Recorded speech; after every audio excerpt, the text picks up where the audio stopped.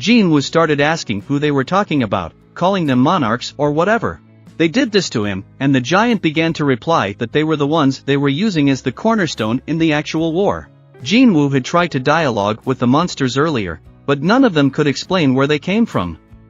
He proceeded to ask the giant what kind of monarchs he was talking about. Then the giant replied that they were the longtime enemies of the rulers. And Jinwoo realized that if they were enemies of the rulers, then they were also his enemies, so he asked the giant if that was how they had bound him. To this the giant replied that it was right, for he too is a ruler, and perhaps the rulers and monarchies are already coming after him, and he has not the power to resist them all now. But he would need more power to go against them. But Jinwoo didn't understand what kind of power he was talking about, and the giant started to ask that he would release him and he would help him. But Jinwoo asked, who is going to help whom? The monster to the man? And he offers to take his word for it, but the giant started smiling and saying, I'll have to make you believe. And just as the ruler of the giants started to use some strange skill, at that very second, a notification window appeared in front of Jinwoo. It said that the king of giants is the first ruler to apply the skill Oath of Loyalty, and if he takes this oath, then whoever uses this skill will not be able to lie to each other. And Jinwoo wondered what he should do. Without thinking long, he took an oath, and at that moment, the Pledge of Allegiance was taken. The Hunt Rabbit started to ask him to release him and he would help him, but Jinwoo was now completely sure that this was how the oath worked, and he wouldn't be able to lie even by force. Jinwoo started to ask him how he could freely dialogue unlike the other magical monsters, but the ruler of the giants didn't understand what magical monsters he was talking about, and Jinwoo asked him again that he meant the monsters that come out of the gate. The king of giants answered him that he meant the chaos dwellers, and the ruler of giants was interested in how he could put the ruler and the chaos dwellers on the same level, as well as the ones that get out of the dungeons, which are the soldiers of the defeated army and those caught by the ruler's army. Naturally, they have defects after years of influence. The ruler kept saying that he was a king, unlike them, and he was able to keep his sanity. He remained calm for many years, waiting for the moment of release from their hands. And so, he waited for a hunter named Jinwoo. But Jinwoo remembered about the ruler's army and began to wonder if it was not the ones in white armor with wings by chance. To which the giant replied that that was right, they were the ruler's warriors. And Jinwoo asked him why they were sending the monsters. Well, the ruler started to answer, didn't he tell him that they were preparing for war and were going to turn this planet into a battlefield to fight the rulers? But Jin understood everything, of course, for he says, they are going to monsters to turn the earth into a battlefield. But the ruler replied that the reason is simple, they want to breathe magic into their world.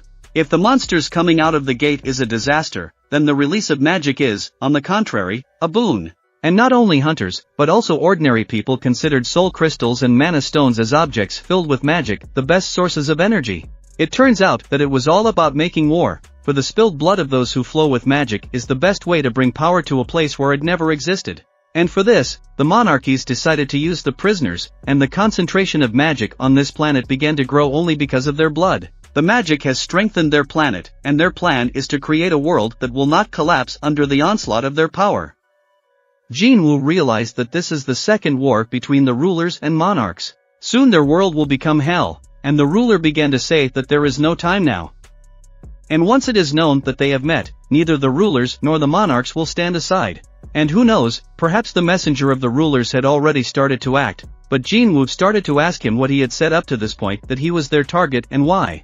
But the ruler realized that he really doesn't know anything, in fact the power that he has is not his. But the fact that it is in his possession is a confirmation that the original master of the power betrayed the rulers and became an enemy to the monarchs and rulers. But the giant started to swear that he would fight on his side if Jinwoo would help him. But Jinwoo started telling him that usually when he wants to win someone over to his side, he just turns them into his shadow soldier. What the ruler noticed was that for a moment, this guy's image changed and he started talking about rulers and monarchs gaining immortal bodies. Even if you kill their body, you can't extract their body, but he can become their soldier. The ruler turned to Jinwoo, saying that he now had enough reasons to help him. Jinwoo now understood the whole situation, but still he was somehow uneasy, for he was definitely missing something. As he got closer and closer to the ruler, he began to tell him that if he helped him, he would take his side, and the ruler promised to return the favor, because it was a deal between the rulers. But the ruler thought about the fact that for a second that guy was blocked by a shadow, but it was just an illusion. And Jinwoo started to cut the chain and says that then it turns out that he is on the side of the people. But suddenly Jinwoo asks why he's not talking. Could it be because of the oath? And suddenly she noticed that the stone on his neck, and it turns out that he also hears the monarch's voice telling him to kill people. At this point, the ruler started to get angry and tried to hit the hunter, to which Jinwoo started to say, let's pretend the deal didn't happen and it's too dangerous to let him live. So Jinwoo stuck his blade into him, because he realized that this could turn into a disaster. But the ruler began to say that he was wrong, for it is not him who is in action, but you. And just as the ruler tried to attack again, Jinwoo was faster and was able to dodge to attack back. He jumped uphill and moved behind his opponent's back, starting to kick him in the stomach with very fast punches. As a result, his opponent fell to the ground and started talking about how the fiercer the battle between the inhabitants of his world and the inhabitants of the Chaos World, the more the world would turn into a battlefield. Then everything he was trying to protect would simply be engulfed in the flames of war. But Jinwoo replied that this would not happen and eventually defeated the boss of this dungeon and was able to eliminate one of the 9 rulers. Jinwoo realized that it might take some time because of his great experience, and he felt sorry that he couldn't get shadow soldiers. Holding some strange thing in his hand, he began to think that it would be a trophy. At that time, one of the helicopters flew to a fancy house. And as soon as the helicopter landed, 2 people got out of it and the owner of the house, which was a national-level hunter, Christopher Reed. He started to say that he didn't know that somebody was going to come to see him, and he saw that it was the deputy and Ms. Sellner. They wanted to talk to him and asked if he could ask everyone to leave the house, to which Christopher told his subordinates that no one was to go near his room until the 2 had left. A little while later, they were sitting in one of the rooms and Christopher began to ask them what had brought them here. If it was because of another dungeon that had appeared in the east, he would tell them straight out that he wasn't going. But Sellner started to say that that wasn't why she had come, because there was a bigger problem. But Christopher didn't understand what that bigger problem was, that it would be more dangerous than even a level 9 dungeon. So Sellner started to say that there was a possibility that someone would try to kill him soon. After hearing this, Christopher set his coffee cup on the table and began to say that he certainly understood and was certainly grateful for her kindness. However, they are not in a relationship to joke around like that. Christopher started to get very angry and started saying who else was going to kill who. To this, Mrs. Sellner began to tell him that she had a dream recently where he was surrounded by several male silhouettes and then he was killed. But Christopher didn't understand why they had come here to talk all this nonsense just because she had some dream. He started yelling that he shouldn't be bullshitting, because he knew what they were up to before they woke up. They've had a lot of rumors, including the real reason why their abilities are so different from others, and maybe it has to do with the fact that she was a psychic in the past. Christopher says that he is a national-level hunter, which means that no one can kill him. Sellner went on to say that she saw everything clearly in her dream, to which Christopher replied that let's say he believes her, what's next? Does he need to ask someone for help? And do they really think there is anyone in the world capable of protecting a national-level hunter? Christopher went on to say that it was already clear by his guesses that there was no such person, and what was the point? But suddenly Mrs. Sellner began to say that there was one, and it was a Gene W. Hunter. Maybe he could protect him. Jinwoo was coming out of the magic gate at this time, thinking that he had done the right thing by killing the king after all. A suffocating aura emanated from him even when he was shackled. And if such a monster got out, there would be even more destruction than there was now. It was very good that he realized it in time. He also started to think about the fact that he needed to become even stronger. After all, the news that all the giants had been exterminated had quickly spread around the world, and social media had started a heated discussion about the proposed hunter on a national level. Compared to the raid on the island, it wasn't just Koreans who were affected by the topic.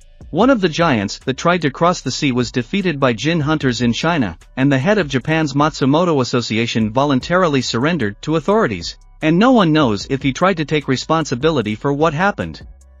On the other side of the earth, in Maryland, USA, American hunters who had successfully completed a raid into the dungeons decided to hold a buffet at the government's expense, and in part of the end of the raid, the government spent a lot, for the buffet was lavish. The hunters chatted about how the raid that was recent was too easy. After all, they thought it would be harder. But suddenly the head of the guild came up and said that he was looking for them, if they remembered their argument, that one of them put a yacht there, and another put his house there, and the third put on his expensive tie. The head of the guild ended up taking it for himself, and a little while later he met with his assistant. She immediately told him that the tie he was wearing was quite expensive, but it didn't go with the Hawaiian shirt at all. The head realized this and tossed the tie aside, whereupon the girl started telling him that they had bigger problems. The Hunters Department had sent out a list of guilds invited to the international conference, and among them was the Ajin Guild. This was Hunter Jinwoo's guild. The guild head smiled because he realized that he would be flying to America soon. At this time in Japan, the giants were looking at their king Jinwoo, who was observing that with the exception of the giant that escaped into the sea, he had significantly replenished his combat power. But the soldiers behind him didn't understand how such a thing was possible and how one could have such an incredible ability to summon such huge creatures. The real nearby Jinaho saw the surprised faces of the soldiers, and he began to realize that those who had never seen his mentor in all his glory only had to stand there with their mouths hanging open. But suddenly the huntress came up to him, started to pull his hand, in which there was a phone, and said that it was him who was calling. And as soon as he picked up the phone, he was dumbfounded by what he heard. And at that moment, he began to speak. "Jinwoo, it looks like I need to go back to Korea. I don't know, but apparently there was a problem at home and I should go back." And after a few minutes, the huntress girl started saying that they would take him to the airport, and as soon as he got into the helicopter, he started to realize that his heart was pounding as hard as if it never had before. He wondered what had happened, but he stopped thinking about it and hoped that nothing serious had happened. It was already a little while later, at the international airport, a man approached Jinho and started saying that his car was already waiting and he should follow them. He should brace himself in such a difficult hour, stay calm, and all the details would be explained to him on the way. But Jinho did not understand what it could mean, and it was difficult for the man to explain in a nutshell. Nevertheless, he started to tell that his father was now in the last stage of a serious illness, but as soon as he saw his father chained to a hospital bed, he started to scream. He was stopped by another man and told that he couldn't go there now, because hunters who couldn't control their magic couldn't be allowed near him. Lowering his head, Jinho began to say to himself that it seems like he ended up being a useless son. But suddenly that man held out his hand, which had a book in it, and he started to say that the chairman had been working on this before he went into a coma, and he thought that maybe he would look for it when he woke up. But it seemed to be more important to Jinho right now. And as soon as he opened the book, he saw the entries and realized that it seemed to be something that had been passed down to him by his father, articles, contests and competitions that his son, his sister and his brother had participated in. He'd collected it all, even Jinho's latest accomplishments. He couldn't hold back the tears, for he realized that his father had never said he didn't love him, and it was just that his expectations were as great as his love. That man motioned for Jinho to go home, but for a moment, Jinho noticed as if someone walked near him, but he realized he was imagining it and they started to leave the hospital. But at that moment, Jinwoo appeared, and he didn't like that his friend was crying, because his tears hurt Jinwoo's heart. He began to approach the bed where the chairman was lying and took out a vial of Jinwoo medicine from his pocket. He left the hospital shortly thereafter, but on his way out he met a lady who had come to the same hospital. They crossed paths on the way out and she realized that the man was her brother's friend. As soon as she entered the ward, she began to cry, for she saw that her father had woken up. The doctors standing by him realized that this was an absolutely amazing case and he had come out of the last stage of sleeping sickness. They couldn't even imagine how the media would react to this if they found out about it. Outside, Jinwoo smiled when he saw the lights on in the ward. He turned around and started to leave, thinking that even though it was a little early, happy birthday to Jinho, after all, it was his present.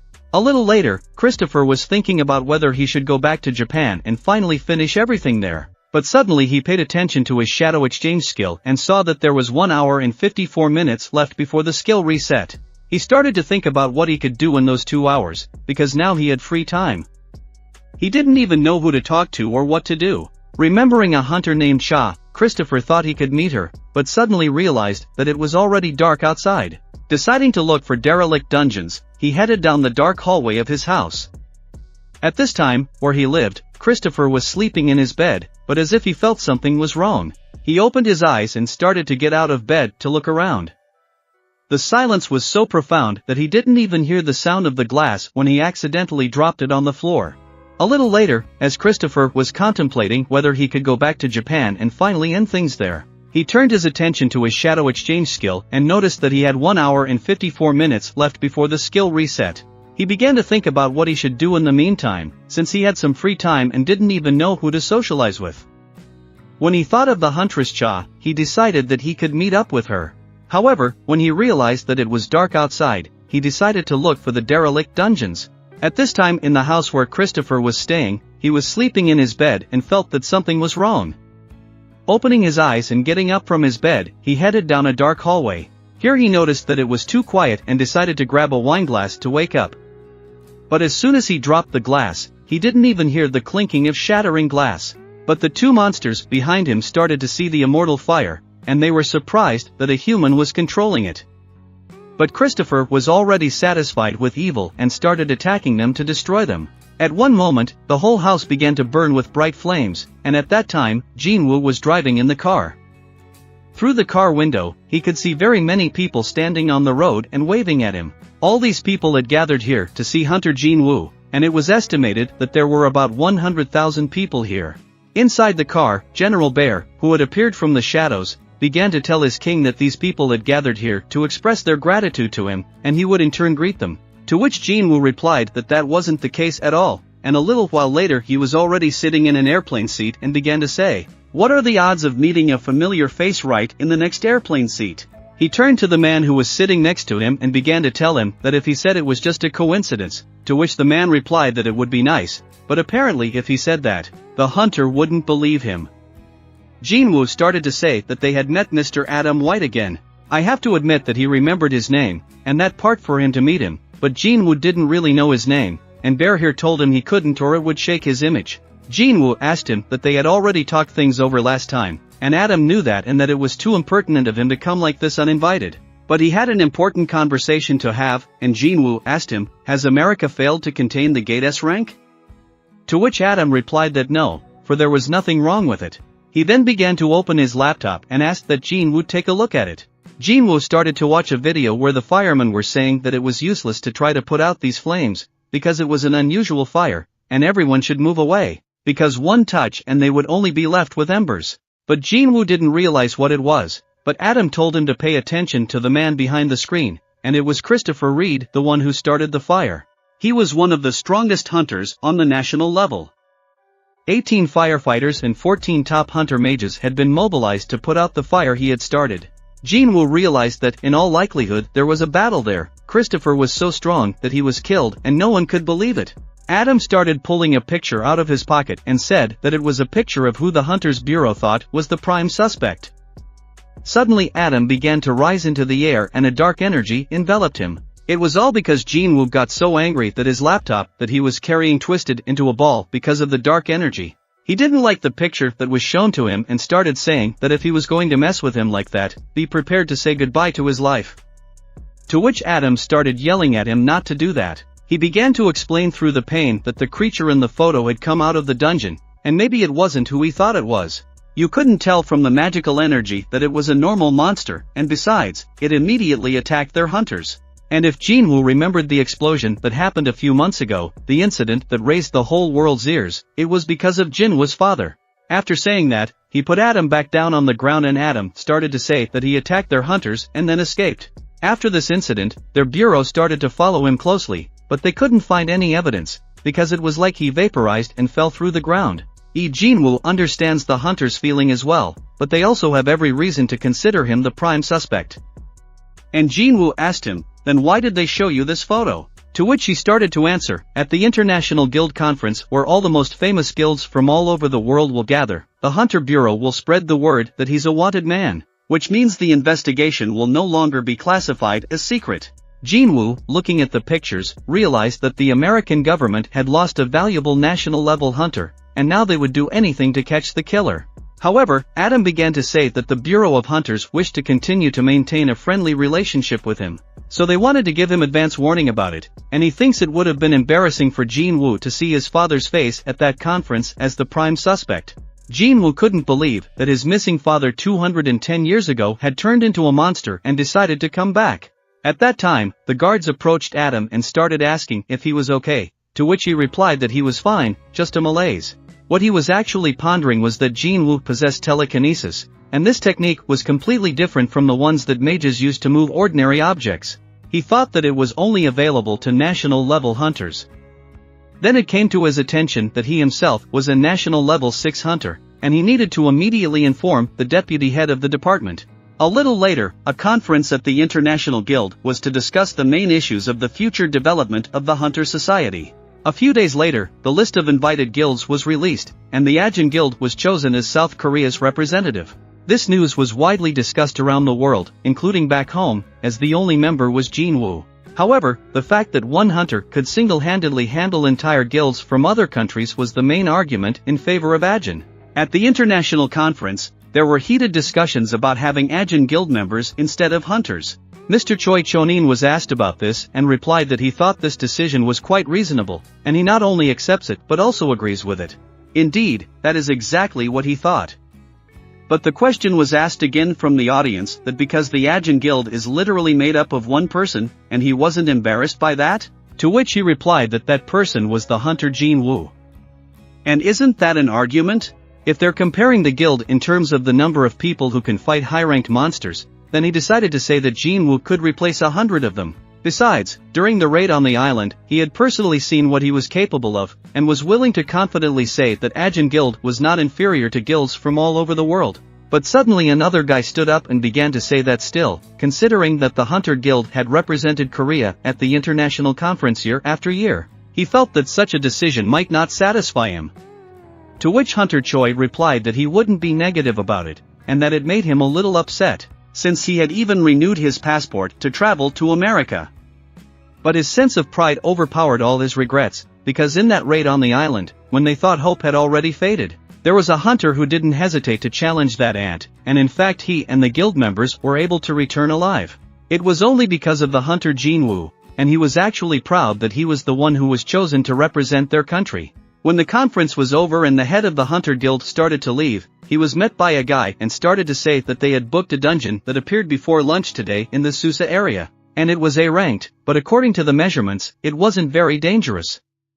To which he was surprised that Ajin Guild didn't even bother to book it this time, and he realized that it had already been 4 days since Jinwoo had returned from Japan. After all these events, he didn't appear anywhere else, and for some guilds there was a celebration. But he was different from the White Tiger and the head of the Reapers. After all, what were they better than monkeys who were happy about the free apples that fell from the tree? But suddenly, the head of the Hunters Guild only heard a guy who was standing next to him saying that since Ajin Guild stopped meddling everywhere, sales had gone up by 40%, and the guild head realized that here was another monkey.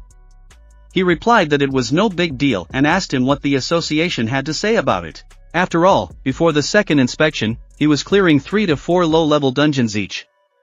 Even after he became an S rank, he was already appearing in other guilds' territories. And a person who had just recently single-handedly dealt with dungeon monsters can just lay low like that. At this point in South Korea, in the office of the president of the Hunters Association, an inspector approached him and began to say that there was a request from China for information about Jinwoo. To which the president asked that the information about him was personal, and the inspector replied that it was not official data, but a request from the personal interest of Jinwoo's researcher.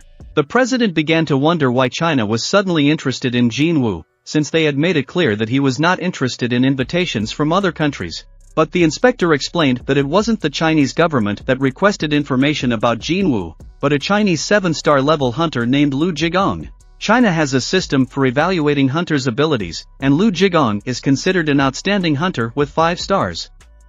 He became interested in Jinwoo, perhaps because of their battle against the giants together. The president saw it as an acquaintance between the strongest and ordered the inspector to deny the request, suggesting that he write something superficial.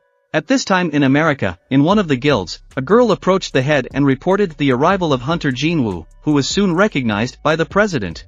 But at this time, the hunter entered the room and surprised the guild head with his presence. He started to say that there was one urgent conversation and he would be brief. He asked him not to touch the hunter Jinwoo, who was coming to America tomorrow. He knows about what happened between his brother and Jinwoo and he has doubts, but at the same time he wants to know the truth. Suddenly, he saw a huge power in the form of his guild leader. It gave him goosebumps on his body. The guild head pointed his finger at him, otherwise he says that he doesn't recall letting him speak. The girl who was standing next to him pondered about him just doing what she was told. After all, not many people are able to threaten national-level hunters, the most dangerous among them is Thomas. However, Huang Dongsu is just as obsessed with hunting as Thomas. She repeatedly orders him not to touch the hunter Jinwoo under any circumstances. And so during the conference, he should go to the villa and get some rest. He asked again if he could fulfill his request, to which Huang Dongsu replied that he could. Then he turned around and started to leave. The girl standing next to him walked over to Thomas. He thinks he'll listen to her, to which Thomas replied that no, of course not, because he's not that stupid. He ordered his assistant Lola that until Jinwoo leaves America, she should keep an eye on Mr. Huang Dongsu. But she didn't think he would like it, but Thomas replied that like it or not, it was better than dying. The next day, all the guilds gathered in one building, and when almost everyone was already gathered, one of the hunters who was walking through the building didn't understand why there were so many reporters there. And the forgotten representative of the German guild, Richter, was reminded of his presence by his attendant, who explained that it was because of the arrival of the Korean hunter everyone was talking about. And at that moment, they saw that he was already here. Richter decided to say hello to him. After all, it would be good to make connections with strong hunters. As he started to walk, he suddenly stopped, noticing something. His escort asked why he wasn't walking, that he wasn't seeing what he was seeing. It turned out that he wasn't talking out loud, but just so he was walking along with them. With so many escorts, one could easily think that he was going to go to war on the States. Suddenly, Jinwoo turned his head, and Jinho started asking him if he saw any familiar faces.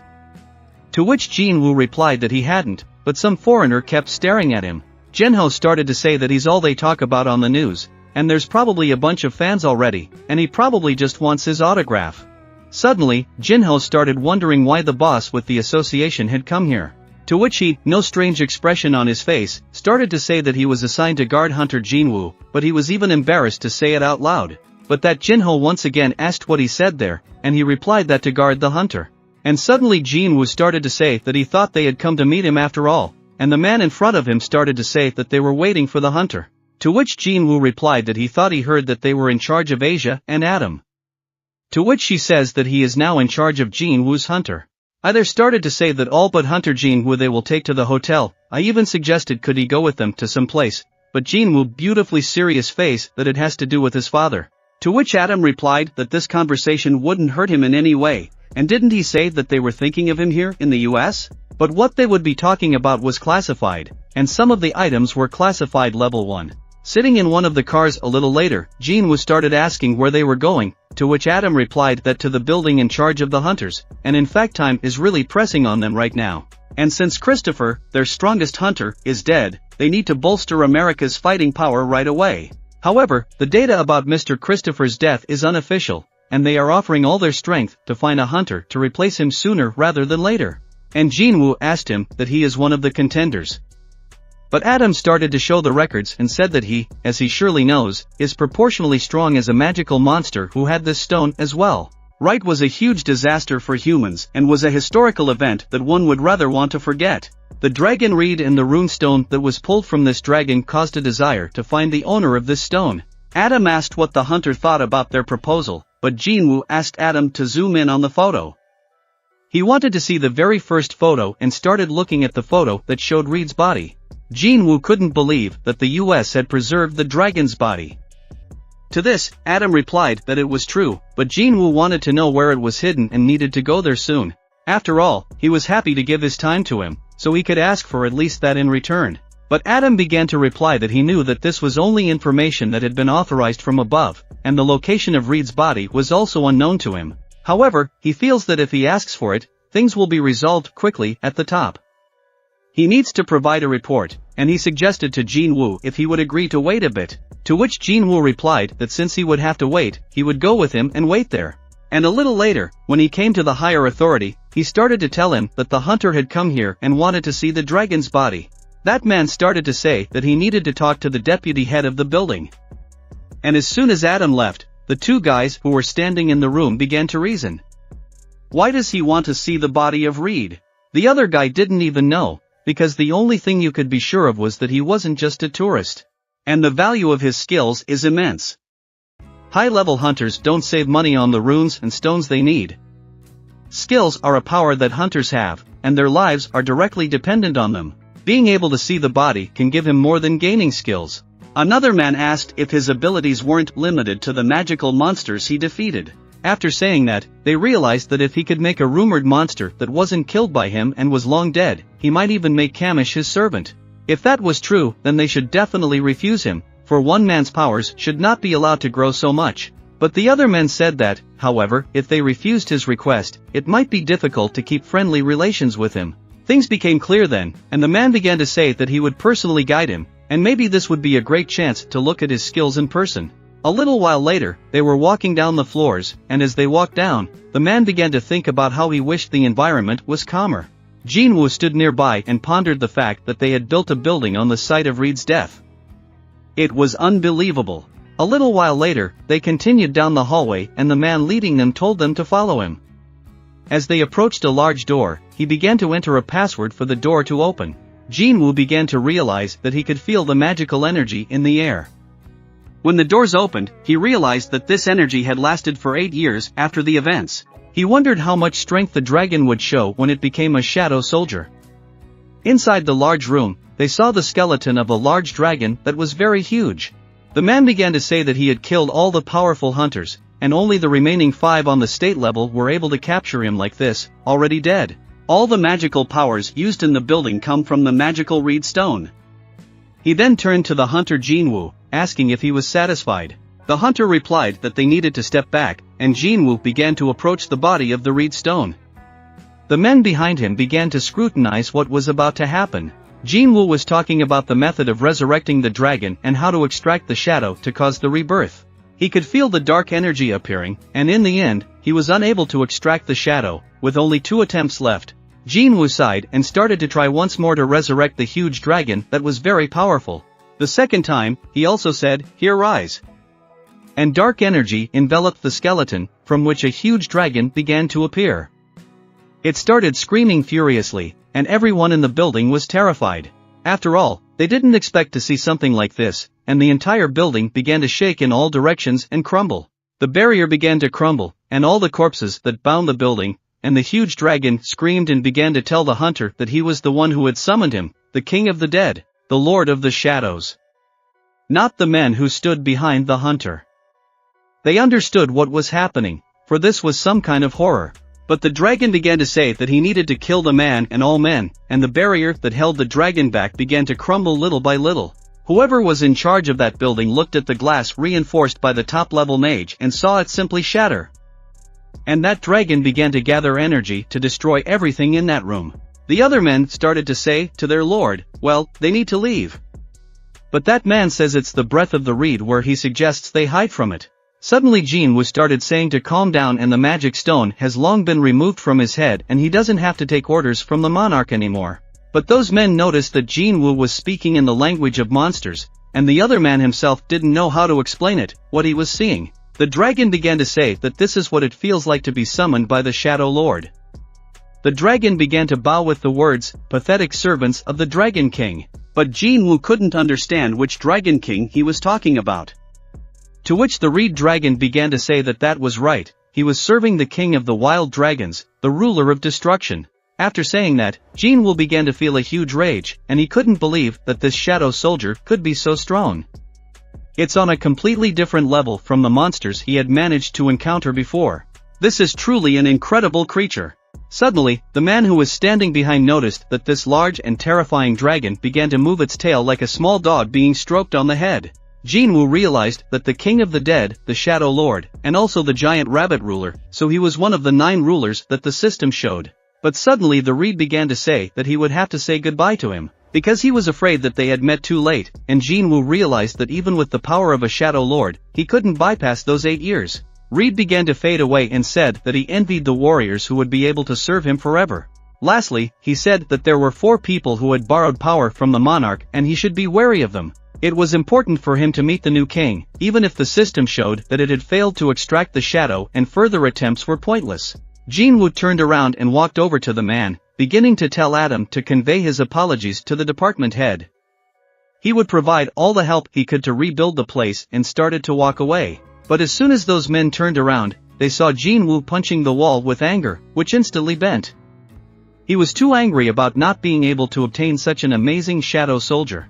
That night, an inspector from the association met him and started asking him why he wasn't answering his phone. to which he replied that he had spent some time in a place where there was no network. The inspector asked if he had seen the hunter Jin Ho, as he said he saw to answer our call, and said he was waiting for him at his office. But Jin Woo started to say that he had just returned from there and didn't know what it was about. Suddenly Adam came over and said that Jin Ho was not on the guest list. The inspector couldn't believe it, because just 2 hours ago a hunter from the Vultures personally came and said he would see him off. The Vultures have a close relationship with the management, but are not authorized to act on their behalf. The inspector decided to contact the Vultures directly, but at this time, Jin Woo had a bad feeling. The girl sitting in the Vulture department received a call that someone from the Vultures had taken the banner of the Ajin Guild. She realized that she knew who it was. The inspector was standing around the corner talking on the phone, and he was asked if Jin Woo knew anything about it. He started to say that he didn't know anything, and at that time someone introduced himself by his name. The girl told the inspector that she would find out as soon as possible, and shortly after that call, the inspector started telling Jin Woo that the Vultures had said they would find out everything and just had to wait for word. But Jin Woo wasn't there anymore. He ran to the tallest building in the city and realized that he had made a mistake by not putting guards at Jin Ho's place, using shadow swapping to protect the representative. He wouldn't forgive himself if something happened like what happened to his sister. And at that moment, he began to summon his shadow soldiers. I order everyone to search for Jin Ho in the bride's net. The soldiers began to sort themselves out in different directions, but at this time, in one of the rooms, the guild leader saw that his subordinates had escaped. As soon as he took off his glasses, he realized what he had done after all, and the deeds of that damn Huang Dongsu. He started ordering his subordinates to find him before Jin Woo got to him, so it wouldn't be worth it. And one must be sure to find him first. A few hours later, as it got darker, Jin Ho stood at one known spot and watched as his shadow soldiers darted all over the city. He could hear people talking and suddenly realized that Jin Ho had probably left the city. But Jin Ho was a hunter of fairly high rank, and ordinary people, even in large crowds, were unlikely to overpower him. If he was taken away in another direction, the Hunter Bureau would immediately suspect something amiss. More importantly, the kidnapper had given him one clue: it was a scavenger guild. If this type belonged to the scavengers, then it was none other than Huang Dongsu's younger brother. To find out the truth, he decided to trap them once they were in America. After all, he and Jin Ho were the only survivors of that raid. Jin Woo was sure that Huang Dongsu suspected them of his comrade's death, and what Jin Chul warned them about at the time happened. He doesn't regret what he did back then, but if he had left another soldier with him, it wouldn't have happened. If something happens to Jin Ho, he will destroy everyone involved. But at this time, the head of the scavenger guild sat on his chair and asked his subordinates, have they found Huang Dongsu? To which he heard the answer that no. And the guild leader understood that he was fed up with his life, and of course, he was also an S-rank hunter.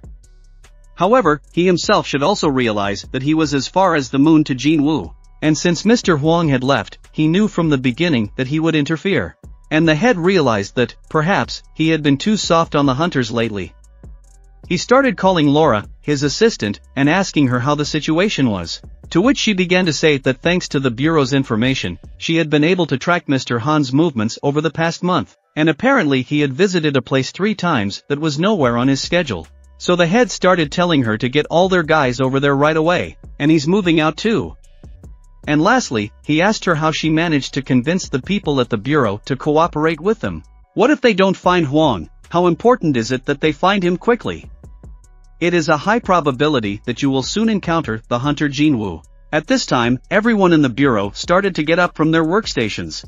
After all, one of the guys ran in and said that all the members of the Scavenger Guild had suddenly become active, all 100 of them, and they had even cancelled the raid. And now all the hunters had all gone to one location. And since the entire Scavenger Guild had come forward, it meant that Thomas was behind them. They didn't know what was going on. But at this time, in one abandoned room, 3 hunters from the Scavenger Guild were standing beside the hunter Jin Ho who was bleeding. Their Wandansu began to say that they wouldn't kill him, just to find out a few things. Mr. Thomas asked him not to touch hunter Jin Woo, but he wasn't going to mess with him from the beginning. After all, there is one more person who can answer his question if he doesn't lie and is honest about what happened in the dungeon. Then he would be released. Huang Dongsu only wanted one thing, to hear that Jin Woo killed his brother. Once he confirmed his words, he wouldn't need Jin Ho anymore. And at that very second, he leaned over to Jin Ho and started telling him to start getting up. and he slapped his chest to make him wake up. But the other hunter who was standing near them started saying that he was doing pretty good, and probably a tank. And if it were an ordinary person in his place, he would have died by now. But Huang Dongsu didn't understand how this dumbfounded boy could keep his mouth shut so stubbornly.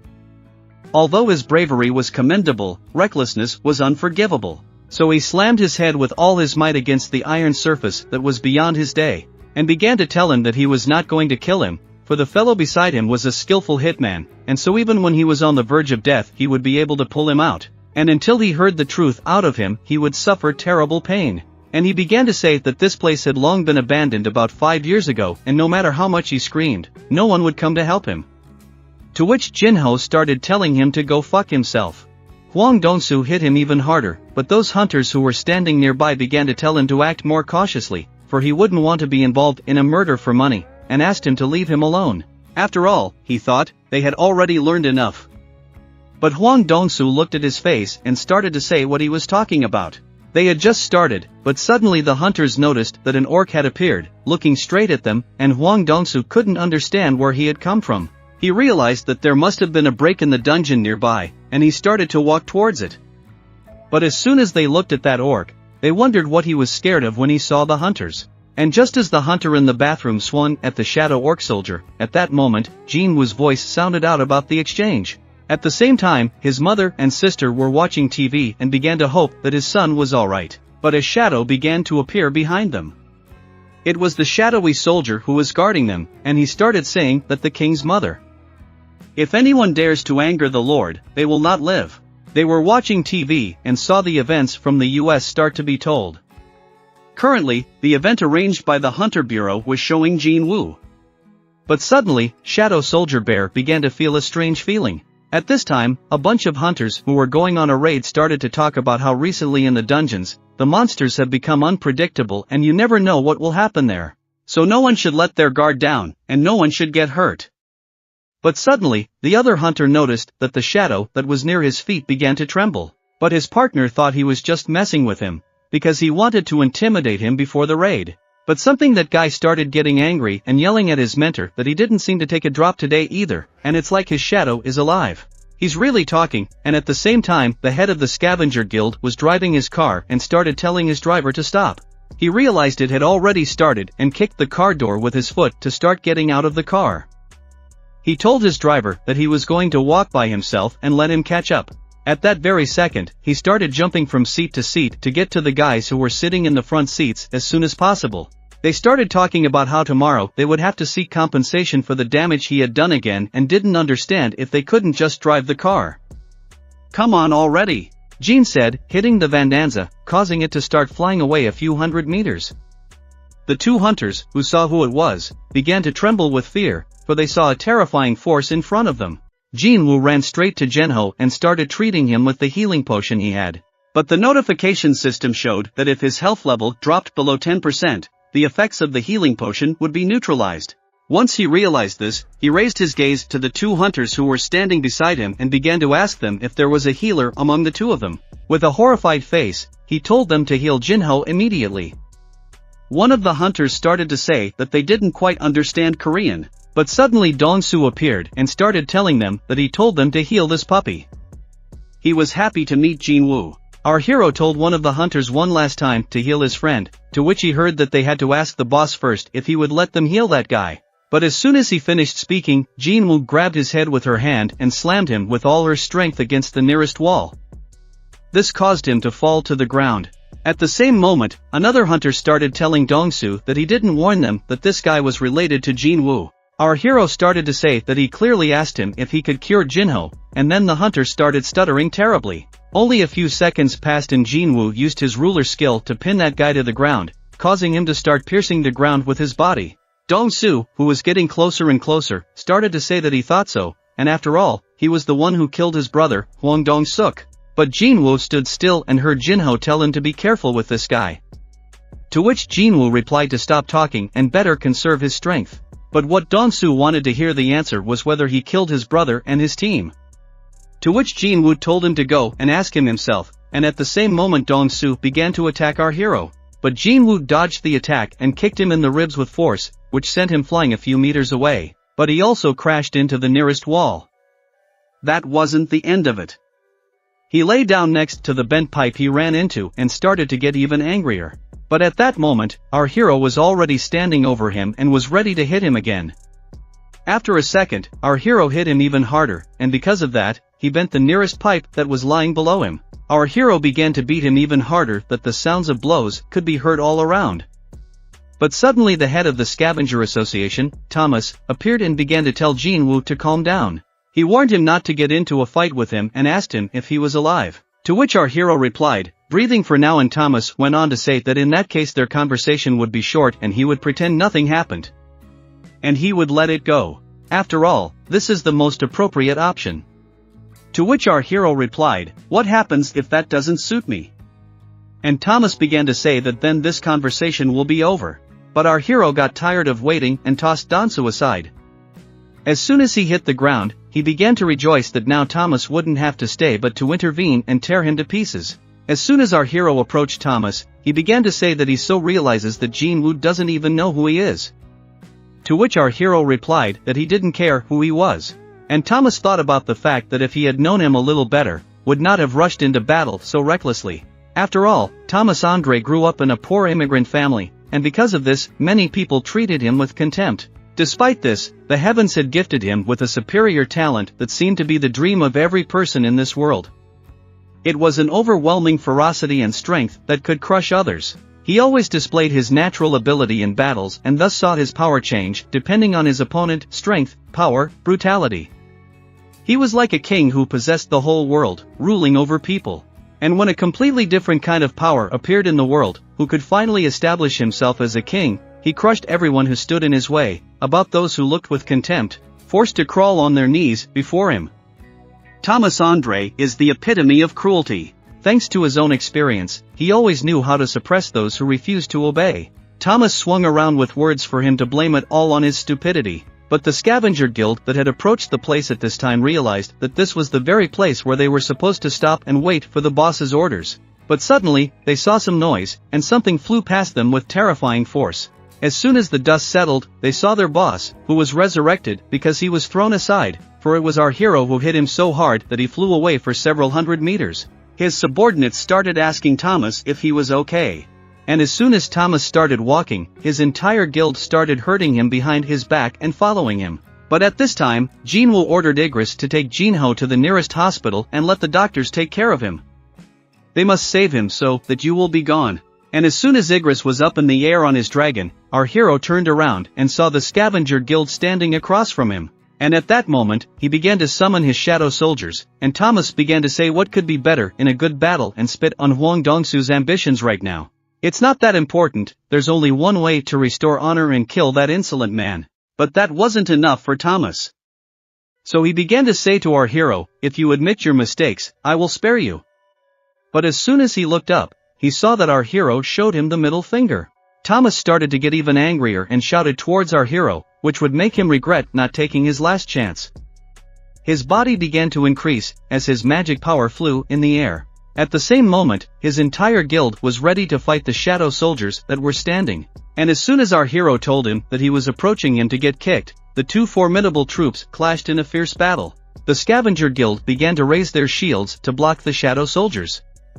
And just as a huge explosion sounded, several dozen shadow soldiers flew apart. It was Thomas Andre who started to attack everyone, but suddenly he saw an orc standing in front of him who had prepared a large shield. But there was no stopping Thomas. He jumped up and struck with such force that he destroyed that shield and also felled the big orc. Thomas knew that the shadowy ones had an advantage in the air, so he started falling back into the same building, gaining all his strength. He hit the ground, causing a blast wave to rain down on the shadow soldiers. But suddenly, he saw his last scavenger guild mate receiving Luli from the shadow soldiers. Nearby stood Hunter Jinwoo, who finished him off. Suddenly, our hero saw Thomas approaching him with all speed. However, the general stood in front of him with his shield, but that didn't stop Thomas. With cries of "Get off!" he struck the Aaron, causing it to fly off to the side. As soon as Thomas looked up, he noticed that the Hunter Jinwoo had gone somewhere. At this time, our hero was already near his back and tried to strike him with his blade with great force. However, he realized that he couldn't penetrate his armor. Thomas struck the hunter Jinwoo with tremendous force. In response to the blow, Jinwoo began to fly uphill. Thomas started to tell him that the national level was just a joke to him. Suddenly, Thomas swung, and the hunter realized that Thomas was using telekinesis to pull him towards him. Thomas wanted to show the difference in their strength and desperation. However, the hunter was not so easily defeated, and he used his special skill ruler hand to lock Thomas in place. But Thomas didn't realize what was happening and continued to try to attack Jinwoo. Meanwhile, the hunter took advantage of the fact that Thomas was pulling him towards him and increased the speed of his attack. When the hunter's hand reached Thomas's face, the impact was so strong that Thomas flew off into the distance. As he flew, he felt himself bleeding, and when he finally stopped, he realized that he was seriously injured. To gather his strength, our hero was already near Thomas and began to tell him what he had said earlier. He could feel the difference in their strength and desperation. In response to this, our hero started throwing many punches at Thomas. At this point, Thomas realized that he was losing and decided to stop underestimating his opponent. He started to strengthen his body, but at this time there were a lot of cars moving on the road to this battle. A guy who was behind the wheel of one of the cars approached Adam to find out what was going on here. However, Adam replied that he didn't have time for a detailed explanation right now. The driver still didn't understand what was going on and talked about how, perhaps being an ordinary civilian, he was unable to understand the situation. They decided to drive on and realized that their lives were in danger, for if they did not stop, they would face danger. At this moment, Jinwoo thought that there were 4 people who had borrowed the power of the monarchs, and it was likely that one of them was someone among the 5 who had survived the Reed raid. Thus, these 4 people had become national-level hunters, and Thomas Andre was no exception. And as soon as Thomas's enhancement reached the maximum, our hero started running towards him to attack. But Thomas raised his 2 arms and struck the ground with such force that all the ground under our hero's feet collapsed. He then jumped into the air and started using some strange technique called captivity. A strange orb appeared in his hand. The hunters who were fighting against the shadow soldiers began to realize what this technique was and shouted to their comrades to stay away from the master and get away as soon as possible. Suddenly, all the shadow soldiers who were near Thomas began to be sucked into this ball. Our hero stood on the wall and watched this incredible force, like a black hole that could suck him in if he didn't have the power of a monarch. But Thomas did not stop his action, and soon there was a huge explosion that caused half the building to collapse. But our hero managed to jump even higher and stand on a ruined beam. He looked down and saw Thomas standing below, next to a huge hole from his big black ball. Thomas, looking up at our hero, began to say that this time he wouldn't miss. The hunter from the scavenger guild were carrying the wounded little by little at first and were leaving themselves, trying to get as far away from this battle as possible. But suddenly, one of the hunters saw his boss standing looking up the mountain. In an instant, he jumped upwards with incredible speed and flew towards our hero. However, Jinwoo was not confused and met Thomas with his foot, causing him to fly backwards. At this moment, our hero started to use a grab and his ruler hand skill activated, started to attract Thomas, and then accelerated. Thomas couldn't believe his eyes as he realized that he was about to go for a frontal attack. Thomas was so confident in his strength that he was willing to take all of Jinwoo's attacks and started to use his enhancement even harder. But as soon as they clashed blows, Thomas's armor started to break and in an instant, Thomas flew out of the building. Jinwoo's punch was so strong that Thomas flew off in the debris of the building that lay nearby. Our hero didn't stop and ran straight at him. When he got closer, he saw that Thomas was also about to hit him, but he dodged in time. And at that moment hit Thomas with a strong blow with his knee on his head. At one point, Thomas realized that his armor wouldn't hold up. He needs to change his battle tactics. But at this time, Adam and his hunters arrived on the scene with their subordinates. As soon as they saw the battle, they couldn't believe their eyes, for it was an incredible power, and they didn't realize who were the monsters fighting there. One of Adam's subordinates started to say that it was not safe and they should be on their guard, but suddenly they saw something strange. Because someone flew near them and for a moment it seemed to them that Thomas Andre had just flown in front of them. But one of the boys started to ask him what he would order them to do, but Adam knew it was a silly question. After all, surely they should stop him. But the one guy didn't realize who exactly. After all, the hunter Jinwoo, who was being beaten, lying on the ground and receiving many blows, couldn't understand how this was happening. A hunter with a 5 lich in magic can't deliver such powerful blows and such terrifying speed. It was probably the end. But suddenly he shouted that there was no way and never in his life would he lose. But our hero's next blow put an end to it. Thomas was taking even more damage and began to think that he had incredible power concentrated in his hands and was capable of overwhelming anyone. He started shouting that his name was Thomas Andrew and he would not lose, but the final blow that put a fat point, our hero started talking. So he said he didn't care who he was and kept beating him. But the feather hunters started yelling for Jinwoo to stop, but Jinwoo kept beating him, and until Thomas Andre realized that he had lost. He started saying that he was giving up. Literally, he was slammed into a wall and started saying he had lost. But the hunters from the brigade who were watching all this saw the incomparable Tomas Andres bowing his head, and they couldn't believe who could even do such a thing to him. And there are people in the world who can do that. If the public knows all about this, the whole world will be turned upside down. Suddenly, Adam started screaming for the healers to fix him as soon as possible, but the healer who was supposed to be there started saying that all his bones were broken and he was bleeding separately, and he couldn't do it alone. He needs another healer. As he started talking, and yet, he wasn't dubbed a national-level hunter for nothing. He's incredibly strong, and anyone else in his position would have fallen off the wagon a long time ago. After so much storage, the hunters began to look around and saw that there seemed to be no casualties. Adam, who was standing and holding his head, realized that all was not good. But suddenly one of the hunters from the brigade came up to him and started saying that Hunter Hwang Dongsu was not breathing and his heart was not beating, and Hunter Jinwoo was nowhere to be seen. But at this time, our hero was in Korea and was sitting on the roof of a building. He switched places with BR, and he began to tell the shadowy soldier behind him that it had been a long time since he had been to Korea.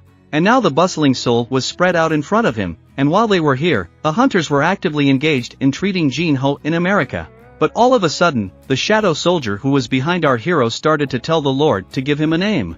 And this shadow soldier turned out to be Hwang Dongsu, who had an unknown level and his rank was general. Our hero began to think about what name to give him, and he began to reflect that he died because of his greed. Thus, the name I want to give him is Grid, for it means greed in English. When our hero asked Hwang Dong-soo if he liked the name, he said that he was pleased that his king had chosen such a name for him. And at that moment, our hero told him that he should now back face down and face the next day in the International Guild Conference. Jinwoo was walking and noticed that there were a lot of reporters in this building. But the man standing next to him started to say that they must have already found out about yesterday's fight, and he was afraid that Jinwoo wouldn't be able to get away from them today. The bureau chief of the Hunters Association looked at Jinwoo and began to think that this person had completely destroyed the vulture, and they would provide witness protection for Hwang Dong-soo's case.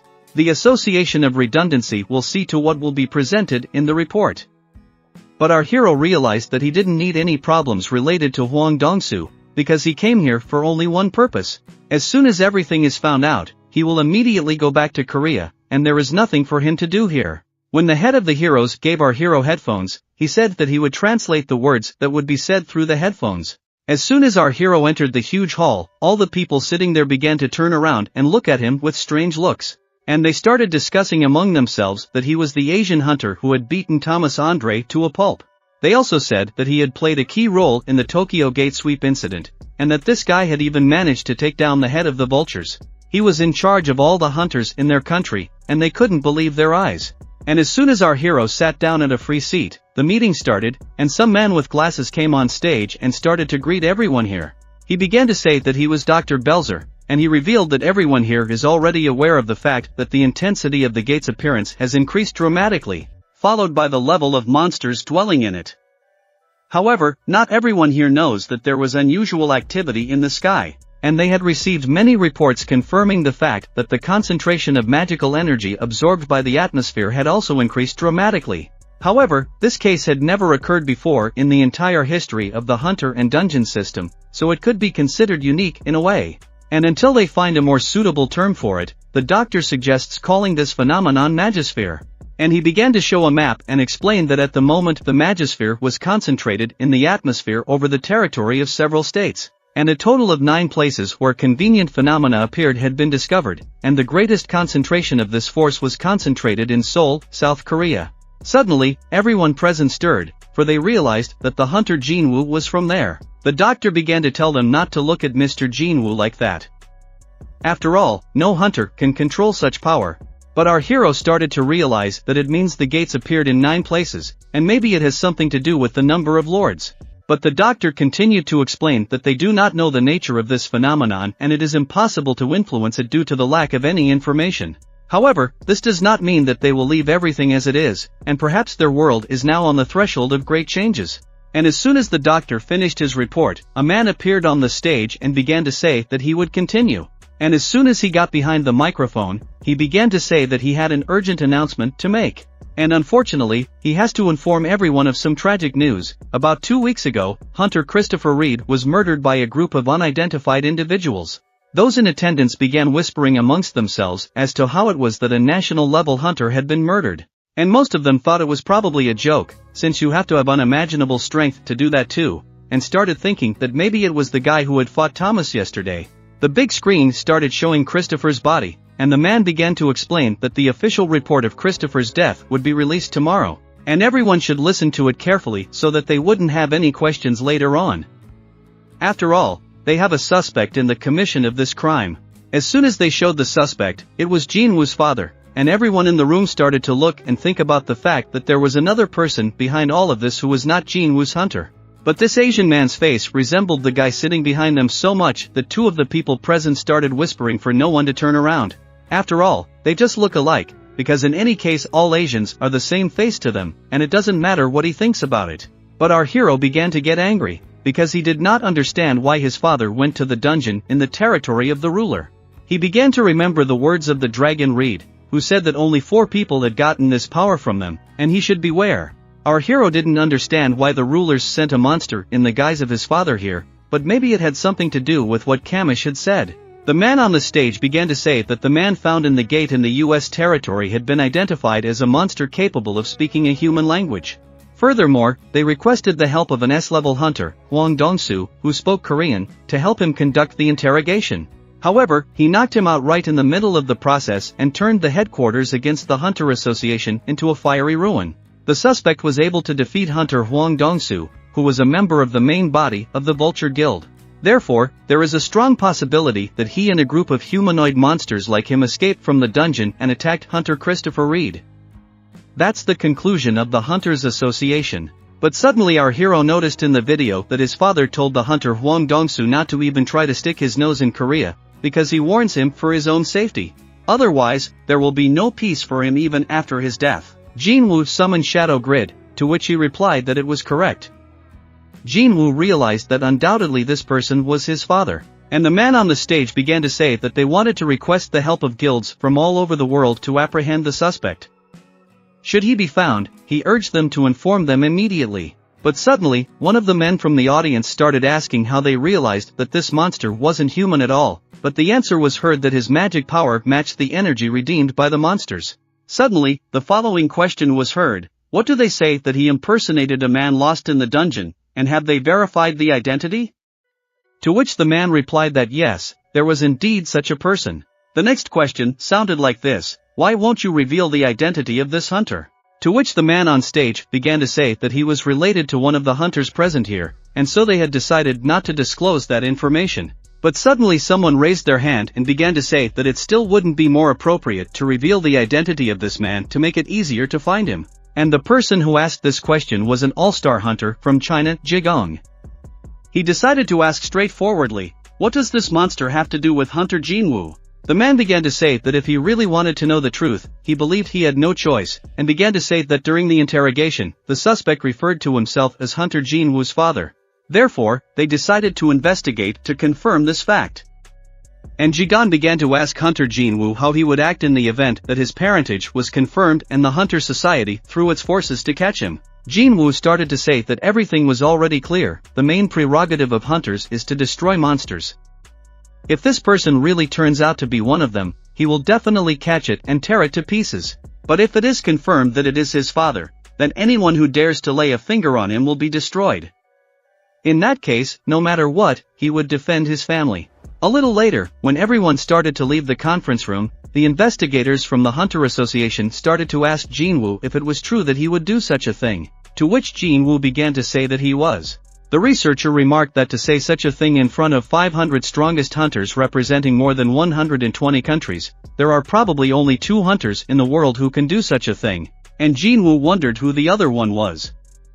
To which the investigator replied that the one he had recently sent to his hospital bed was Thomas André. He went on to say that, by the way, on the occasion of the convening of the international conference, he was going to hold a lavish banquet, and to be honest, it took them quite a lot of effort and money to organize it.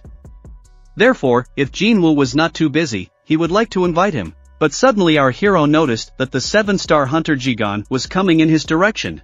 He started to say something, but our hero didn't understand a word, because it was Chinese language. So he started asking the investigator what he was saying. To which the investigator replied that he said he had caught a strange monster off the coast of China. Our hero was surprised that the investigator knew Chinese, to which the investigator replied that, in fact, he was in charge of the Asian area and spoke the languages of that group quite well. He proceeded to translate what Jigana had said, that he was amazed at the strength of this giant, and fighting him on the water proved to be quite problematic. From that moment on, he wanted to meet Jinwoo and see what he was really like since he could easily defeat a dozen such strong monsters. He was also glad that someone had finally been able to rein Thomas in, and the fight about him had been exaggerated. But our hero reflected on the fact that at first this guy seemed too brazen to him, but now he sees that he is kind of not a bad person. Lastly, he said he hoped this suspect wasn't a member of his family and started to leave. The explorer started to say that he wasn't going to fight later, at least it seemed that way to him. But the hero replied, all the better. Suddenly a man came up to him and asked him to come with them, and a little later, in the other room, Jinwoo was sitting at a table and Mrs. Sellner was sitting in front of him, and she started to say that she hadn't seen him for a long time, but Jinwoo didn't understand why she needed him, because he really didn't expect to meet her again. And she started to say that she's been having some pretty strange dreams lately, and in them their hunters are being victimized by unknown creatures. But more importantly, a few days later they come true, and our hero realized that what she was talking about now touched Mr. Christopher. Because a few days before the tragedy, they warned Mr. Christopher about the guards leading the disaster, but he didn't listen to them, and eventually Jinwoo realized what was next. And she began to say that the better hunters who had kept the peace on Earth for years would die one by one, and those who hunted them were unusually strong and could not be stopped. Jinwoo started to tell her that if he got it right, he should beware of those creatures. To this, the girl replied that no. She wants him to protect the hunters and memorize the faces of those creatures, but she couldn't. So she decided to go a different way, and right in her dream she checked them out with her powers, just like the time she looked inside the hunter Jinwoo. And she began to say that there was infinite power underneath their disguises, and just looking at it terrified her. She immediately woke up in a cold sweat. And it was worth it to look into her eyes. She still can't forget that dreadful voice that fearfully whispered, "You have terrible words." She went back and waited for the war. Jinwoo realized that it was the same thing that Kralekatov had told him about, a war between rulers and monarchs. In that case, those creatures killing hunters, he wondered whose side they were fighting on. Our hero started to ask why they were asking him to protect the hunters, and that girl replied that the same power comes from him as those creatures. Jinwoo wondered if she had discerned the power of a shadow lord within him. And in that case, those hunters from her dream were most likely the rulers. The man who was standing behind the girl began to say that those creatures were very strong, and to stop them, they would need the help of the hunter, Jinwoo, as only he would be able to resist them. To be honest, they had initially doubted his abilities, but after yesterday's fight with Hunter Thomas, they had no doubts left. And needless to say, his labor would be generously rewarded, and Jinwoo could take anything he wanted with him. Even that rune stone placed after the reed. After all, their world has been blessed with hundreds of hunters endowed with immense power, and it is only because of them that America can still hold back the enemy. And if they disappear from the face of the earth, their world will not stand and will go under the onslaught of an unknown force. But Jinwoo apologized, and as soon as he wanted to speak, the man interrupted him and started to ask him if yesterday's incident with Hunter Thomas had put him in a personal grudge. But Jinwoo started to say that that wasn't the case, he just didn't know who he was going to fight yet. And at that very moment he stood up and started to say that he needed to go home. And just as he started to walk out, he suddenly stopped, sighed, turned around and started to say to Mr. White, could he then provide him with a list of the hunters who had requested protection from him, and it would be nice if they could also help him set up a meeting with them? To which Mr. White smiled and began to say that of course he would. On the last day of the International Hunters Conference, there was also a ladies' buffet where all the hunters were there, including Jinwoo and Jin Ho. And our hero began to ask his deputy if he was alright, to which he replied that he was more alive than anyone else, and what he heard was that he had fought Thomas Andre, the Goliath of our age. Because of him, he almost cried. The hunters standing nearby started whispering about looking the other way, and one of the hunters said that he had seen it, and he couldn't even feel its magical power, for it was on a completely different level. Plus, he fought Thomas Andre to save his deputy. Suddenly, one of the hunters approached Jinwoo and started saying that he would like to meet him. It was the director of a company that specialized in recycling the remnants of magical monsters, and he wanted to purchase the giants he had recently killed from him. Would Jinwoo be able to give him some of his time? Here, Jinwoo realized that the first hunter had gone and started to say that he was mainly in charge of organizing raids to clean the dungeons. And business matters lay with his deputies, Vice President Jinko. He immediately approached him and began to say that he was glad to meet him, and, to tell the truth, he preferred to discuss such issues in a more private setting, but since he was already the head of the company, he could talk now. Our hero looked at his friend and realized that this puppy had already got the taste and really felt like a vice president. At that moment Mr. White appeared and started to say that he had brought the list he had asked for. When our hero looked at the ranking of the hunters, he realized that it was ranked according to their activities and overall contributions. The first 10 people had the highest score and would most likely be offered first. It turns out that they are the priority right now. Jinwoo also asked Mr. White what kind of place he would have been given there.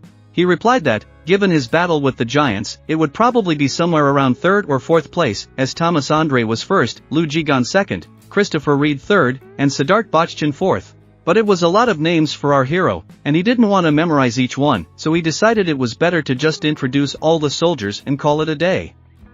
Anyway, it would be easier that way.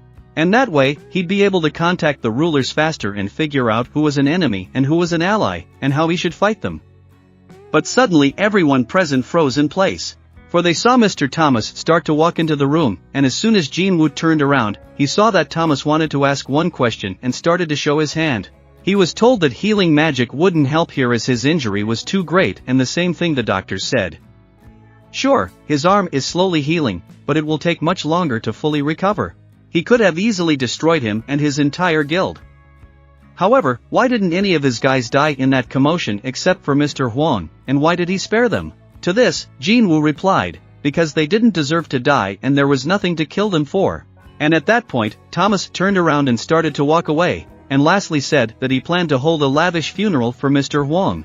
Even though he didn't deserve to die, Jinwoo should forgive him for at least that.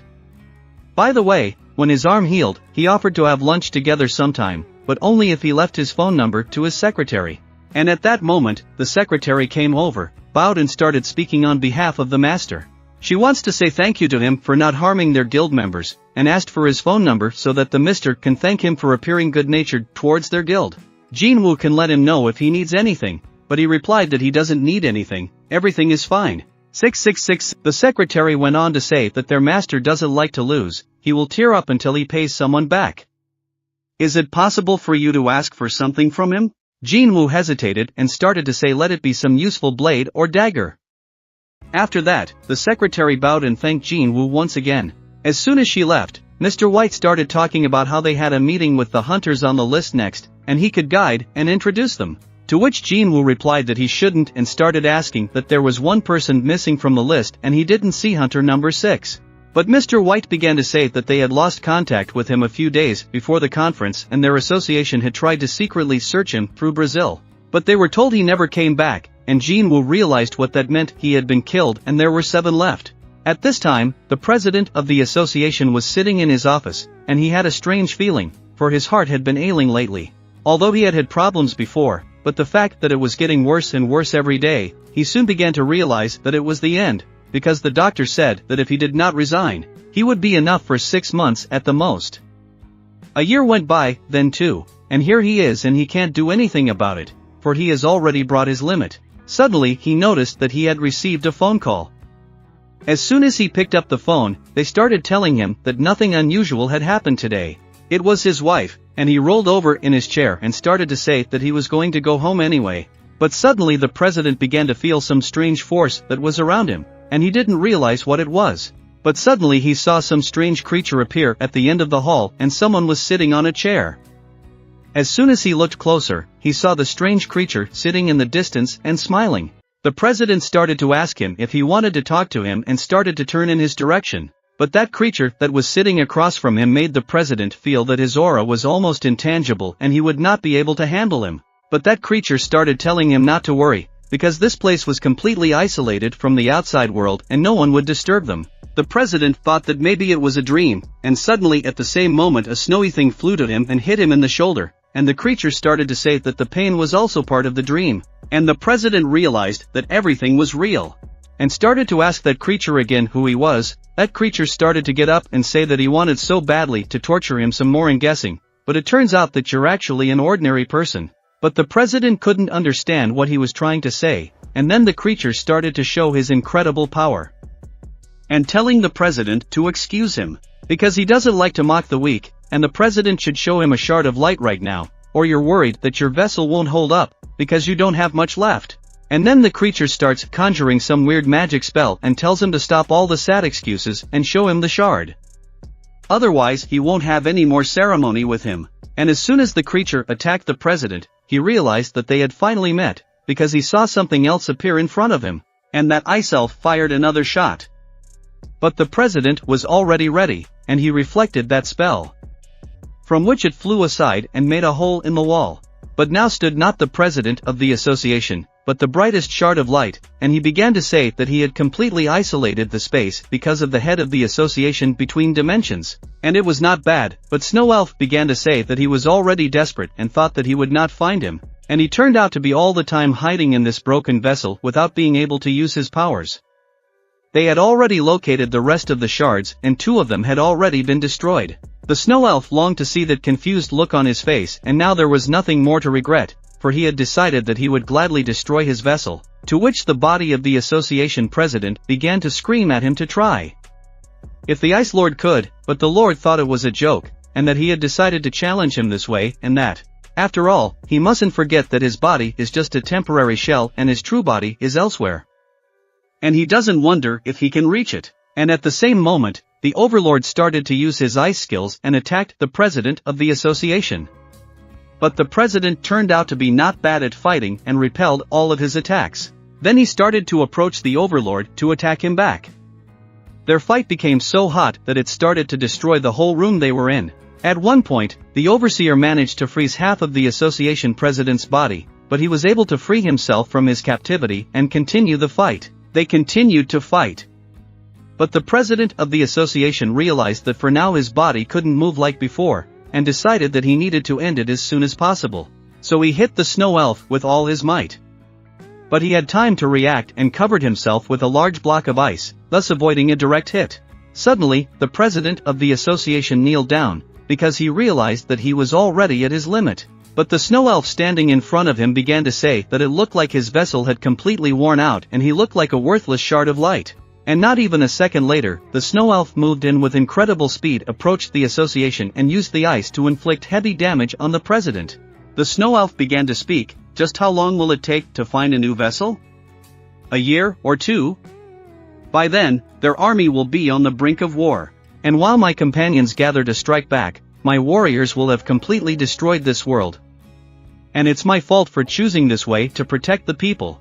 But suddenly the president of the association started laughing, grabbed him with one hand and said, "Do you think he would fight you for nothing?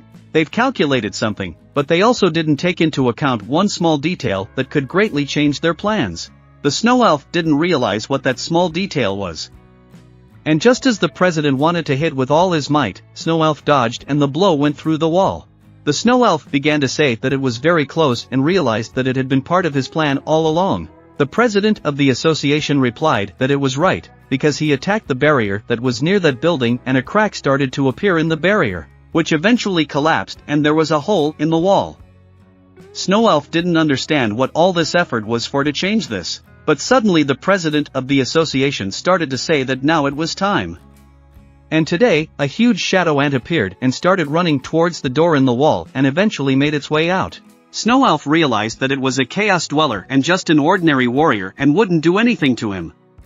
But suddenly he noticed a dark silhouette and started running after him. But at this time, the shadow soldier was already on Earth, and the snow elf made his way out of the darkness into the building and started running after him. And as soon as he got close, tried to destroy him. But as he swung, he saw that his big scythe was able to block someone else, a hunter named Jinwoo. And at that very moment, our hero grabbed the snow elf by the neck and began to ask him who it was, what kind of ice elf was in front of him. Suddenly, the ice elf saw many warriors lurking in the shadows, and he realized that the ruler of the shadows stood before him. He wondered why he had not contacted them, if he had already gathered such a huge army. But our hero looked at him and remembered that it was the same ice elf from whom he had failed to extract what our hero was always busy, and he had already forgotten about it. But the ice elf could not believe his eyes. He remembered that he was the very key link that they had missed.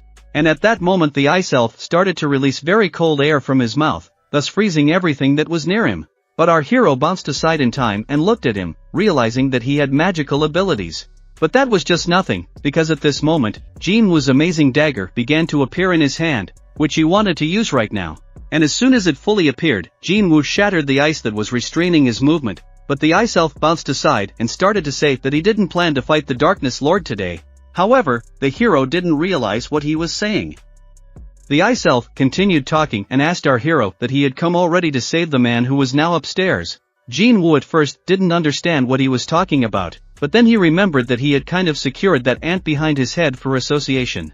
And as soon as he looked up, he saw the principal who was in a building that had a huge hole in it, and he looked closely and saw that the principal was seriously injured. The snow elf started to say to choose, for right now he was aiming right at the president of the association with the ice spear that he wanted to throw at Jinwoo. Should he save him, or should he fight him? That's the key question, the snow elf asked and released that spear. Jinwoo started to use the monarch power skill, but the opponent cancelled the skill's effect and Jinwoo shifted at that second and started to run upwards. But at that moment, he threw his blade at the nearest window to break through it and climb up quickly, and just as the spear was already reaching its target, our hero appeared just in time, being able to successfully block this ice attack by throwing it aside. And at that moment, I saw the snow elf begin to enchant the space, thus causing a portal through which he wanted to escape. But I didn't want to just give up. I started summoning daggers that were going to fly towards that ice elf.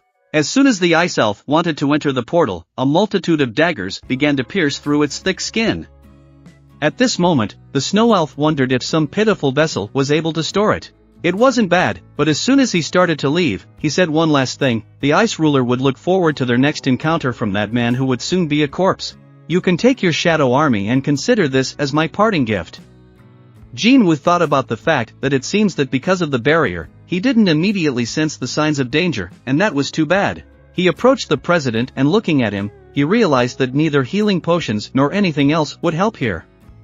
And at that very second he decided to call for his General Barry. And suddenly Bear appeared and heard an order from his master, to cure the president quickly, to save his life by all means. His servant began the treatment quickly, but soon after the process began, Bear turned to his king, saying he was powerless. Jinwoo decided to use the last vial of holy life, but suddenly the president's hand came up and grabbed Jinwoo's arm. He started to say that it wasn't necessary and thanked him for coming, but Jinwoo still wanted to save him, by all means, and started to tell the president to be patient for a while and that he would bring him to the hospital now. The president started to say that it was all useless, because there was no saving him after such an attack, and he was finally able to make contact with the Supreme Being. He spoke of the coming battle between the two and what they would have to do. As he continued talking, he remarked that it was good that they had Jinwoo. Who would have thought that he would be endowed with such power, and it turns out that the gates and dungeons were not for them, but for their protection. One day Jinwoo will have to make a hard choice, and he asked to stay on the side of the humans. And the last thing the chairman said was that he would like to fight shoulder to shoulder with Jinwoo and the other hunters, but his body was no longer fit for battle. However, he no longer had anything to regret because he had a whole generation of hunters as talented as Jinwoo and Bear behind him. Tens of thousands of beats had passed, and I had very little left. My heart kept beating relentlessly, as if waiting to see you. Yes, I think it was. I'm so glad I got to meet you. And thank you so much. These were the last words the president said to our hero. And shortly thereafter, his hand fell to the floor and he didn't move again. The entire barrier and ice began to crumble in that building. The next day, as an incredible thunderstorm was passing through and dark clouds were in the sky, the funeral was held. The cold days of fall were remembered with the heavy sound of torrential rains. And the breaking news on the headlines of all the media made the world known. Jonas, a Brazilian hunter, was found dead, and the head of the Korean Hunters Association died of a through wound in his chest. And Jinwoo, who returned to Korea, and Christopher Reed, the head of the Korean Gonggi Association, were not spared either. With their passing, the whole world was plunged into chaos. The international media only had time to announce the death of the greatest hunters, and even the American administration has spoken out considering the events that have occurred. Who will stand up for ordinary citizens now? After all, even hunters cannot take care of themselves, and the death of famous hunters was a heavy blow to all mankind. Our hero stood at the funeral of the president of the association and began to ask Jin Chul's assistant if he was okay. To which the latter replied and apologized to Jin Woo for his recent lack of sobriety. And that monster who killed the chairman, is it not even possible for you to defeat him? Jin Woo said. She said that when he came back, the monster had already escaped. Jin Chul couldn't believe it because the day before, he had asked him to tell him about all the events at the international conference and told him to come back soon. Jin Chul thanked our hero for being with him until the very end. To which Jin Woo replied to him that he shouldn't, because he would destroy that bastard and would definitely kill the monster who dared to take the chairman's life. Jin Woo asked him if he could summon the reporters for chaos. After the death of the head of Koganha and despite the pressurizing atmosphere in the sphere, the partners gathered for a conference and our hero started to say that a group of highly evolved monsters have targeted the top-ranked hunters. They are very powerful and act quite ruthlessly. One of the reporters started asking questions, and our hero explained that the head of the association was killed by several creatures from this group of monsters. However, Jin Woo replied that before they strike, these monsters isolate the victim with interdimensional magic. Therefore, in order to prevent hunters from falling prey to them, they should try to stay close to those who could protect them. Because then he remembers that the ice ruler said that he would look forward to their next encounter. This type called himself the ice ruler, just like the rulers of giants and the ruler of shadows. Clearly, no hunter could compare to them. But if suddenly there were no such people, all hunters should contact Jinwoo through the Korean Hunter Association, because the battle with the rulers would soon begin. At this time, the rulers of the other world had gathered and the dark elf who had summoned them began to tell them that the shadow ruler was now on Earth. But suddenly another ruler began to ask a question. Wasn't it said that there was no vessel that could withstand his power? And for the same reason, the dragon ruler can't be there. But the ice elf began to say that he had seen it with his own eyes and it was a greater danger than the shards of light and it needed to be disposed of. If the other rulers would help, it would be easier for him to accomplish this task. But another ruler has started to say that getting into a fight with him is not saving death on himself. He's one of the strongest kings to have lived through chaos, and why not just wait for the Dragon Lord, the monarch of destruction? But the Ice Elf explained that even though they are now fugitives, they are still rulers of war. And until when will they only wait for the Dragon King? After all, if they're going to get rid of him now, it's about time while he's still a mere human. The Snow Elf started to ask for help. He would take all the responsibility and send him into exile instead of battle. But the other rulers immediately refused. After all, they did not want to follow the example of the Demon King. To this, the third ruler called them cowards. But one of the rulers stood up for those who were called cowards and said, "Don't they know what happened to the Demon King when he was defeated? And he doesn't want to spend the rest of his life in eternal sleep, consumed by the Shadow Lord's power." But one of the rulers started saying that he couldn't make us immortal with his shadows. It seems that the Shadow Lord and the architect teamed up and were able to create copies, and he would want to avoid the prospect of becoming a plaything in his world. All the rulers started to leave, and only the man-like Snow Elf remained. He began to ask the Ice Alpha, "Is there any proof that he is still human?" To which the elf replied that he had put poison on the blade, and that was not something the Shadow Lord would do mistakenly. But suddenly some strange girl appeared and started saying, "You're right, because the Shadow Lord for possessed, his body is completely human, wouldn't use such a trick." And Icy lastly asked if they would go with him, to which he heard the answer that they would help him and kill the Shadow Lord. At this time, as the sun went below the horizon and night fell in Korea, a thunderstorm continued. There was a conversation about how he should think about who will save you when the S-level gate appears on Earth again. After all, he wants to say that even if they pay 100 times the value of the house, even thousands of times the value of the house, no one will be saved.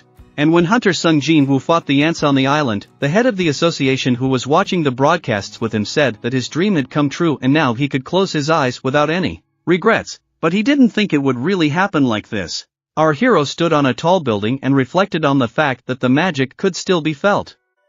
While it probably wouldn't help much, he didn't have a shadow. They are sort of called immortals, and the giant lord had said that rulers and monarchs are all immortals and cannot become shadow warriors. According to that logic, if they didn't have a shadow, then it meant that they couldn't be tracked so easily. But it didn't matter, because as long as he is a hunter, there is no way he would miss his prey. It had already been a week since the head of the association had been replaced and the people who had gathered in that building had begun to choose who would take the position. The position of the head was held by an awakened S rank, which was quite symbolic for the Korean association. The association that controlled the 5 major guilds had lost its backbone. So who would be able to control them now? Questioned one of those present in the audience. Another replied, suggesting that they hire another S-rank hunter. Although the top-rank hunters have a strong influence, he needs to be careful of outsiders. After much negotiation, the management members and one of the people involved suggested Jin Chul, who was standing beside them, for the position. But he didn't understand why him specifically. The man began to say that they knew he was closest to the head, so he had gotten good experience, and besides, he had enough leadership skills and the ability to call the hunters to action. And there are no laws that require a hunter of very high rank to be in the place of the head.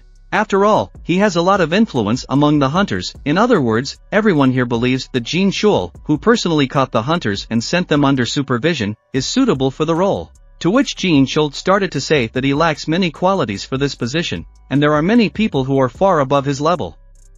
And, isn't he too young for such a position? And on top of that, there is the position of the deputy head, the manager and the director who are gathered here today. There are many great men, but why should he be the one to sit where Kong's head sat? To this question, one of the people present began to say that he and the others on the board do not have enough power to control the great power in Korea, but he does, Mr. Jin Chul. He has connections to the major guilds, and most importantly, isn't he connected to Hunter Jinwoo? He started to reply that he had to work with him quite often, but he doesn't think that Mr. Jinwoo thinks the same way you do. Lastly, the men asked why they couldn't make him, but would he please think hard about their offer. And a little while later in the United States, Thomas Andre and his secretary were coming down in an elevator. Thomas started talking about his secretary, that he hadn't been here in a while, and as soon as the elevator opened, the guard jumped up and Thomas continued on his way. But suddenly the secretary asked him if he really wanted to give this particular gift, to which Thomas replied that she didn't think it was something that should be done in the lives of his guild members and himself. But the secretary replied that wasn't the point, and Thomas said she thought he wasn't powerful enough to use it. As soon as the door opened, they saw that there was something very strong in the far drawer, emitting powerful energy. Thomas started to say that it looked beautiful, as it always did. There were only 2 of them in the entire world who possessed such items, and that's why Thomas wants to give it away. He asked the receptionist if she felt bad that the best weapon in the world was just gathering dust here. After all, they were 2 of the greatest blades ever made. The next day, the news began to show that the Korean Hunters Association had a new chairman, Jin Chul.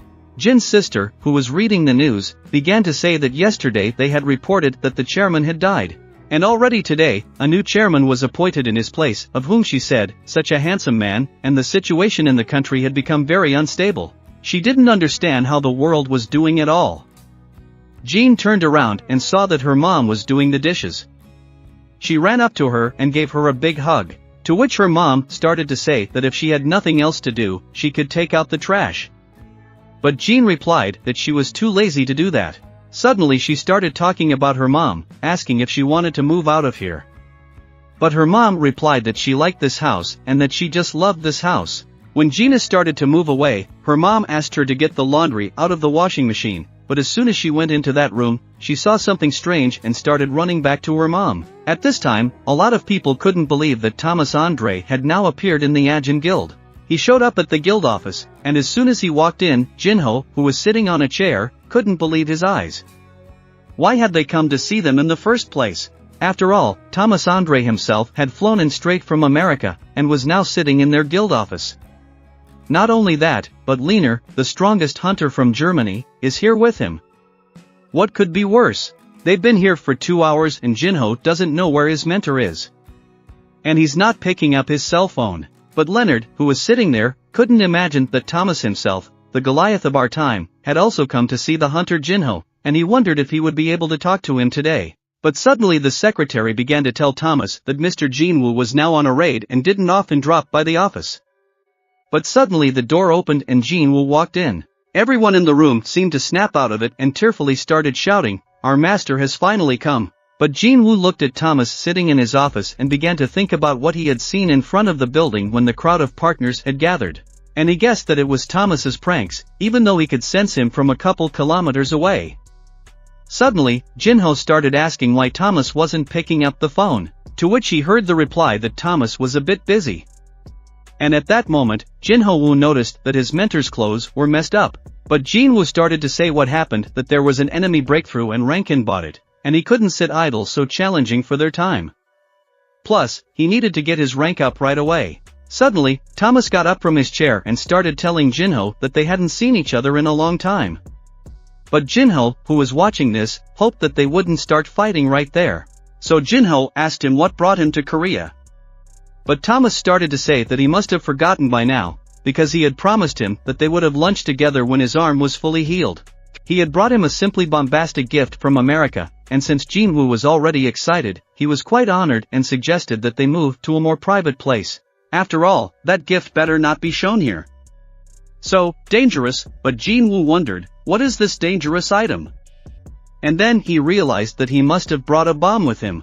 Jinwoo noticed that there was another strong man in the office, and he asked him who he was. To which the man replied that his name was Leonard. Jinwoo began to ponder that he must have come for help. But suddenly Thomas stood in front of that man and started talking. Jinwoo was already thinking where they would go, but suddenly that hunter from Germany started to say that he had waited here for over 2 hours and he had the right to claim to meet Jinwoo. But Thomas still stood his ground and started to tell them to go far away. After all, this conversation is not for his ears and they should go back to their Germany. But that hunter from Germany didn't understand what the big deal was, because he had never been talked to like that before. And as soon as Thomas and Jinwoo left the office, they soon came to the nearest establishment and sat down at a table. Thomas started to say that he had no idea how long he had waited for this moment, and he waved to his subordinate who brought and placed some strange case on the table. He asked Jinwoo if he felt the power of believing here. After all, it was a thank you for sparing his guild members.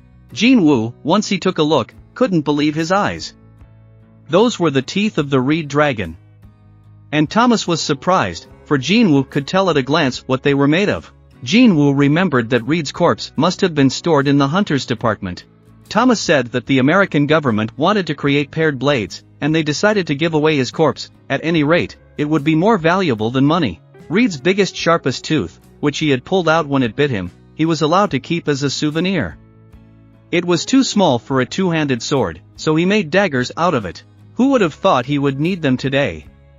Lastly, Thomas said that he was giving them to him, and as soon as Jinwoo picked them up, he saw the description that they were high-quality daggers created from the sharpest dragon fang, having superior sensitivity to mana and could be amplified many times depending on the wielder's ability. His attack was increased by 1,500. Jinwoo couldn't believe that the attack could be enhanced by such an amount. He thought that a better Demon King dagger didn't exist anymore, but it wasn't even close to these blades. Considering his abilities, it was like having an atomic bomb in each hand. When Jinwoo started swinging this blade to test its speed, Thomas said that these crumbs were so powerful that even his defense paled before their power. And if he wanted to, he wouldn't be able to escape them anyway. But he hoped that he wasn't going to kill him with his own gift. However, Jinwoo realized that they were indeed different from ordinary daggers and responded to him as if welcoming him. Thomas started to ask his secretary if she still thought he made the wrong choice, to which she waved her head in denial. But Jinwoo asked Thomas why he gave it to him for free. After all, he thought that his life and the lives of his comrades were much more valuable than these trash blades. Jinwoo stood up and said that he would gladly accept them, but suddenly Thomas and Jingu began to feel some strange energy. Thomas also got up and started to tell Jinwoo that he too felt something, and outside at this time, a lot of people started to look up into the sky. As they were horrified at what they saw, Jinwoo realized that it was a powerful flow of magical energy that had accumulated in the sky above Seoul. Is this its true form? He wondered. Thomas, who was looking up into the sky for the first time in his life, saw how huge the gate was, and he would even say it was much larger than the one from which Reed had appeared. They realized that it looked like their world was quite With their hands up in the air, all the people started taking pictures of this big gate on their phones and social media. Only video posts that I am now at the gate covering the sky in Seoul, South Korea. The gate you see is the largest since the first appearance of magical beasts. And as you can see, there are many citizens gathered around to witness this phenomenon, but their expressions are not the most cheerful. And that's when the doctor started talking about how he warned a few days ago about the huge political magical forces gathering in the sky and the gateway over Seoul. This was just the beginning, and we should expect other gates to appear over cities in various countries. The one who was listening to him replied to him, "What do you mean, doctor? Are you saying that this phenomenon can occur in several places?" It was this doctor who wanted to convey that everyone had studied the gates and magical animals for a very long time, and the solution would be the wisest in this situation was to pray. At the same time, our hero was flying on a dragon and approaching these large gates. He stood near them and realized that he could not pass through this gate, for it felt as if it was born of a wall. It's like it's an unusual wall and he would break it down, but given that not even an awakened person can pass through this wall, would the creatures on the other side be any different than the ones they had met before? And regardless of the events there, his friends and family are standing under that gate. Easily and suddenly, a phone call sounded to Jin-woo. It was manager Jinchul, who was currently the president of the association. He started to say that he couldn't hear him well and if he could call him back, but the problem was that the hunter was now at a high altitude. And he started to say that he should now call him chairman, to which the chairman replied, "You can call me anything you want," and he was very uncomfortable with taking a position that he didn't really deserve. And the chairman started to say did he look at the request he sent him, and Jin-woo started to say that he got and take hunter scanned all the areas by satellite. However, nowhere else in the world had the gate appeared, and did that mean that there were no new enemies anywhere except for the ones that had already appeared? It's been 3 hours since the appearance of that 3 hours that nowhere else in the world has randomly appeared. It wasn't just a coincidence, because the chairman was now planning to evacuate the civilians who lived near the gate, and in order to prevent panic, they would do it gradually. The chairman wondered what the hunter would be doing all this time, to which Jin-woo replied that he didn't even know what would happen tomorrow. A few hours later, in the Hunter Association gymnasium, our hero was practicing with Bear, who was attacking him from all sides, but the hero dodged as best he could. And as soon as Bear struck again, our hero caught his arm and started to hold on to it, asking if he was sure he was giving it his best shot. To which Bear abruptly took his hand back and bowed his head, saying that as king, he wouldn't dare. But Jin-woo started to say that it's okay, he just wanted to sweat a little and he knows that only he is capable of getting him to that state. But Bear started to bow his head even lower and say that your words fill him with deep feelings. But our hero realized he was getting better at putting his emotions into words and asked him, didn't he eat people? But soon after that, our hero figured it out completely and was ready for battle. Bear began to attack him at an incredible speed, for he had gotten stronger with the promotion to pre-command. Our hero dodged as best he could. But, dodging, Jin-woo began to speak. Does he know that there can only be one commander behind the gate? And once Iris and Grik reach the rank of general, it won't be difficult for them to rise to commander. If he doesn't want his position to be taken, then he should continue to put his full weight on it. Because of that, he started moving even faster, attacking our hero. But it wasn't enough, and Jin-woo realized that Bear, although the best in his army, still wasn't strong enough to fight against those guys. And as soon as Jin-woo hit him even harder, he flew off into the nearest wall. Bear kneeled down and started saying that he was constantly surprised by his king's strength. But Jin-woo with a smile on his face started to say what he thinks about blocking channels with historical dramas, and now, with the end of the test, well, clean up. He started to speak and called the chairman to listen to him carefully but not to get upset. After all, I have 300 insects that are doing a great job, he added. A little later, at a nearby hotel in Seoul, a receptionist started asking Thomas if he was going to leave. To which Thomas replied that how could he leave something so massive and beautiful?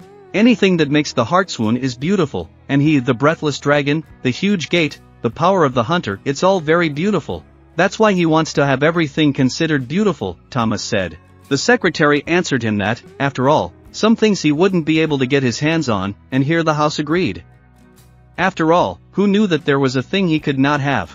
She then replied that if there was no brother at home, there was no point in going back there. But Thomas didn't believe it. After all, they are all standing behind Hunter Jin-woo's back, and that means they are standing in the safest place in the universe. And besides, if they didn't stop it here, it would be even worse. And so Thomas wondered if this would be the last moment of all humanity or a new beginning. All the people started running fast out of the city to get away from this disaster that was coming at them. All the streets were jammed and there was a huge traffic jam across Seoul. But at this time, our hero's sister was with her mom in her apartment and started asking her if they were going to evacuate. To which her mom started saying that if this place was going to turn into a battlefield anyway, wouldn't it be better for them to choose the place they would die in themselves? Besides, their house is not in an evacuation zone. But her daughter started saying that she wants to go to college next year and will enjoy college life. After all, her life has just begun and she is not going to die here. To which her mother agreed, but she was sure that her son Jin-woo would protect them, just like their father. Jin-woo sat on the building and watched all of this. The atmosphere had gotten so heated, but somehow he didn't feel the presence of enemies. He wondered where they were hiding. For these enemies he must stop himself. Even if he could handle all of this, he wasn't sure he would be without casualties. After all, he still had so much to protect. He took his phone out of his pocket, started looking at his contacts and wondering who he could spend his last seconds with. Suddenly, he saw a girl's number. At this time, this girl, Hunter Cha, was practicing taekwondo in one of the taekwondo halls with her teacher, who started to tell her that he recently felt a hesitation from Ms. Cha and he is afraid that fear has appeared in her. Of course she's afraid, because he was afraid too, and he doesn't know if he can compare himself to the monsters she met. After all, back then when he lost his arm, he was very scared then. But suddenly he started to say that he seems to have been dawdling and hunters have to answer the phone. Hunter Cha apologized to her teacher, for she had to step back and take the call. As soon as she picked up the phone, she heard a familiar voice and started to tell her teacher that something had happened and she needed to go right away. But the teacher knew that she had gotten a call from the hunter Jin-woo, whom she met up with a few hours later. All the people who were on the street looked and couldn't believe their eyes that Hunter Jin-woo was walking around, and they definitely recognized him, but they didn't fully understand who was the girl next to him, and maybe they were meeting. But suddenly, one of the passers-by noticed that it was Hunter Cha from the Hunters Guild, and Jin-woo was walking with her. He started to tell her that even in this situation, there are more people here than he expected. The huntress asked him if he liked this kind of place, to which he started to reply that it wasn't that he liked it, he just wanted to come here at least once. But she wondered why he had brought her to this place he wanted to visit at least once. She replied that he was her natural friend and started to say that back then, in front of that strange statue, she said that they were friends and had come here to save the hunter Jin-woo. But she was embarrassed by those words, for she didn't think he had heard them. He replied that he had no problems. Then she asked what this strange dungeon was.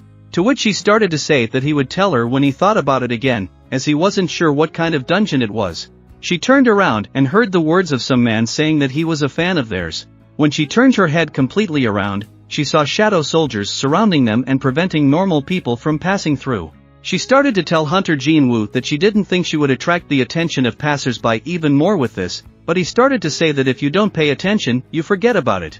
Hunter Cha started to think about the fact that it's been 2 years since he became a hunter and comes out with such lightness on his heart. When was the last time something like this happened?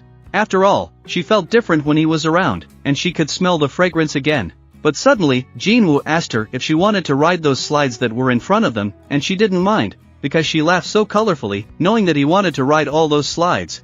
As soon as he saw her radiant smile, he realized that apparently he wanted to visit this place. A little while later, they were riding one of the slides, but their faces were stone cold, because they weren't scared.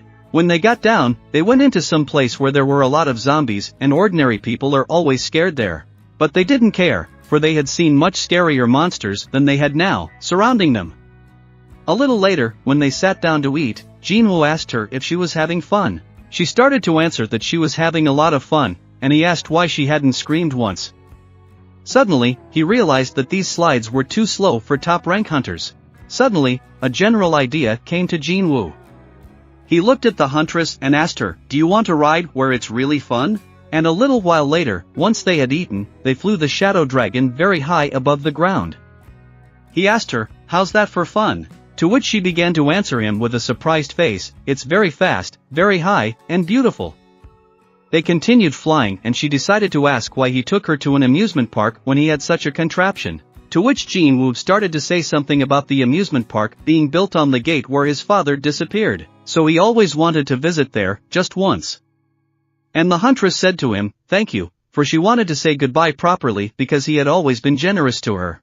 But suddenly Jinwoo began to say that he wanted to show some other place, and a little while later they were flying all over Seoul. And as night fell and the stars appeared in the sky, they were standing in some woods looking up into a mountain where there were a great many stars, and one of them fell to the ground. But at that time, where there was a huge gate in the Hunters Association of Korea, a guy was walking down the street and was thinking about the fact that in a couple of days, this gate that looked like the devil himself would open. Now he had become a hunter and had wounds. He can't just stay away, but suddenly someone bumped him with his shoulder. When he raised his head and wanted to tell that person to look where he was going, he saw a monster in the guise of a man in front of him that was much taller than him. All the hunters who were near them began to notice that there was some tension. They saw that the man's body was unbelievable, and they began to wonder, Hunter Leon, isn't there no one else in Seoul but hunters right now? The guy who was pushed started to say he was crazy. He realizes that he's going to be speeding away from here. I mean, if he hurt a man, he should apologize. This guy is the best among the hunters now, and the days of him walking away with his head down in front of his boss and being ignored by his subordinates are long gone. If he thinks it's over, if he's going to stand there like a statue and stare when a man makes a mistake, he needs to admit it and apologize. But suddenly in front of this hunter, that monster started to open his big mouth and his eyes lit up, and suddenly something terrible happened, and the hunters who were standing nearby couldn't believe their eyes. For they saw that monster eating that hunter, and that monster began to smile. At one moment there was an explosion, and all the hunters flew apart. One of the hunters flew into the nearest wall and got stuck in it. But suddenly he saw the car that threw that monster coming towards him, and their car crashed right into him. That monster started yelling for them to listen to him, those pathetic people. For now it was time to hunt them, and his teeth and claws would tear their thin skin and meat to shreds, for he was the king of beasts, the monarch of fangs. And let anyone try to stop him. But at this time our hero and the huntress were in the forest. Jinwoo began to say that he had heard that there was a good hotel nearby, and they could take a shower and have breakfast there. To this the huntress agreed. Jinwoo summoned his shadow dragon and said that they would get there in 5 minutes. The huntress didn't understand why the dragon if he said the hotel was nearby, to which Jinwoo replied that with his strength, they would get there in 5 minutes. She wondered how many kilometers it was, so they flew. While in the air, they looked at those beautiful mountains and forests. But at that moment in the Hunters Association, the president of the association began to be approached and told that right now there had been an attack right under the windows of the association. He was wondering if there were any fatalities. To which the man who was standing in front of him started to say that it was difficult to count so far because it was happening right now. The president of the association didn't understand what was going on as there was still time before the marriage was opened.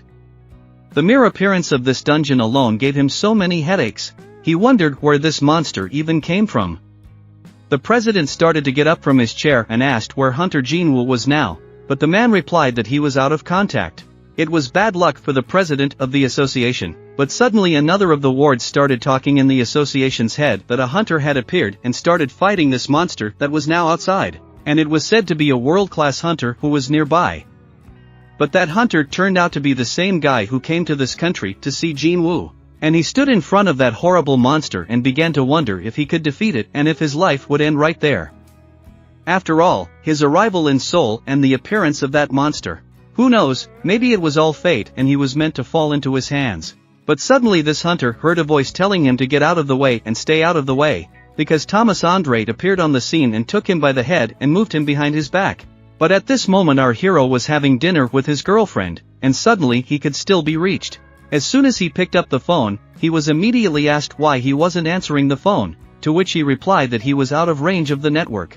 Suddenly, they started telling him that a monster had appeared in the center of Seoul and caused a riot, but he didn't understand how that was possible. There were still a few days left before the dungeon opened, to which the president of the association replied that it was true. Jinwoo wondered how many monsters there were, according to the preliminary count. To which he heard that there was only one monster, and now all the hunters were gathered in Seoul and preparing to suppress the monsters from the huge dungeon, and were now losing to just one, unexpectedly appearing trash. And the one guild that entered into battle with them was destroyed in a second, for it is an unusual monster.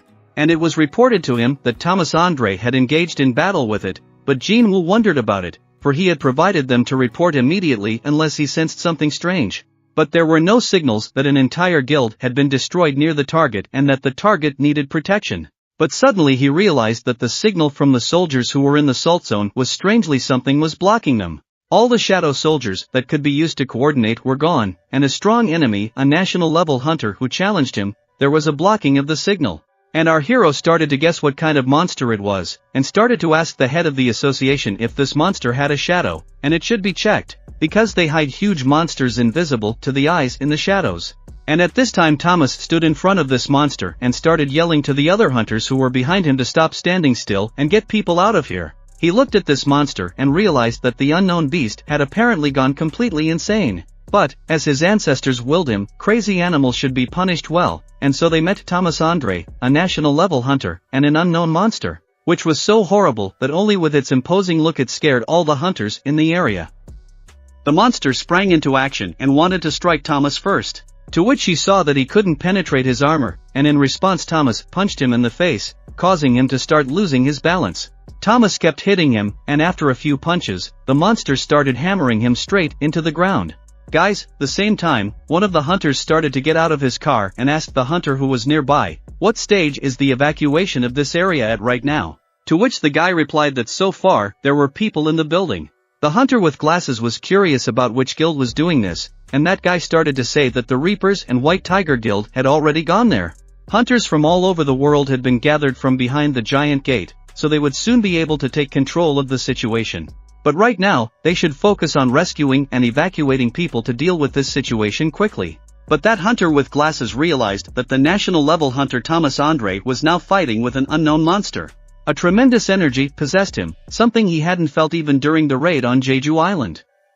He wondered what kind of creature it was that Thomas had to fight. But this battle didn't stop for a second, and at one moment that monster started flying from a very strong blow, demolishing with it all the buildings that were in its way. And the blow that Thomas Andre made was so powerful that the monster started to run back, but he had a frightening smile on his face and he was thrusting back. He jumped away from the building and hit Thomas with all his strength with his head right in the stomach, but Thomas managed to grab him and threw him over himself with all his might. Thomas thought he had at least noticed him, but suddenly that monster kicked Thomas in the face with all his strength. While Thomas was in the air, that monster was watching everything from below and smiling. As soon as Thomas landed on his feet, he realized that he couldn't handle him and started using his incredible strength. At this time, the White Tiger Guild finally arrived, and the head of this guild realized where the battle was taking place and started telling her wards to all get ready. But suddenly they heard a huge explosion near them, and the head of the White Tiger saw a monster in front of him, which appeared from behind his brother. He also turned his attention to the hunter who was standing nearby. It was the Goliath Thomas Andre, whom he had only heard of from stories. He knew that the Goliath was very strong and hoped that he would destroy that monster. But Thomas called them idiots and told them to hurry up and take cover. And at the same moment, the head of the White Tiger realized that that monster was unusual and he needed to transform as well. And just as he began to transform, that monster appeared in front of him, and they met gazes. The head of the White Tiger felt like a small lion in front of a big wolf, and his sixth sense was like that of animals. Desperation and unwillingness to be spread as a victim overwhelmed him, and he felt its presence. He realized he couldn't even look him in the eye. That monster started to move on, and using telekinesis he began to pick up all the cars that were in the area and throw them towards Thomas, who was standing nearby. But Thomas was able to catch the first car, and all the others immediately came crashing down on him. Suddenly, he felt himself start to be attracted. It was Thomas, who also started using telekinesis and pulling him towards him. As soon as he got close to him, he slammed his arms into him with all his might and started beating him up. He was beating him very hard, with such force that he was driving him straight into the ground. But suddenly Thomas realized that something was wrong here, for anxiety seemed to be squeezing his throat, and he didn't have the feeling that he was holding on to victory. But he kept fighting anyway, and at one point that monster grabbed his hand and started talking. How amazing that a pathetic puppet of a shard of light can have so much power, the monster said, mockingly looking at his skill. That monster also began to transform and became even bigger and scarier. When it became so, it spoke in a terrifying voice, asking if Thomas felt terror before it or despair. The head of the White Tiger and all of his underlings who were watching this battle saw that monster notice something in the shadows and started pulling something out of the shadows. "We got a rat in here," said the monster, pulling out an ant from the wall, which was Jin Woo's ward. And that monster went on to say that he was here hiding in the shadows and only dreamed of killing his soldier with one grip. That monster switched to Thomas and started telling him that maybe it's time to be done with the games, because he seems confident in his abilities. So now it's time to get on with it. And after saying that, Thomas destroyed his armor by getting out of his grip and moved behind the monster's back. He started to say what nonsense he was talking about, and managed to make a grab around the monster, squeezing it even harder. In an instant, the monster's neck crunched, and the one who had labeled the head started to smile. But then, as if healed, his neck recovered, at which point the monster grabbed Thomas by the head, threw him with all his might against the ground, and started telling him that he was getting hungry. Suddenly, some amazing energy collided with the monster and he began to fly off to the side. He didn't realize what had happened, but once the dust settled, he saw a guy who was standing not far away. It was a top-level hunter, and that guy started saying that he couldn't let the monster do whatever it wanted. I'm this hunter who was standing there looking at that monster, realizing that even just looking at it gave me goosebumps. But at that moment Thomas Andre, who was lying behind me, began to say that I must run away or I would die. The hunter answered him that he may not remind me, because he himself understands perfectly well. But his pride does not allow him to leave so easily, because it is his choice, and he does not regret it. Even if he was destined to die here, he would still choose this end. It is better to die in battle than to be an errand boy all his life. He'd made the right choice, and he hadn't made a mistake. But suddenly, that monster started to run towards that hunter, and as soon as he got closer, the shadow dragon appeared from behind the hunter, grabbed the monster with its big teeth and started to fly away with him. But in an instant, that monster was able to free himself from the shadow dragon's grasp and destroyed him. And once the dragon completely disappeared, that monster looked up and saw only dark energy in front of him. But suddenly our hero appeared out of that energy and kicked that monster on the head with all his might. From what that monster flew into the ground, and it hit so hard that it welded a huge hole in the ground. As soon as our hero landed on the ground, he was standing next to that hunter who had been torn apart just a little bit more. And he started to tell him that could he please move Thomas to safety. But that monster at that time, who was in the hole that he himself had made, began to say that the old man was not lying after all, and that this little man really has a shadow, and the Shadow King really comes from him. And that monster began to turn into a huge creature. But our hero was standing in front of it and he heard a voice from the hunters who were behind him saying that they were okay. And our hero thought that lately in his life so much has been happening that he does not even have time to catch his breath. In addition, this monster is not alone here, and that monster began to tell our hero that he is interested to know how he was able to pump up to such a level. And Ice at this time also began to appear and say that, probably, the architect helped, because he is the ruler of the conclusion. But suddenly our hero noticed that behind his back also began to appear some more monster, which appeared from the ground in the form of insects and began to say or him to sit him. For she had always wanted to know what the flavor of the Shadow Lord was. And our hero watched, seeing a notification from the system that an enemy had been detected, the Lord of Cold, the Ice Lord, also an enemy had been detected, the Lord of Beasts, the Fong Monarch. And the last one was a traveling enemy, the Lord of Insects, Monarch of Plague. Our hero stood surrounded by these terrible rulers, and in an instant a bright light appeared and began to streak into the heavens. And at that same moment, our hero uttered the keyword, appear. And immediately a darkness began to appear near his feet, which covered a large space. From this shadow, our soldiers began to appear, and they immediately pounced on their enemies. The beast ruler who saw all this was surprised to find a new shadow army. The cold ruler began to gather air around him and inhale it into himself. In an instant, he exhaled and all the shadow soldiers were frozen and couldn't move. The ruler of cold said that this was certainly impressive, but they would lack cohesion for now, for they wouldn't even be able to move in his ice prison. The ruler of the plague stood looking at the frozen insects, for this is who had taken her babies, for she had not seen them for a long time. The monarch of the cold began to say that he had dropped such a small thing on us, and it turns out to be a very ridiculous move. It seems like he thought they were weaklings. Moreover, from the looks of it, this person hadn't fully mastered the power of a Shadow Lord yet. He was the strongest among them, and one shouldn't ignore the monarch's power so recklessly. He then asked a question to our hero, and at this moment, Jin Woo looked at his hand that was frozen. In an instant, he broke the ice and began to point his incredible blade towards the cold monarch, threatening to kill him first. After these words, the monarchy began to summon its minions, the ice trolls. Also, the plague monarch began to summon his insect-like men, who rushed against our hero. He began to fight these corpses that were everywhere. At one point, a huge ice troll tried to swat everyone at once, but our hero jumped up and managed to cut off his icy leg. He then cut all the other trolls into pieces and moved towards the monarch of cold.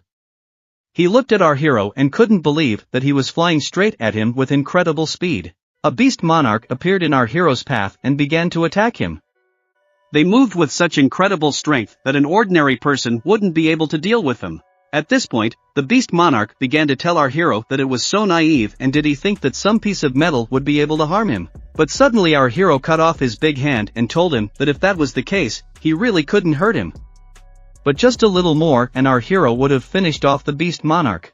Suddenly, a huge toxic hand appeared and struck our hero, but he bounced aside in time.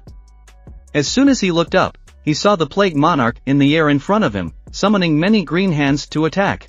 At this moment, the beast monarch was able to heal his arm. Our hero sighed as he saw very many different monsters and 3 monarchs in front of him. At one moment, the commander of all the shadow soldiers burst out with ice paste and started shouting, "My king, I'm coming to your rescue." Commander Bear began to move towards the plague monarch and said to her, "How dare some pathetic female insect touch his king?" But the monarch of cold couldn't believe that an ordinary shadow soldier had broken his ice shackles, and didn't understand how our hero was able to create such a creature. The beast monarch began to say that the rank that endowed his warriors didn't even allow them to recognize their own mother, and began to attack the shadow soldier commander. However, Shadow Beast Commander Bear didn't want to stop and started calling the plague monarch a brainless fool. Suddenly, he flew up to our hero and said that he didn't back down even when the enemy was stronger than his master expected, and his pathetic slave was so worried about him.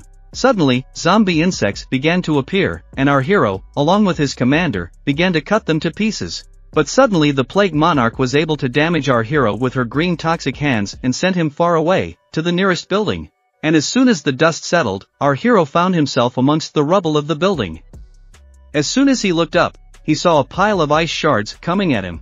There were so many shards that their number seemed endless. But he didn't fall into despair and instantly got to his feet and began fending them off with his amazing blades that he had recently taken possession of. However, at that moment, the monarch of cold appeared, standing on a huge block of ice. He mockingly asked how much longer our hero could last. Suddenly, one of the daggers hit the cold monarch, and he couldn't understand how it happened. But when he lowered his gaze, he saw that our hero was summoning strength and summoning a hail of blades. He boldly addresses the monarch and points out that he himself is a true hero.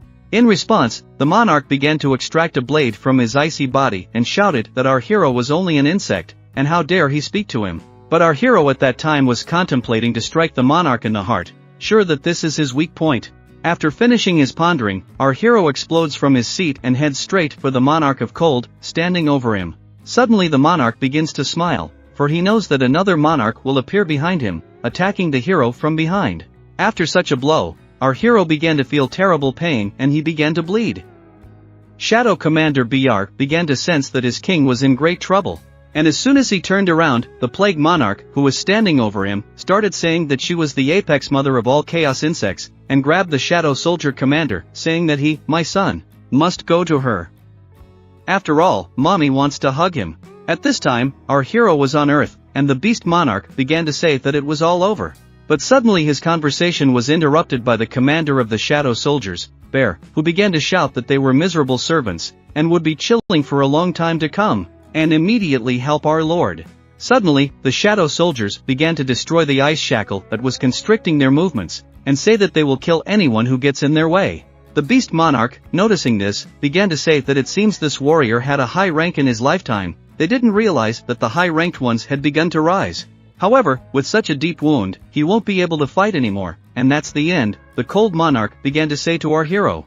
But our hero wasn't so simple and started to rise, saying that he was the one who knew about this wound, and what the monarchs saw surprised them a lot, because they saw our hero start using the status restoration technique, and all his wounds immediately healed.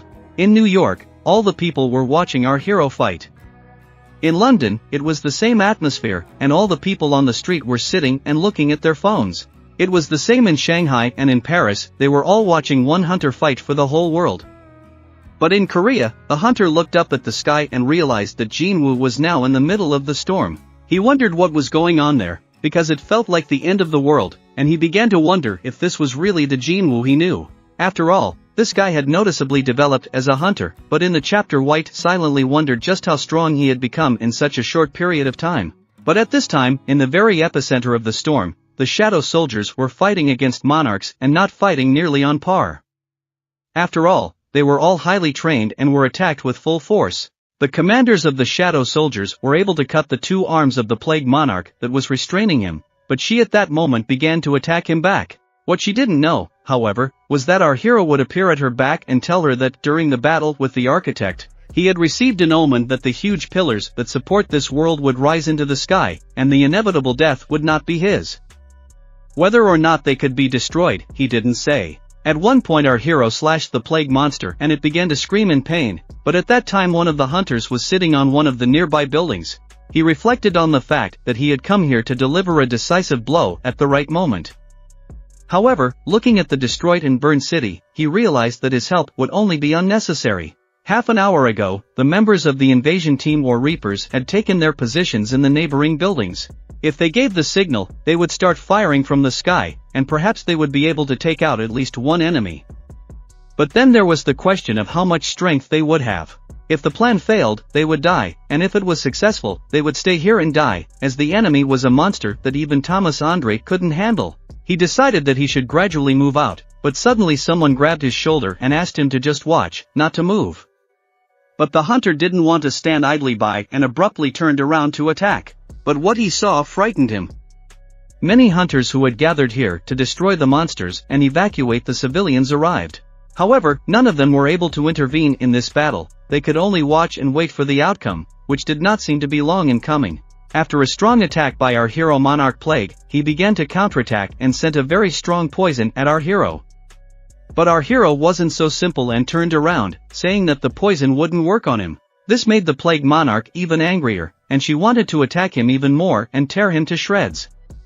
This is when our hero used his telekinesis technique.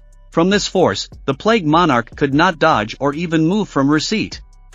Suddenly, the hero jumped up and was right next to her. Then activated his Chaos Blade skill and cut her into pieces. She began to realize what death looked like, and in the darkness, even the creatures of darkness were marveled at his dazzling power. Suddenly, our hero's notification system showed that he had defeated 9 plague monarchs, and his level was upgraded. Not at this moment, the cold monarch couldn't believe how he did it.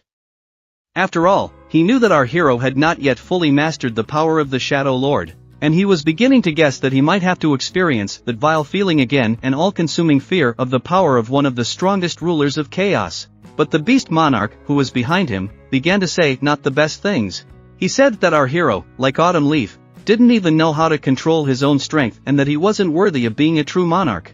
When the beast monarch started to squeeze the commander of the shadow soldiers, our hero realized that he was losing his connection to the bar and wondered if he had also destroyed the soldiers that were guarding Thomas Andre. Suddenly he wanted to cancel the conscription of the commander's soldiers, but to his surprise, canceling the conscription was impossible. At that moment, our hero ran up to his key of soldier and hit the monarch of beasts with all his strength, so that he flew aside. He was glad that he had managed to save his commander.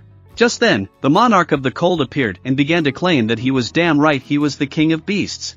He turned to our hero, saying that if he could hear him, he should be confident in his magical abilities and be able to control these puppets as much as he liked. He promised to capture the soldiers and make them regenerate and resurrect until they turned into fiery parasites that would devour his mana. And at that moment the monarch of cold struck with his trident. Our hero began to fly away, and as soon as his trident reached the ground, he thought he had finished our hero. But suddenly the cold monarch began to wonder where he had gone.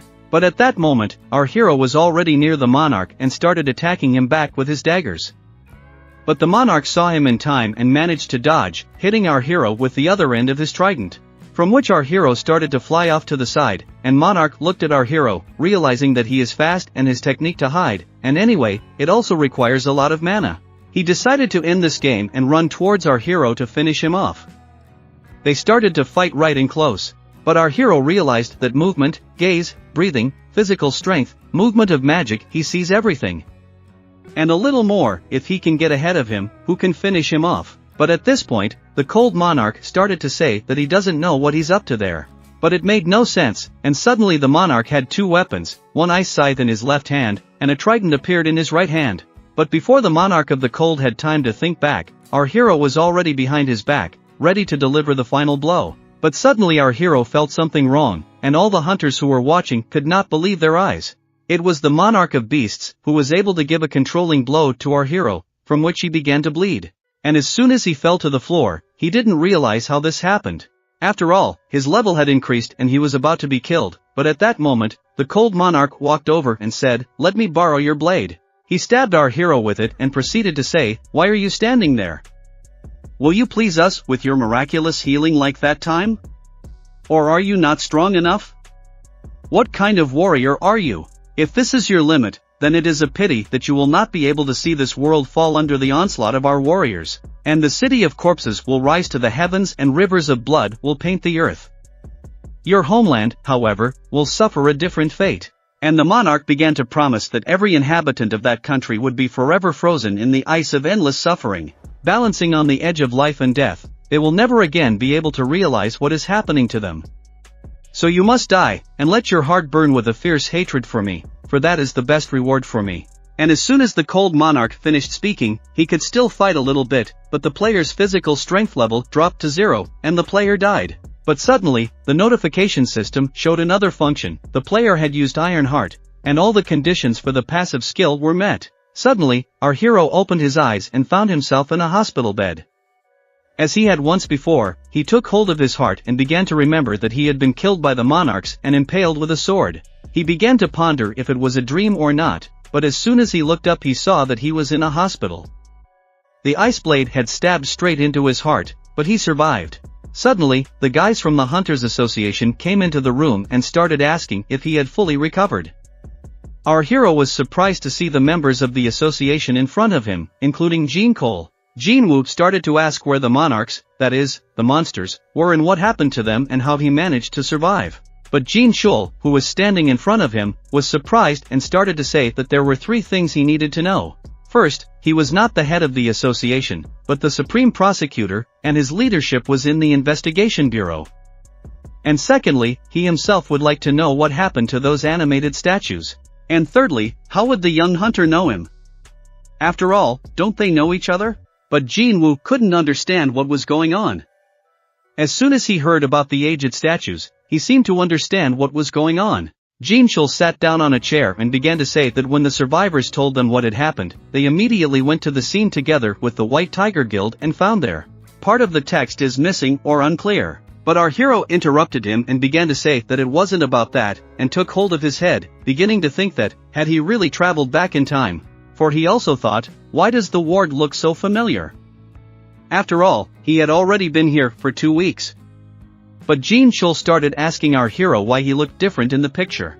He didn't want to listen to them, because he was thinking about the fact that this ward was booked by the association, and the first place he saw after what happened in the double dungeon was the same as right now. And he didn't understand how that could happen. His appearance and characteristics hadn't changed at all, as everything he had gathered was still intact, even the Reed's fury. But as soon as he got up from his hospital bed, his sister came in and started asking his little brother what he was up to, and she hoped nothing had happened to his head. But as soon as she took a closer look at her brother, she was confused and thought she had gotten the wrong ward, and began to ask, our hero, who is he? But our hero realized that he didn't become like that right away. So she doesn't recognize him. And she didn't recognize her brother either. She came even closer and began to ask, are you really my brother? You seem to have changed something. Have you gotten taller or have you pumped up your muscles? But Jean answered her that she thought she had, and he apologized to his sister.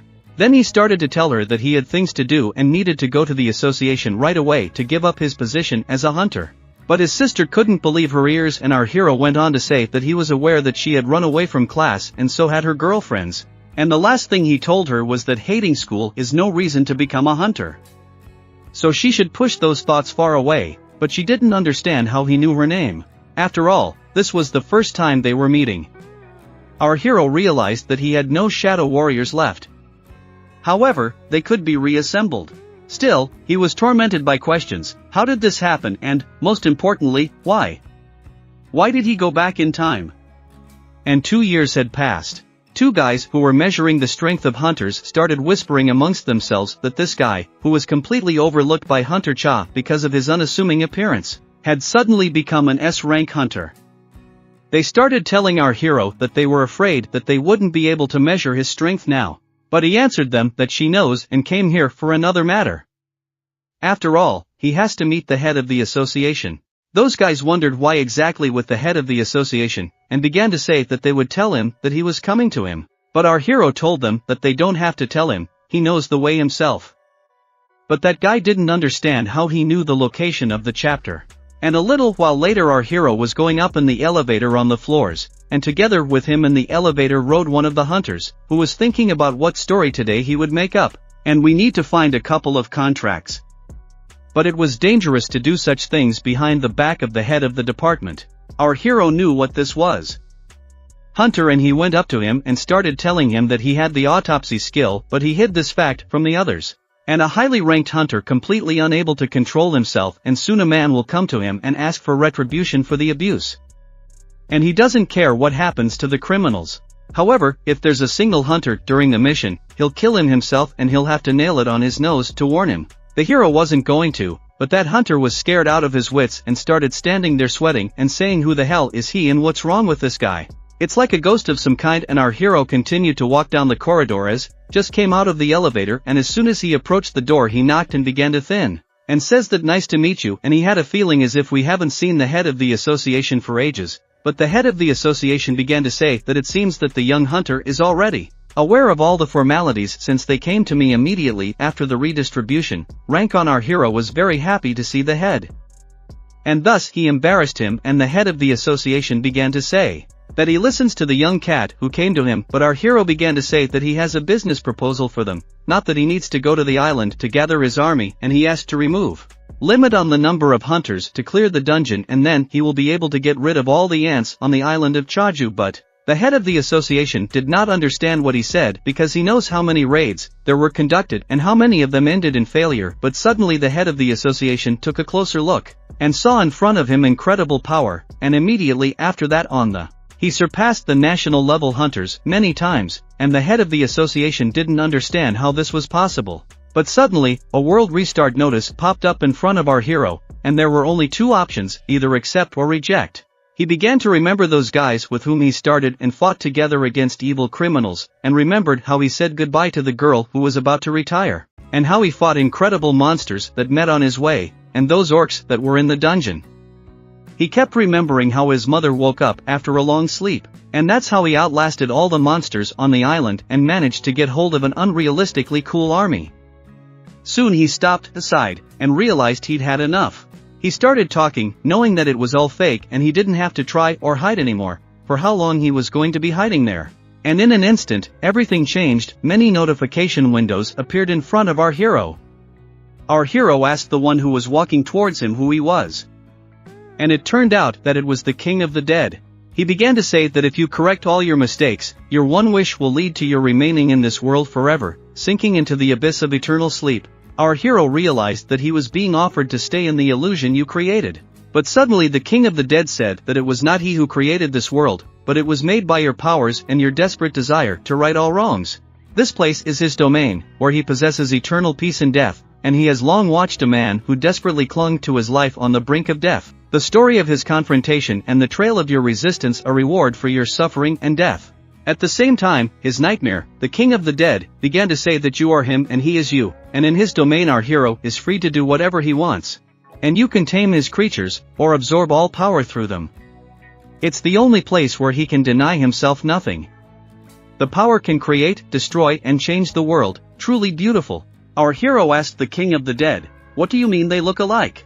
But the king of the dead began to say that he had been waiting for them to finally meet, for he is the Lord of Darkness, and the king of the dead controls death itself. Lord of limitless darkness, our hero wondered why him.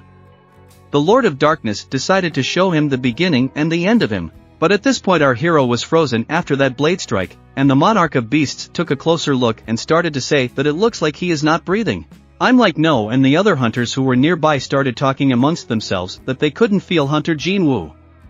Why exactly was that, since he was just here? The head of the White Tiger thought that it was impossible. After all, he was their only hope. But suddenly there was someone else on the roof of the building, and he didn't know why he had only listened to that person, and now he didn't even know if they could win, and yes, what was he even saying? They're bound to win.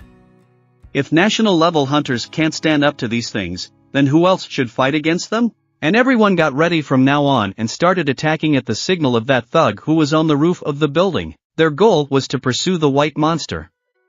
At this moment, the monarchs noticed that dark energy began to radiate from our hero, and his heart was once again lit up with dark flames. The monarch of cold and the monarch of beasts could not believe what they saw. So they decided that now that the brave king had fallen, they should hurry up and kill the real one. But as soon as they got close to Jinwoo, the one who suddenly appeared punched both of them in the face, causing them to start flying in the opposite direction. And that mysterious person was Jinwoo's father, who had waited for so long and still decided to intervene. And as soon as those two monsters flew away and hit the nearest wall, Jinwoo's father began to tell them that from now on no one would dare to touch that child anymore. But our hero at this time was listening to the Lord of Darkness, who said that in another world, when there was only light and darkness, an absolute being decided to separate them. From the light came the messengers of God, and from the particles of darkness came the rulers. From then on, the monarchs fed on destroying the world while the God messengers desperately opposed them, eventually leading to a series of bloody wars. Then the most prominent fragment of light, already tired of the endless battles, decided to ask the absolute being why he was not helping his loyal subjects who were fighting for him. Are you deaf to the pitiful cry of hundreds of his soldiers, and he asks that you stand out with him in strength so that they can defeat them and for the glory of their Lord? He has promised to behead anyone who gets in his way after death. The absolute being answered nothing, however, and that was the beginning of the end. The fragments of light realized that the absolute being had no intention of ending these wars at all. For him, the pain, screams, and despair of hundreds of soldiers were like music to his ears, and everyone bowed before the absolute being, shouting praises in his honor and pledging their loyalty with their lives. No one even dared to go against his will, and death awaited those who would not abide by these rules. However, the dead in this bloodbath outnumbered the living. Those who followed the rules perfectly were still dying, and there was no end to this war.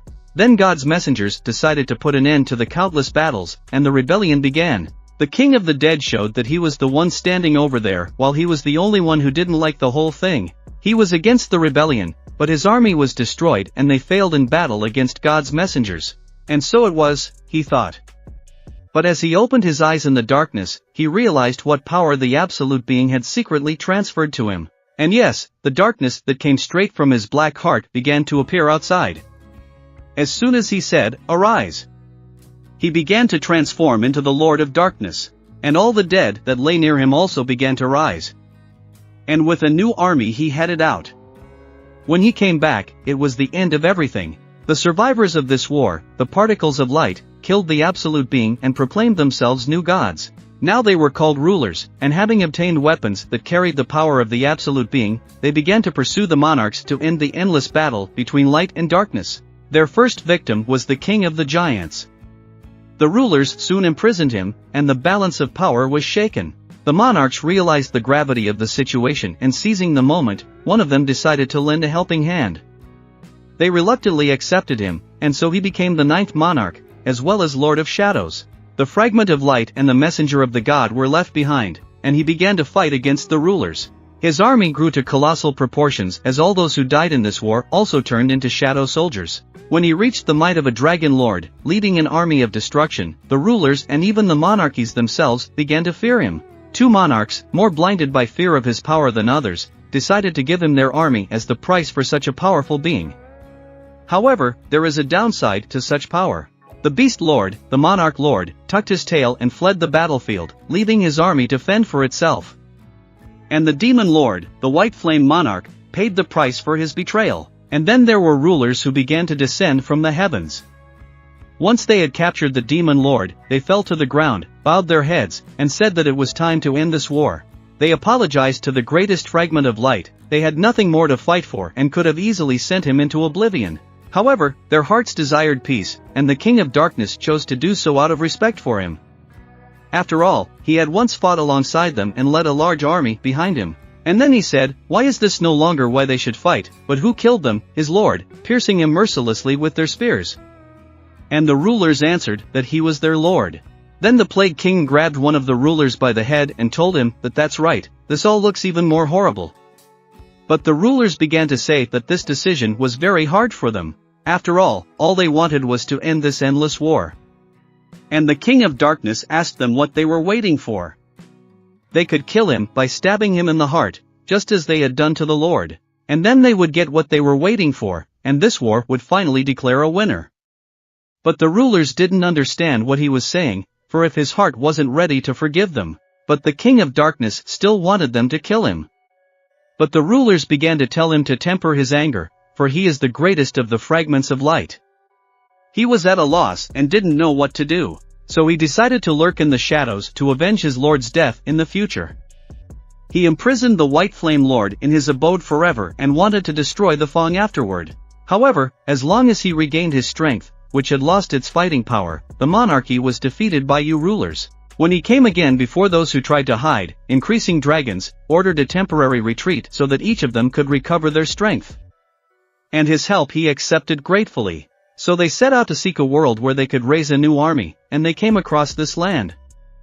Here no one could oppose the monarchs, so the extermination of humanity was only a matter of time. A city embraced by fire. Our hero had seen something like this before, just like in the demonic castle, and he realized that their world was waiting for them. But the King of Darkness and monarchies exist to destroy, and rulers exist to create. And to be more specific, for the latter, only a world without a creature matters. As soon as the rulers realized the power of the monarchs, they immediately sent their troops to the land. However, by then the world had already come to an end, and the rulers were very angry when they learned of the actions of the Chaos Army, which they had failed to exterminate. To make things right, they decided to use a forbidden weapon that contained the remnants of the power of an absolute being, the divine instrument, the Cup of Reincarnation.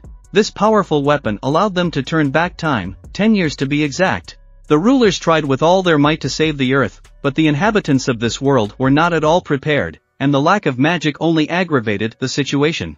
The battle against the monarchs led to the destruction of the world, and the rulers realized that radical measures were needed to save everyone. So the hunters appeared people with a magical gift, able to survive the coming catastrophe in another world. The rulers did not wish them to die, only hunters can survive in the war-torn world. However, what about those who didn't become hunters? How will they be able to live with such overwhelming news? All these are just fragments of the Shadow Lord's memory, but still it becomes clear that this world has been destroyed more than once, and no one is able to prevent this process. While the rulers are trying to correct the past mistakes, the monarchs are already developing a new plan of action, and so on in a circle until the power of the cup is not exhausted. Because this weapon has a limit, and any power is not infinite, even the absolute being, the Lord granted the hunters the power to fight and save the world from monsters. Inspired by the idea of saving people, the monarch decided to use it for her own purposes. So, while the rulers gave people the power to maintain the world, the monarchs used human bodies as a shell to destroy it. Their army has long been waiting for the right opportunity to start a battle, but the rulers are not even aware of it. The magical energy that the rulers have spread across the planet has been harvested by the monarchs in order to use it to their own advantage. However, this became a trap for the unsuspecting rulers who were counting on the help of this immense energy. A special vessel was required to control this power, but such a vessel was not found for the rulers, nor for the Dragon Lord who possessed such a powerful force. The greatest mage, who was under the command of one of the kings, decided to make a deal. He promised to help find a suitable candidate who could withstand his magic. For this he demanded to find a person with an unusual talent and high sensitivity to magic, someone with a huge reserve of power and incredible intelligence. Such a candidate was very hard to find. And then, one day, a man was found who was able to outsmart the system. Contrary to expectations, he rewrote all the rules of the game, although he was weak and his life often hung in the balance. Nevertheless, he managed to avoid death, and the Lord of Darkness watched him for a long time. Despite the architect's protests, the Dark Lord decided to choose him. The King of Darkness repeated this story of our hero, his confrontation and resistance. The reward for his suffering was interesting, and he wanted to know why the architect thought this man was unsuitable for the role. The Lord of Darkness replied that he focused on what people did best and tailored it to suit his purposes. In our hero's case, it was computer games. The Lord of Darkness raised him level by level, just like in the game, and thus, our hero built up his power with the help of his strength. And so the hero realized why the system resembled a game so much. And our hero did ask the darkness, "Why did you betray the architect?" To which she began to say that apologizing to rulers is a betrayal of monarchs. He pondered the decision. He just wants to leave it at that. The time spent with our hero was, and maybe that's why he doesn't want to lose it. He became you, and it didn't matter which one would become the master of this body because they are one. After all, Jin Woo and the Lord of Darkness are one, and so the Lord of Darkness began to offer our hero a choice. He could just stay here and enjoy eternal sleep in the illusion he had created, where bliss and peace awaited him, or he could go to reality, or he would have to face his enemies. But our hero still wanted to clarify about his decision. Why didn't you choose the side of the rulers, and why did you decide to run away to another world with the monarchs, if there is no more hatred for the former comrades in arms in it? To which he replied, because I don't belong there. To which our hero said, behold, his answer is exactly the same, he doesn't belong there either. And the mountain asked the King of Darkness that they would never see each other again. To which the King of Darkness began to say that he would continue his rest. Well, he, the Lord of Shadows, will live forever, and so their paths are now unlikely to cross. When he dies he will fully possess his power. To come back he will need to become one with the Lord of Darkness. And at this point, our players started running the system destruction code. The system was deleted, all restrictions were removed, and the Shadow Wars with the rank of General returned one level at a time. Likewise, the Igris Soldier was restored, and the characteristics of the Radha General Bear Soldier improved greatly. The Shadow Lord began to return to the world of oblivion, and once our hero actually removed the system, a bright light began to appear. Eventually, the monarchs noticed that the fragment of light had reappeared, and the man he was trying to protect had become their enemy. If he were to be destroyed right now, this world would become a veritable hell, and he doesn't want people to be plunged into unnecessary suffering. After all, what prophet will protect the one who chose death itself? But the father of our hero did not want to retreat, even though he was told that this is the limit of idiocy. After all, how can one not understand such simple things? The beast monarch started saying that time is not on their side when I talked to him, and he should be destroyed quickly. They began to attack Jin Woo's father, who was defending him with all his might. As soon as they clashed in battle, Jin Woo's father was very good with his body and was able to read the trident's trajectory, immediately starting to move behind it. The cold monarch realized that these movements were familiar to him. Only warriors who had been through many battles acted this way. More importantly, he not only follows the trajectory of the cold spear, but also manages to dodge it. As soon as the cold monarch wanted to attack him with his icy breath, Jin Woo's father kicked him in the head, causing him to fly straight into the building that was in the middle. At this moment, the beast monarch wanted to strike, but suddenly, Jin Woo's father didn't hesitate and was able to damage the beast king with his dagger. As a result, the beast king bounced away and became even angrier, saying that now he was definitely finished and would quickly tear him to pieces. But suddenly, the beast monarch felt a terrifying aura, turned around and saw our hero start to wake up. At that moment, he jumped far away. The monarch of cold, who was now in the building from the impact, began to say that he wouldn't give up so easily this time and decided to fight again. But the beast monarch started to tell him that he had had enough and walked away, causing the cold monarch to get angry and yell at him that he had lost his mind, because of how he was going to roll. The beast monarch began to speak, "Don't you notice how much mana has gathered around me? The Shadow Lord is returning here, so I decided to leave." To this, the cold lord began to shout back at him that he was a pathetic coward, for he had promised to help him win. As soon as the beast monarch created a portal, he said that he had promised to help only if the Shadow Lord was in human form. And now the Shadow Lord himself would come to them, and he had nothing more to do here. Let him fight him if he wants to, and the monarch left. The cold lord started to say that the monarch was a dumbfounded freak, turned around and shouted for all to see his power. "Pathetic humans, all will fall before the power of the Lord of Cold," he declared, and at the same second, he began to cast a terrifying spell. The hunters standing around began to move farther away to avoid being affected by it. Everyone left their positions, and ice spears flew towards Jin Woo's father, who continued to protect his relative. The cold lord stood and began to speak, "How dare you attack me?" He created a huge ice shard in the sky and directed it towards our hero. The cold lord threatened that he would freeze everyone and took the Shadow Lord with him. However, Jin's father Wu stood firm, even though he realized that the cold lord wanted to destroy everything. Suddenly, an ice spear pierced Jin Woo's father's hand, and a huge block of ice was already flying towards him, but suddenly something shattered it. It was our hero's commander. And at the same moment, General Igris appeared and began to say that with such pathetic abilities he was not worthy of the title of king. But the Lord of the Cold couldn't believe that he had broken his spell and his army had returned to its previous state. He realized that the Lord of Darkness was back, but our hero started to come out of his ice confinement and said that he would be shocked too if he were in his place. Suddenly, our hero noticed that the beast had escaped again. As the Cold Lord stepped a couple steps in, our hero told him that he didn't allow him to leave. At the same moment, the Lord of Cold felt the insurmountable wall that was between them. And with that he realized the difference between our heroes and him in strength, and that wall began to grow larger and larger, so much so that from space itself the wall became visible. But eventually the whole earth was plunged into darkness. Thus our hero was able to find the King of Beasts, but then the Cold King realized that the Shadow Lord was not paying attention to him at all. And this was the perfect opportunity to kill the bastard, because there would be no second chance. The Lord of the Cold began to act and prepared to attack our hero, saying that if he thought that he was no match for him and could be ignored, it was his own fault for turning his back on him, because now he was waiting for. So the Lord of Cold decided to finish off Jinwoo with a single blow. As soon as he swung, his trident was about to reach its target. Our hero raised his hand and was able to stop his attack. His trident simply began to break and twist in different directions, and the Cold Lord couldn't understand how this happened. After all, this was the power of a Shadow Lord, the most outstanding light fragment, the king of all time. But Jinwoo would figure it out later. Right now, all he needs is the beast, and the Cold Lord will have to wait here until he returns. At the same moment, we are shown the King of Beasts, who escaped from the battlefield and found himself in some jungle. As soon as he started coming out of the teleporter, he realized that death was near and he felt the icy breath behind his back.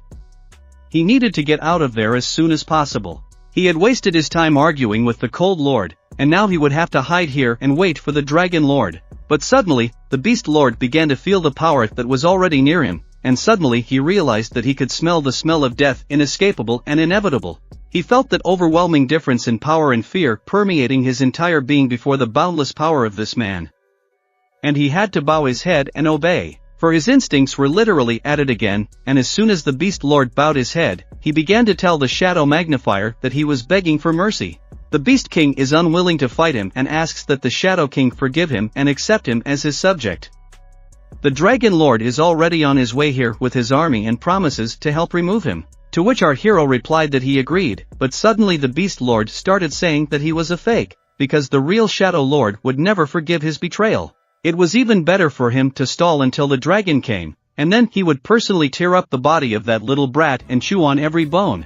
And that's when Jean stepped in to get him to calm down. After all, they weren't done yet and he hadn't forgiven him yet. And he began to show his 5 wounds that were done by the Beast Lord and he almost died from it. And if he could endure all 5 of his he would forgive him. But the King of Beasts didn't expect this turn and started to get angry, telling Jean how dare he play with him, the King of Beasts, for he should know his place, human, and by killing him, he won't gain anything by it. And as soon as our hero had a blade in his hand, he sprang into action and ran towards the Beast Lord with the speed of sound. A second later, our hero severed this Beast Lord's leg with great speed, and he began to say that there were only 4 strikes left. If he pulls through, he has forgiveness. But at the same time, the battle of the Cold Lord continued in the center of Seoul, and he saw that on one side was the ant who heals people, and on the other side was the one who won't let him even step in, the chief sycophant of the shadowy bastard Igris. His powers have returned, and now fighting him is problematic. And while the Shadow Lord is depleted of mana, they will constantly regenerate, while he has no way to regenerate the power spent on the spell. And so, as the Cold Lord ducked Igris to the ground and threw his cloak aside, Hunter Jinwoo began to emerge from him. At that same moment, the Cold Lord couldn't believe what he saw. After all, these were the 2 fangs that belonged to the Beast Lord. Jinwoo started to say that Monor Fong was dead, but the Cold Lord couldn't believe it, because it couldn't be. He had only been gone for a few minutes and he had already managed to kill Fong. Jinwoo said that Monarch Pestilence, Monarch Fong, and Monarch Cold, he thought that their deaths would be a perfect gift for the other monarchs. These words angered the Cold Lord, and he began to get angry. But at that moment, a blade swept over his body, followed by a second blade. But the Lord of Cold did not want to just give up, and he began to use his magic. Suddenly, our hero took the blade behind his head in his hand and used his other hand to slash the Cold Lord, starting to say that the beast died on the 4th attack. He wondered how long the Cold Lord would hold out, and in an instant the Cold Lord died and began to vaporize.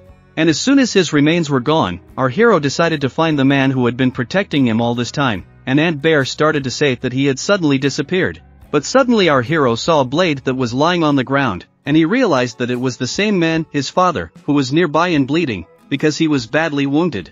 He was lying near the wall and realized that this was the price of possessing divine power, and he didn't mind that he was about to die. But suddenly his blade flew to his feet. And as soon as he raised his head, he saw his son, who began to tell him that he seriously thought he wouldn't understand anything, because how long was he going to go on like that, father?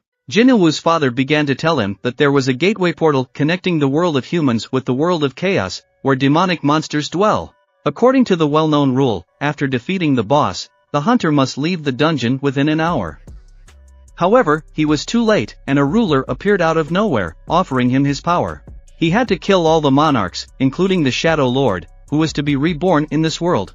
In his heart there was hope for salvation long ago, and he agreed to the deal, returning to Earth as a god's messenger who was to fulfill the will of the rulers. However, he failed to fulfill their request. When he saw that mankind's worst nightmare was living in his son's body, he gave up and watched from the sidelines.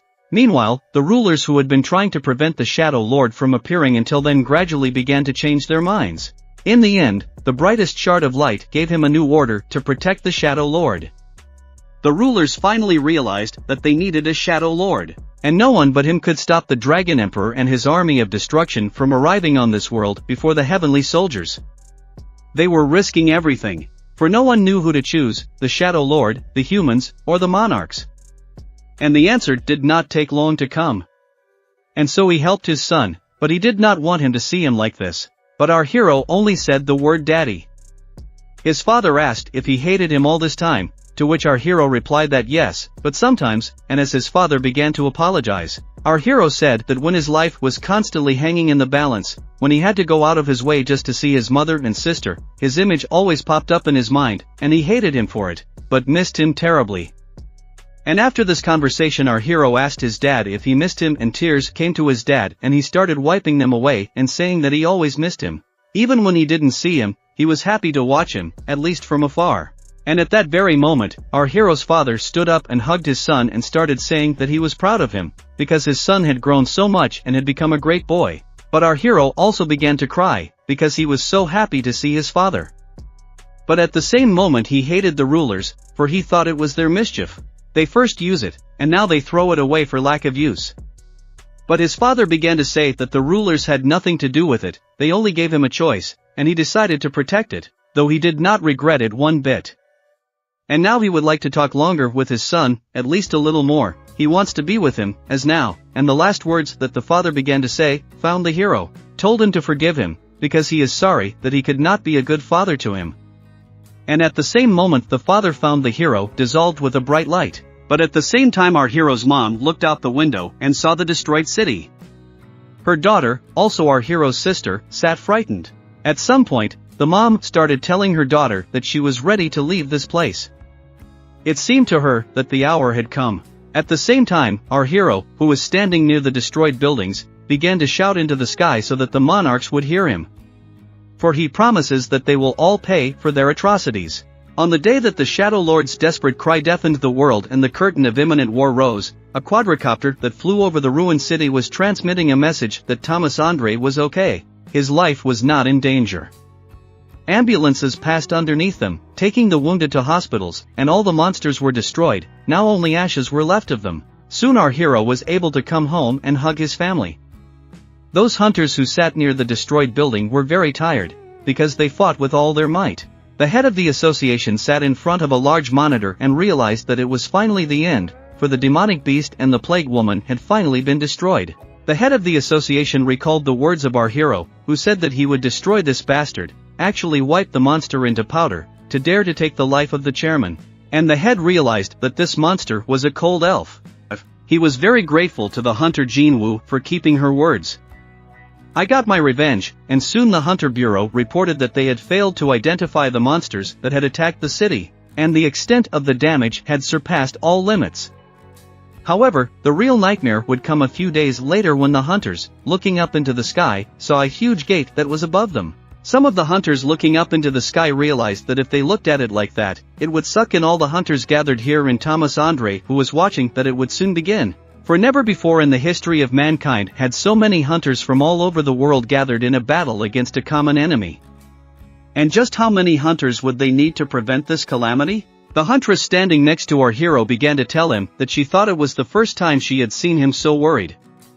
All because the gate was about to open. All those hunters who were looking up into the sky realized that things were about to start, and they all began to make preparations for battle. They saw a huge army in front of them, and it was not just huge, but gigantic. But suddenly our hero began to look closely, and suddenly he saw shadow soldiers, who one by one began to come out of those huge gates, and behind them came huge dragons, reaching for the infantry. The hunters who were watching this from the ground began to prepare for battle, and suddenly our hero began to tell no one to move, and none of the hunters understood why they were not allowed to attack.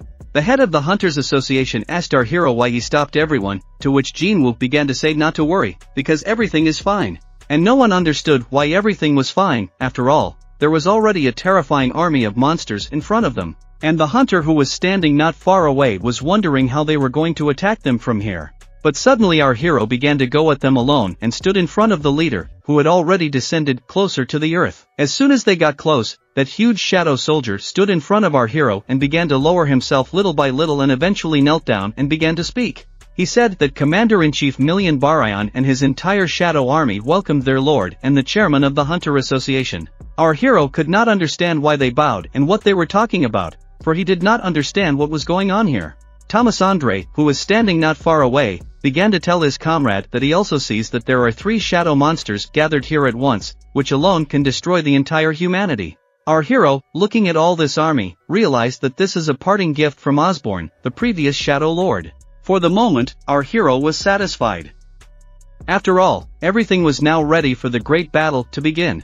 And a few days later, the Korean Hunter Association began to negotiate that the foreign media is demanding clarification on the situation, and the American Hunter Management Office is requesting information on the whereabouts of Hunter Jinwoo. The DHS wants further instructions on how to evacuate citizens, and the producers of a popular TV program about hunters invited Jinwoo for an interview. One of the men present began to say, after all, he was not happy that again this Jinwoo with his shadows that came out straight perverted. But the chairman of the association replied to him that he would rather have monsters popping out of there, and it was sinful for him to complain now. He'd rather get calls from all sorts of TV studios asking him to invite Hunter Jinwoo on a talk show than endless moans from relatives who are desperate to find dead hunters. The chairman began to reflect that they could be understood. After all, he himself was surprised by this turn of events, and he didn't think that over 100,000 monsters would turn out to be Jinwoo warriors. He began to tell everyone around the table that he was sure they were very surprised by the sudden disappearance of Hunter Jinwoo, but it had happened many times before, and it was time to get used to it. After all, who else but them would be able to support him in such a difficult hour? One of the men who sat closest to the chairman started to say that he was right and apologized for it. He was too biased in his opinion of Hunter Jinwoo, and as the chairman sighed, he wondered what Jinwoo was doing now.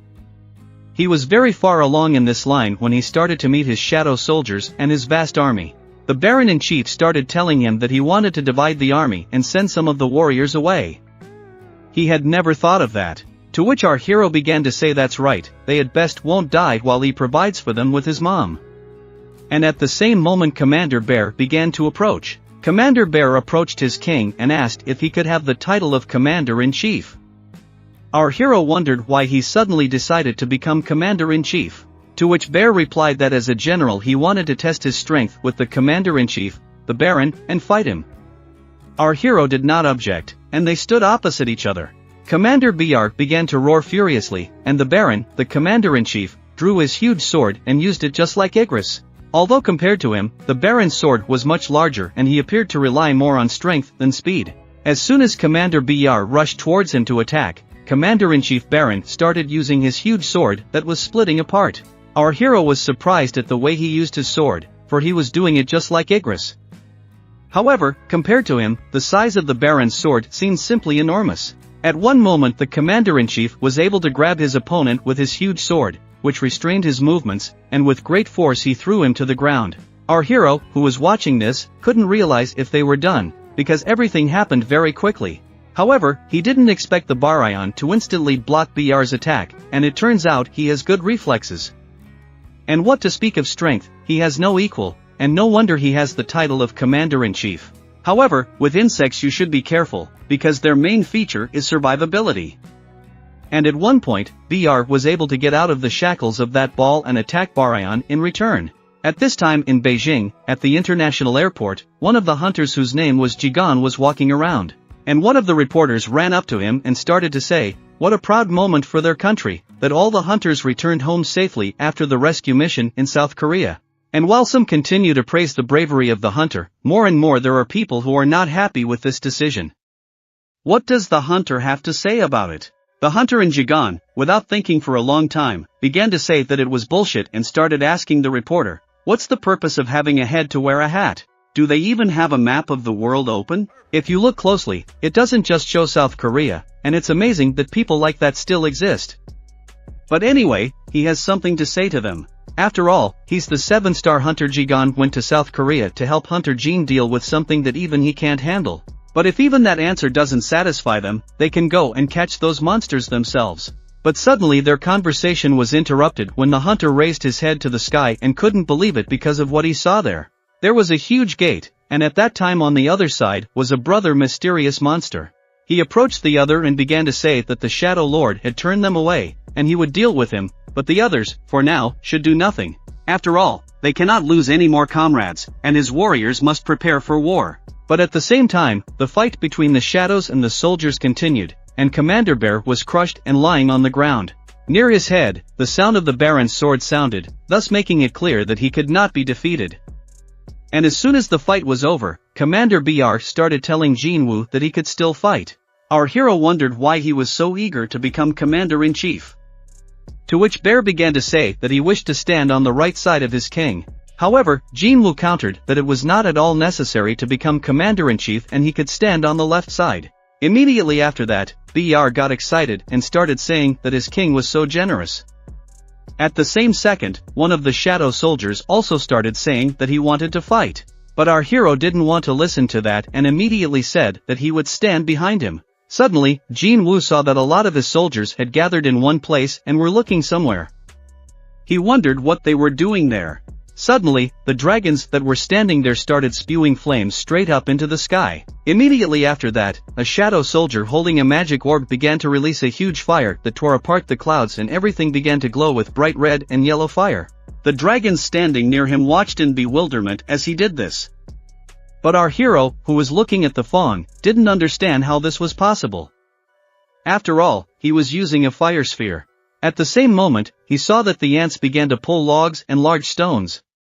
He wondered what they were doing here.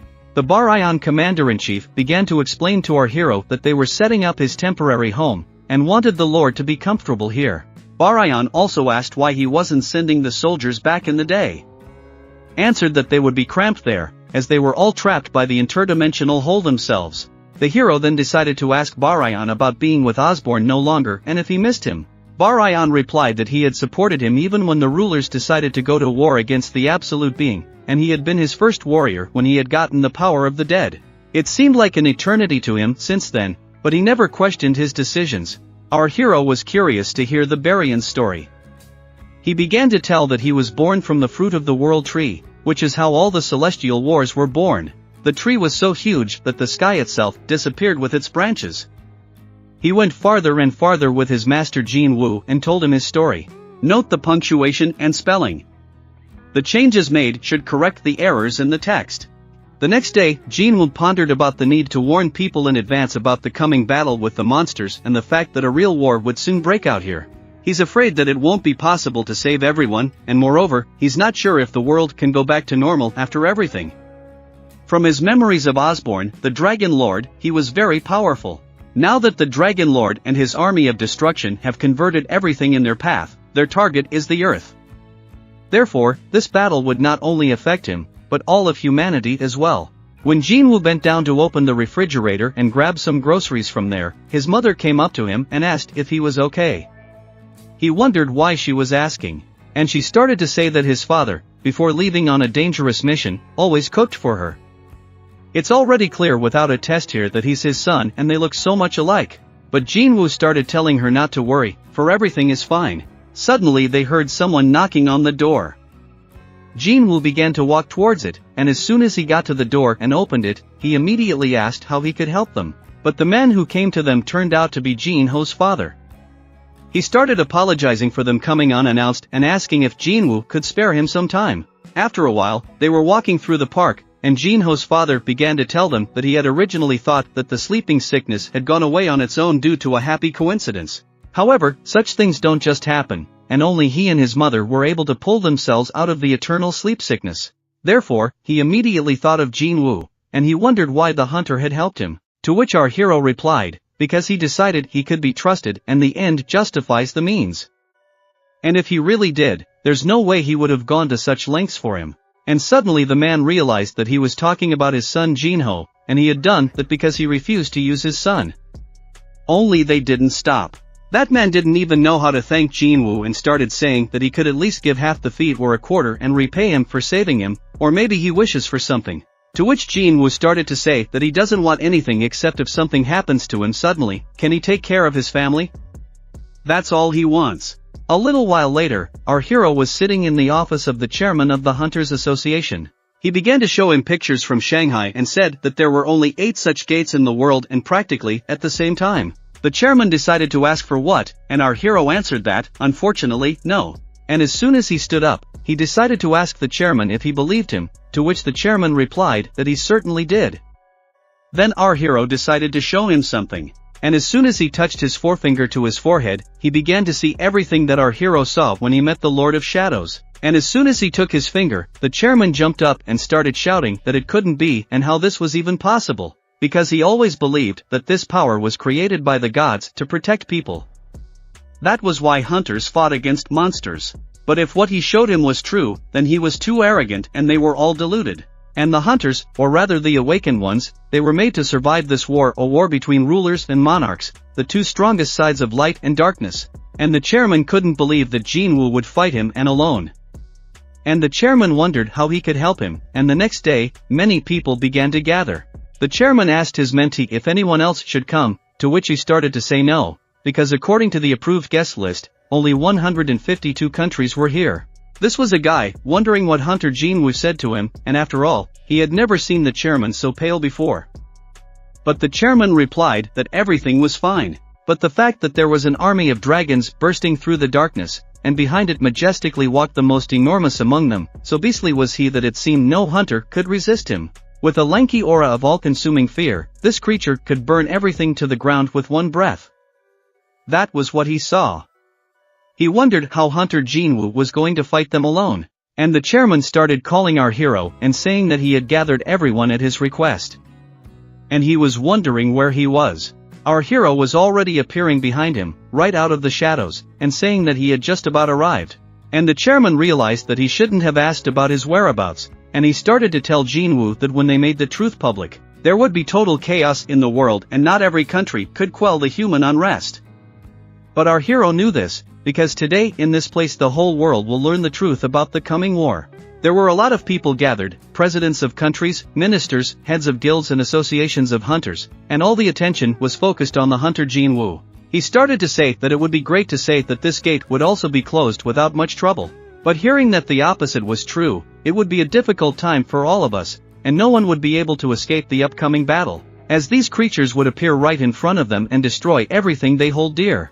However, some referees started shouting from the audience, claiming that why should they believe him? After all, it's not like he's trying to say that even national-level hunters wouldn't be able to handle them. Our hero starts telling them that there are hundreds of monsters to come, each of which will be stronger than the Reed, who once already almost wiped mankind off the face of the earth.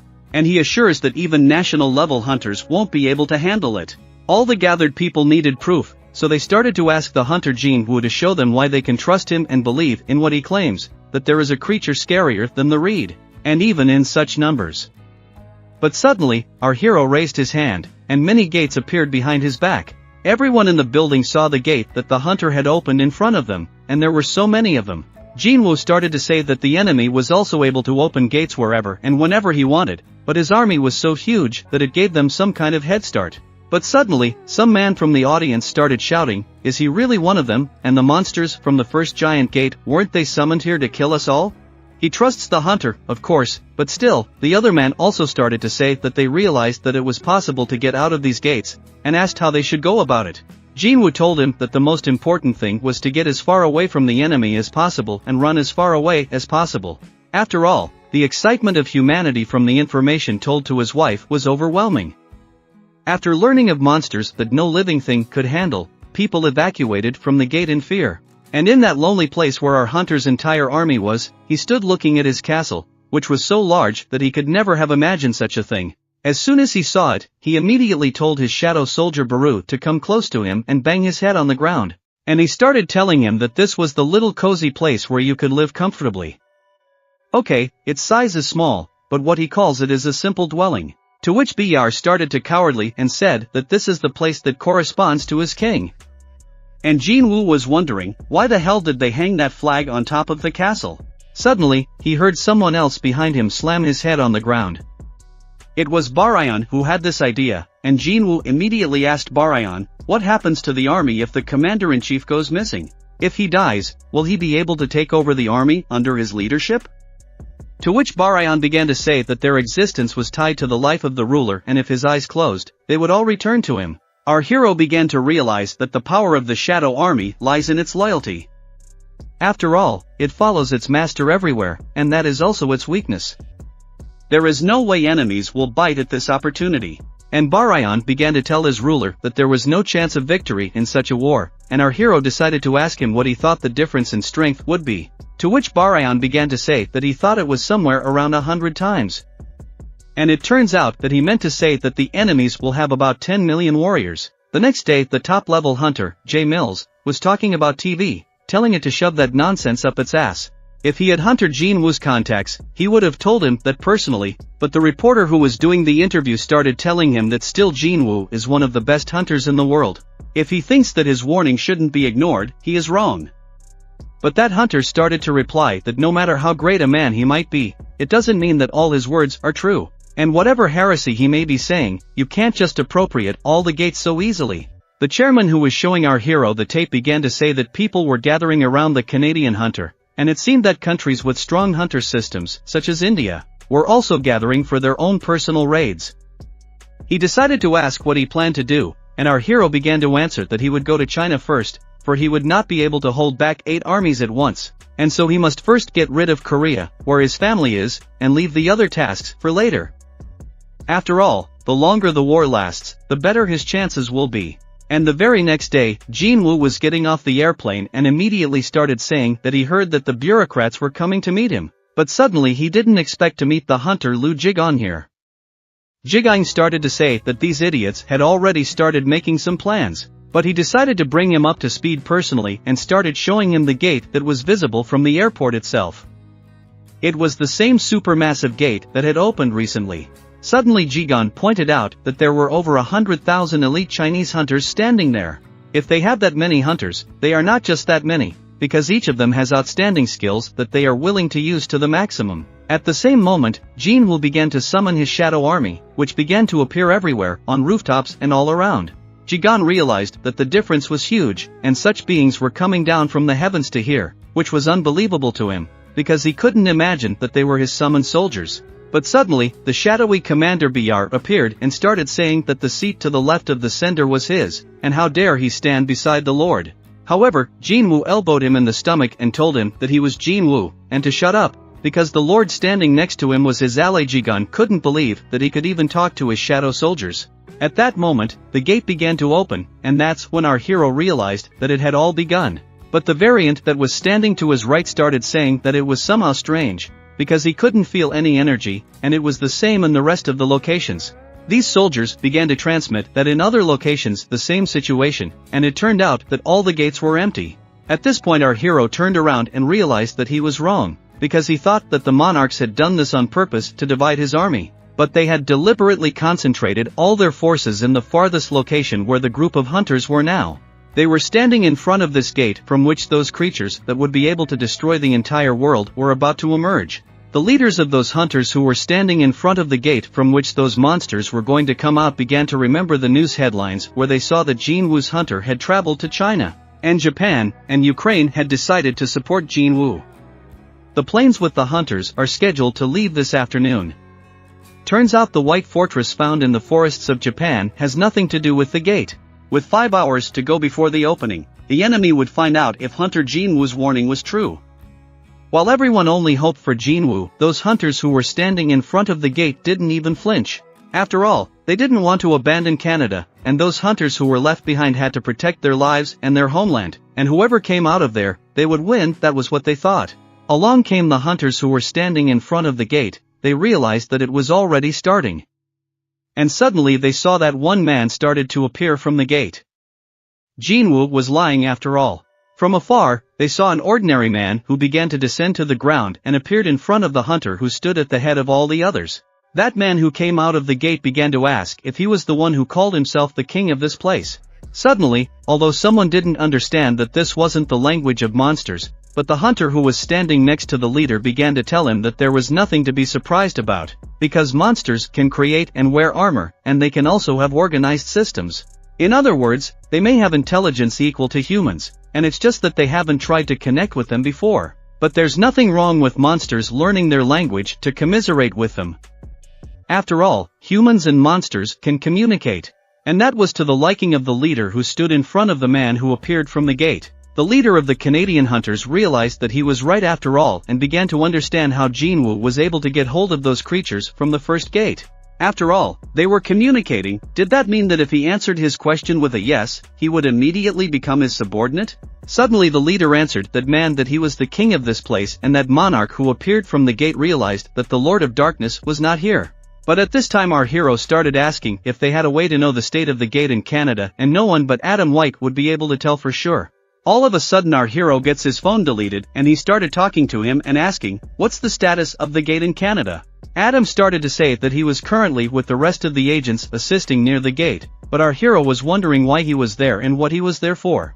Adam started to say that he was in no position to just sit back and observe the situation, because not only him, but the other agents were now gathered here. Jin Woo began to realize that this was all because he still didn't know the size of the enemy army, and he began to ask Adam if his brother would show. Nothing appeared. To which Adam replied that it seems to be as quiet as anywhere else. Everything is quiet. And all could calm down, Jin Woo, but suddenly he started to say that something strange was happening now. And there was a man standing in front of him.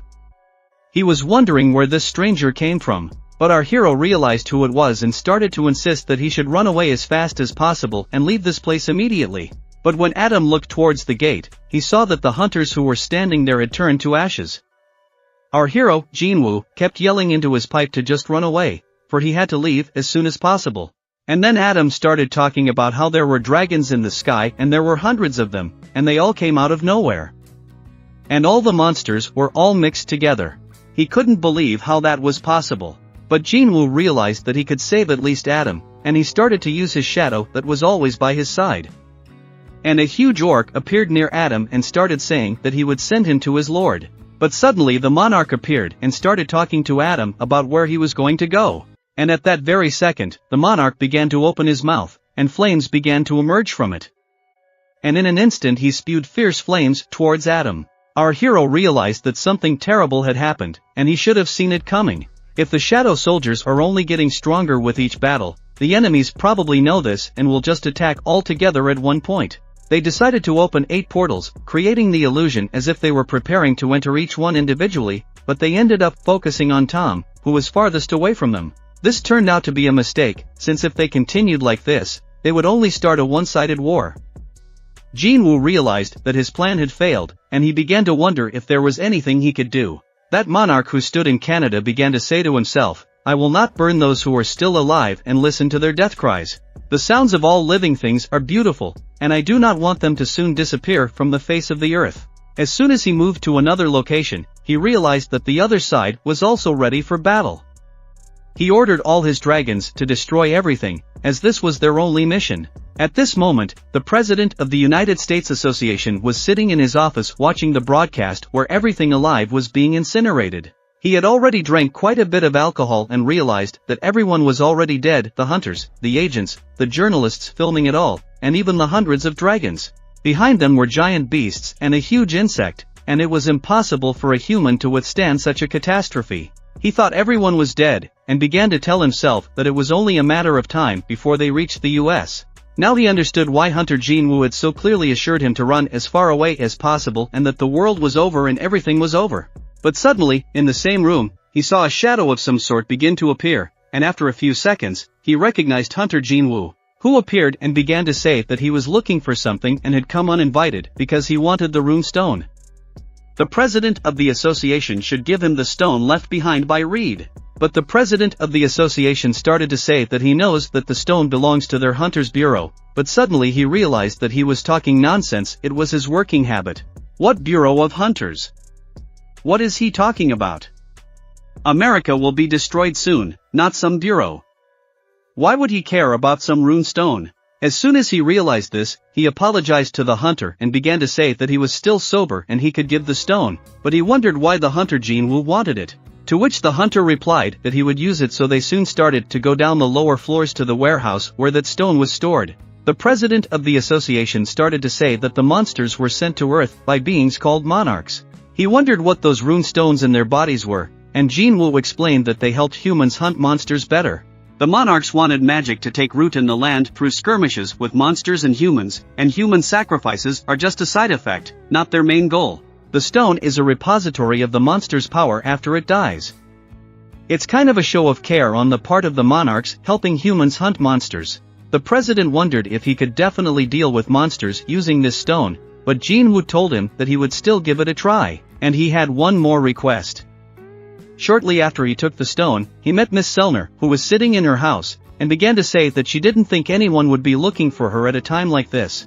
As soon as she saw Jinwoo, she realized that he was not the man she knew him to be.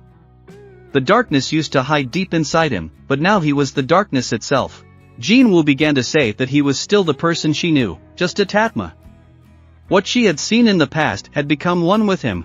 Jinwoo began to ask what she was saying, that she could see the future and if she could look into his future so he could find out what would be there. Mrs. Selner thought about it for a moment and agreed after all. Taking our hero by the hand, after a moment she had tears on her face and asked Jinwoo if he was really going to do everything alone. After all, she didn't understand how it was even possible that one person could shoulder such a burden. He had decided to sacrifice one to save everyone, and Mrs. Selner realized that, thankfully, it looked like he would be able to go that far after all. But Mrs. Selner started to say that no one would even be able to remember it all, and he would have to fight a lonely battle. After all that was said, Jinwoo got up and started saying that he apologized for coming so suddenly. He then asked for her service and informed her that he had to leave. As soon as the shadow appeared, Jinwoo traveled to another time, to the tallest tower.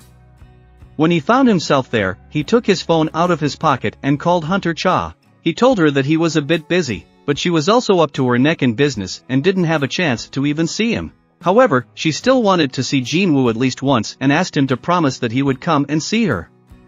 He agreed and assured her that he would definitely come. As soon as he hung up the phone, the head of the guild approached the huntress and told her that it was time for them to move out, as the very thing that would lead them to the endless war in this world was about to begin. The Eurasian Hunters Federation, the Hunters Association of Europe, the African Hunters Emergency Association, and the United States Hunters Emergency Association, altogether hundreds of thousands of hunters, were heading to the battlefield. That monarch, who was standing near the slain hunters, began to say that he was here, and looked up into the sky. At the same time, on the other side of the planet, our hero was standing on a high tower and heard his voice saying that already millions of his companions were dead. How much longer would he be in hiding? To which Jinwoo told him to wait a little longer and they would see each other soon. The next day, the monarch stood on the ruined building and realized that something was too quiet near him. He wondered what the Smoke Lord of Shadows was up to, although he wasn't surprised that he had escaped into the abyss. After all, his army had over 10 million soldiers while he only had 100,000. Going against them with such a number was tantamount to suicide. But suddenly a missile flew into the monarch's face and began to collapse, followed by many more missiles that began to explode near him. The fighters that were hovering in the air began to say that the goal had been achieved, but from above they couldn't see if they had killed Leonidas Ramonster, and they hoped that this time they had succeeded. But suddenly, after the fire began to reach the sky, one of the pilots saw a large eye that was near him, and he did not realize what it was.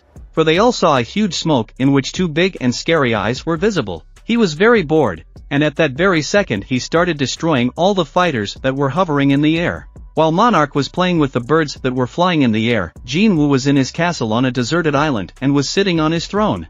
He was too pensive, for he did not know what was going to happen next. But as soon as he started to lift his head up, he saw that above his throne was written "My King," and he smiled because of it, for his commander Bar had done it. As his shadow soldiers began to appear, Jinwoo knew what he had to do next. Barayan, who appeared on the side of the Lord's right hand, began to say that it was too dangerous. And Igris, who appeared on his left side, agreed with him, but Jinwoo realized that they were all worried about him. However, he can't sit idly by, and even if the danger is too great. Not this time, and the previous Shadow Lord said that this was the reason why he chose him. So he began to turn to Barayan, asking what he would do if Osborne was in the exact same situation. Barayan began to say that there was no way he would have given up. And our hero smiled after those words, and there was a look of surprise behind it. He looked at his lord and began to realize that he was the same as the previous Shadow Lord. Immediately after that, a decision was made and all of his shadow commanders bowed their heads and began to say that they would follow him until the very end. As soon as Jinwoo heard that, he stood up, and you along with him. And as soon as he pulled out his phone, Barayan asked if he would call his family at a time like this, to which our hero replied that he was afraid to hear their voices and it would prevent him from moving on. At that very second, he cracked his phone open and was ready to go to the very spot where his opponent was waiting for him. There was only one of the dragons left here now, flying behind one of the fighters out of that entire dozen. Still, the dragon was much faster, and eventually it caught up to that fighter and blew it up. But the soldier who was flying it was able to eject in time. As soon as his parachute opened, he started to descend to the ground and found himself near one of the broken buildings. He didn't stand still, and at that very second he hid behind a corner, seeing his comrades being devoured by the terrifying monsters nearby. Suddenly, goosebumps ran through his body and he saw some slime drop on his shoulder. When he turned around, he saw a huge centipede in front of him that was staring right at his face, and at that very second, it started to attack him. However, he jumped aside in time and grabbed his automatic rifle and started shooting at the centipede. He hoped that he would be able to destroy it, but the gun ran out of ammunition and he realized that this was his end and he was going to die. He barred his eyes, but as soon as he opened them, he saw that the monster that was attacking him had been torn apart. At first he didn't realize what had happened, for it was all done in a second. And as soon as he looked behind that slain monster, he saw the hunter Jinwoo, who was standing as if he was Jesus. Immediately, Jinwoo turned around and told that soldier to hurry up and leave, but the soldier didn't understand, for he was still in a state of concussion. But as soon as he saw the terrifying monsters coming towards him, he started screaming. At that very second, Jinwoo began to use the ruler's touch and a power that was created from darkness appeared in his right blade. And as soon as he swung, all the monsters that were running at him were destroyed. The hunter realized that this would be the start of the war, and all of his shadow soldiers started to appear at that second. At the same moment, the monarch realized that the Shadow Lord had appeared on the eastern front, and the monster that was near him began to speak to the monarch. Why don't I move all their forces there too? To which another monarch started to say that his shadow had no army, so now it was best for them to disperse their forces. He was going to single-handedly defeat all the monsters and turn them into his puppets afterward. It looked like this person had decided to start small instead of going for a meadow attack, and the monarch was wondering what the Shadow Lord was up to after all. At the moment, the head of the association was watching a live report from the place where they reported that communication with the hunters who had been sent to fight the monsters had been lost. America had urgently mobilized the armed forces to buy time to evacuate many of the population. He realized that the tragedy that unfolded on the other side of the world, first in Canada and now in America, which was famous for its incredible fighting power, was being destroyed literally before his eyes. And now humanity was left with only one hope, and he prayed that it would not leave them. Hundreds of soldiers were joining the ranks of the Dark Army every second, like a tsunami that swallowed everything around it, and the Shadow Wars were rapidly filling the battlefield, painting it in deep black colors. Hunter Jinwoo's last hope was to fight with all his might against the monsters that appeared in his path.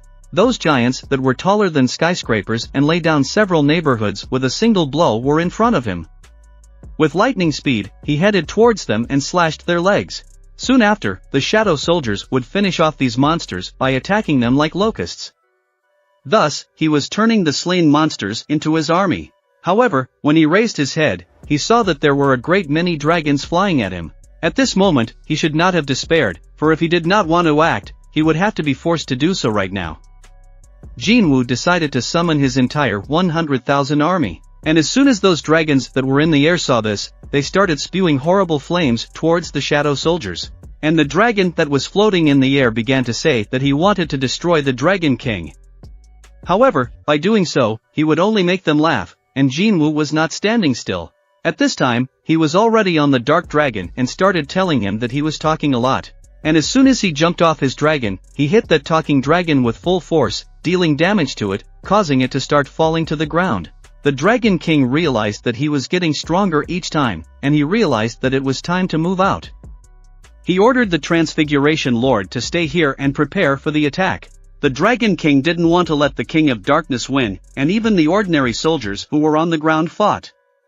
They saw the terrifying monsters in front of them, but they spared no ammunition and fired. The more the better, because if they hit the appearance of the enemies, they would at least slow them down and they would by no means wait for the hunters to come and save them. And just as one of the monsters began to approach the regular soldiers, Thomas Andre appeared and with one blow sent the large monster back where it came from. He was glad that he had not seen such monsters for a long time, because just recently they were only found in dungeons, and the scavengers were ready to fight, although Thomas Andre realized that there were a lot of them. But that was alright. But at the same moment someone else appeared, emerging from the shadows of the monsters, and began to tell Thomas Andre that this was the same vessel that had lost to the Beast Lords. And he was the Steel Body Lord, monarch of the monstrous humanoids. In a split second his life could be cut short by his fault, and he asked Thomas, he still wanted to fight. But Thomas didn't understand what he was saying, for he didn't care at all, for it was not his style to think long. And at that moment a huge shadow appeared behind Thomas, from which the shadow soldiers started to come out, and the first one who came out was the Baron Commander-in-Chief. And began to tell the monarch of the humanoids that they had not seen each other for a long time, but the monarch of the humanoids did not understand where the shadow army came from and, did he really say that they were hiding in the shadow of an ordinary man? It was unbelievable, and he decided to quickly report it to the Dragon King. But suddenly he realized that his communication channel was blocked.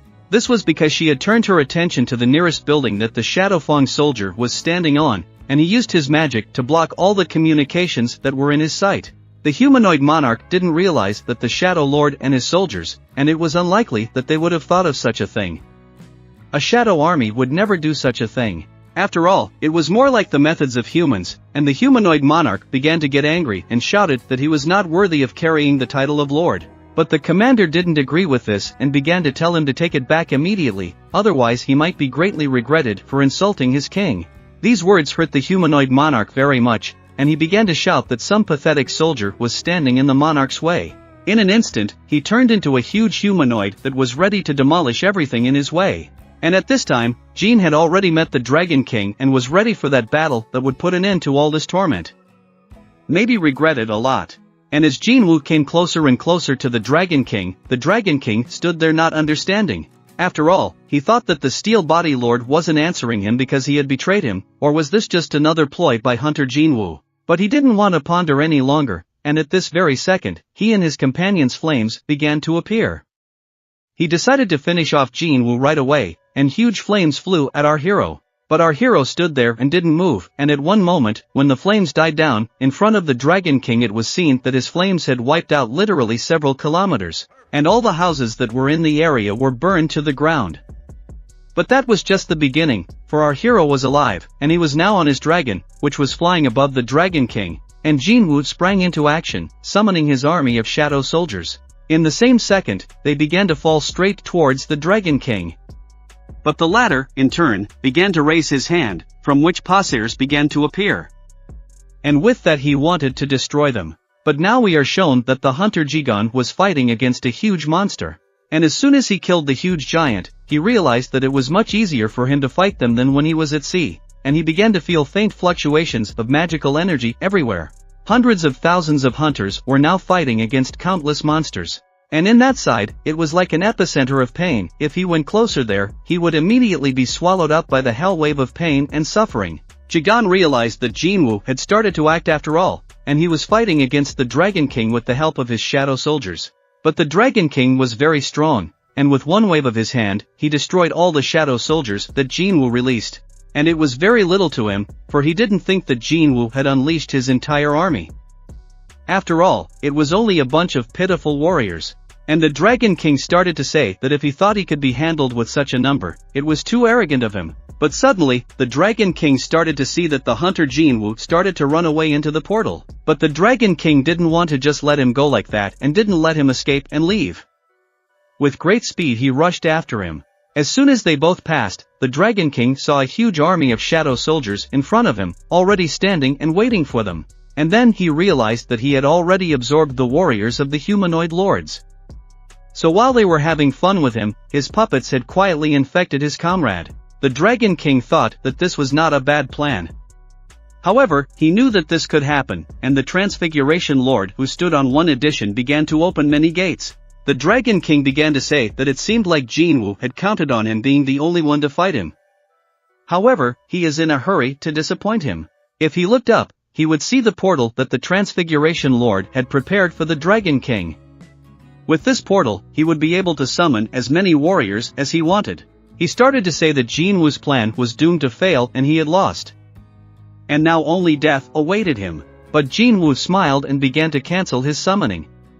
It became unclear to the Dragon King why he was letting his warriors go. Don't be afraid, I surrender already, although there is an overwhelming might ahead, anyone in his place would have done the same. After all, a lot of dragons were flying towards Jinwoo, but he wasn't afraid in the slightest. After all, he was ready for it, thought the Dragon King. And he began to close his eyes, and some strange energy began to appear in his eyes. In that very second, the Dragon Password guessed what he was going to do. After all, among all the skills that can be obtained thanks to the Reed Rune Stone, there is the most ferocious one. This skill puts everyone into deep despair, regardless of whether it's friend or foe. And here, even Dragon Terror will not help. And thus all the dragons who were in the sky and all the monarchs who were on the ground began to feel a terrifying pain. The Dragon King, who was watching all this, did not understand why it increased. He thought that it only affects dragons. And at that very second, Jinwoo appeared, holding the Dragon Lord's hand, and began to say that he was about to go with him. The Dragon King realized that he had planned everything just for this. And in that very second, they started to appear in a different place, that deserted island where Jinwoo's castle was. The Dragon King couldn't understand where they appeared, but Jinwoo started saying that they were now on the other side of the world. The Dragon King began to say that if he had as many warriors as they were there, he could easily defeat them. However, his mana reserves were not limitless, and he had done the right thing by bringing only him here. But suddenly, the dragon noticed the castle in front of him and asked whose castle it was. To which Jinwoo replied that it was his castle. The look on Jinwoo's face was funny when the Dragon King said that it was somehow small for a Shadow Lord's castle. At this moment, Jinwoo still decided that its size should be enough to celebrate the death of the Dragon King. But the smile that appeared on the Dragon King's face was incomprehensible, and he began to say that he would see how much would be enough while his wars were looking for him. In an instant, the Dragon King began to turn into a huge monster, and he was so big that the castle was like an ordinary car in comparison. But our hero before him was already prepared for this battle and had already managed to summon his shadowy commanders and commanders-in-chief. Mrs. Selner, who was in the same edition, was looking out the window and began to tell that man to look, that all of America was drowning in bright flames and the waves of magical energy were not fading. The chairman of the Bureau, 8, could not come to terms with what he had recently learned. After all, if what Hunter Jinwoo said was true, then he has no idea what they are going to do. And he wasn't the only one, for there were hunters from all over the world with him. No matter what rank they are, ranked ones are only slightly different from ordinary people. Compared to military men, they can wear armor and weapons from tempered with magical energy. However, each of them is well aware that this is just a drop in the ocean. With and without are vastly different. While one can only slay one monster, the other ranks can slay 3 at once, and with ranks can slay 10. But even that won't be enough. The same goes for the C-ranked. Together, they are capable of destroying thousands of monsters. However, even the highly ranked ones are not immune to death. And one day, each of them will become part of the vast firmament that will shine pyramids of stars to them. And one will follow the other, one soul will drift away to the heavens, followed by a ray of light in pitch darkness. What a rhythm their journey is, full of pain and despair. For this is how hope is born, and the president of the Hunters Association of Japan at this time began to report that the hunter Jinwoo had managed to capture the enemy leader, and they traveled together to the uninhabited Japanese islands. But the president of the association knew that Jinwoo had mentioned this somewhere a few kilometers away from Japan was an uninhabited island, overflowing with magical energy. If that was indeed the place he thought, then it was possible that the war could end with minimal casualties. Apparently, that's why he was hiding there. And the subordinate started asking the president of the association if he would order a gathering of hunters, to which the president started to reply, what about them? Would he want them from the rank and file or the national level? I mean, they have everything in America now, or should they send more rank and file over there? He asked his assistant what he thought, and the president of the association started telling him that because he didn't even know that once upon a time hunter Jinwoo was also still orange. So even such low-ranked hunters could become heroes who were now fighting against a huge dragon and together with their shadow soldiers. Jinwoo began to attack the Dragon King, thus binding his huge clan so that he couldn't spew his horrible flames. And the large giants that were in Jinwoo's subordinate fell the Dragon King to the ground and began to restrain him. His subordinate Supreme Orgma began to use his magical power and pressed the Dragon King even harder to the ground. He was chained to the ground. The two commanders-in-chief leaped into the sky and began to attack the Dragon King with tremendous power and speed. Igris, who appeared in the sky, drew his sword and started attacking him with lightning. Jinwoo, who was watching all this, realized that everything was now going according to plan. But suddenly the Dragon King started laughing and said that it looked very funny, because he loves to overwhelm his opponent with numbers, but he didn't know that one day this trick would work on him. And damn, it was a lot of fun for him, but he decided it was time to do the honors and he was getting a little carried away. The Dragon King jumped up and started performing Dragon Terror. Darker Shadow, the soldiers who were on this island fell under his influence. After all, this dragon control technique had subdued Jinwoo as soon as it sounded, and he could no longer control his soldiers, so he began to cancel the summoning. But as soon as he started to do so, the Dragon King opened its huge mouth and started spewing out a terrifying power in the form of fire. The huge flames flew towards our hero, who was very close, and the Dragon King told him to return, calling him to repent. As the terrifying sphere of fire flew away and exploded into the sea, the Dragon King stood looking at the burned island. He spoke words of reality. Blood, screams, madness and fear all merged together. The creatures that lived only amongst the moonlight and were willing to die for it were the true embodiment of destruction. He, the Dragon King, the monarch of destruction, and Teres and Jinwoo, who was on Earth, realized that even magic in these lands after the death of the King of Giants was of no help. His immortal wars would instantly disappear before his fiery breath. And at the same moment, the Dragon King transformed back into a human and began to descend to the ground. Speak, Jinwoo, so he can relax, for I have no intention of killing him yet, he said, impressed by how far Jin was able to get away from his pursuit. Though he could foil his plan at any moment, he wanted to have a conversation with him now. You government and Osborne have already betrayed your memories, the king continued. But I warn you, their location is not here, but on the other side of this world, and the ruler's army is who you must pursue. An absolute being has ordered them to destroy the monarchs, and the Shadow Lord is going to help them. I'd like to finish him off first, and then deal with the rulers. However, after seeing Jin fight, the king changed his mind. He realized that Jin is nothing like the past Shadow Lord, and in this he sees a chance to defeat the ruler's army. The Dragon King offers Jin, if you want your family saved, that's not a question, I'll help. And if you want your country saved, I'll support you. But if you want me to leave this world, just ask and I will gather my warriors and leave this place forever. You will be the master of this world, and no one will even say a word to you. But the Dragon King held out his hand and began to say that first of all he would like him to shake that hand and they would work together to defeat the ruler's army. Then his family, no, all the people of Earth, could have peace. And the Dragon King asked, does he agree to such a tempting offer? But Jinwoo answered him not to make him laugh, for he really thinks he's just a confident freak who longs to destroy him. After all, he has it written all over his face. After the Dragon King heard that, he started laughing and said that it was a great pity. And that was his final mercy, and now the Shadow Lord can prepare for his death. At the same moment they started fighting again, and the Dragon King used his ability, enlarging his left hand to the size of a large dragon paw, which carried towards our hero. But Jinwoo was able to dodge it by leaping into the air, and in that same second he summoned his dragon, barring it from attacking, and flew even higher. Then the Dragon King transformed back into a huge dragon, which started spewing its flames from its big mouth towards Jinwoo. However, it was a miss, because Jinwoo ordered his Kaisel to drop down, and they began to fly around the Dragon King from the side. As he flew even closer, he spun with such speed that his blades that he had in his hands began to slice through the Dragon King's neck. After that, he jumped again and flew. But soon he realized that even they, the dragons, didn't even leave a scratch on him. The Dragon King and Jinwoo decided to fly a little farther away. He sensed that the Dragon King would attack with dragon terror again, and at that very second, castle started to burn with horrible flames. But he reacted in time, grabbed his master by the tail and threw him back. Jinwoo realized that he had saved his life by doing so, for he had thrown him aside and was flying onward.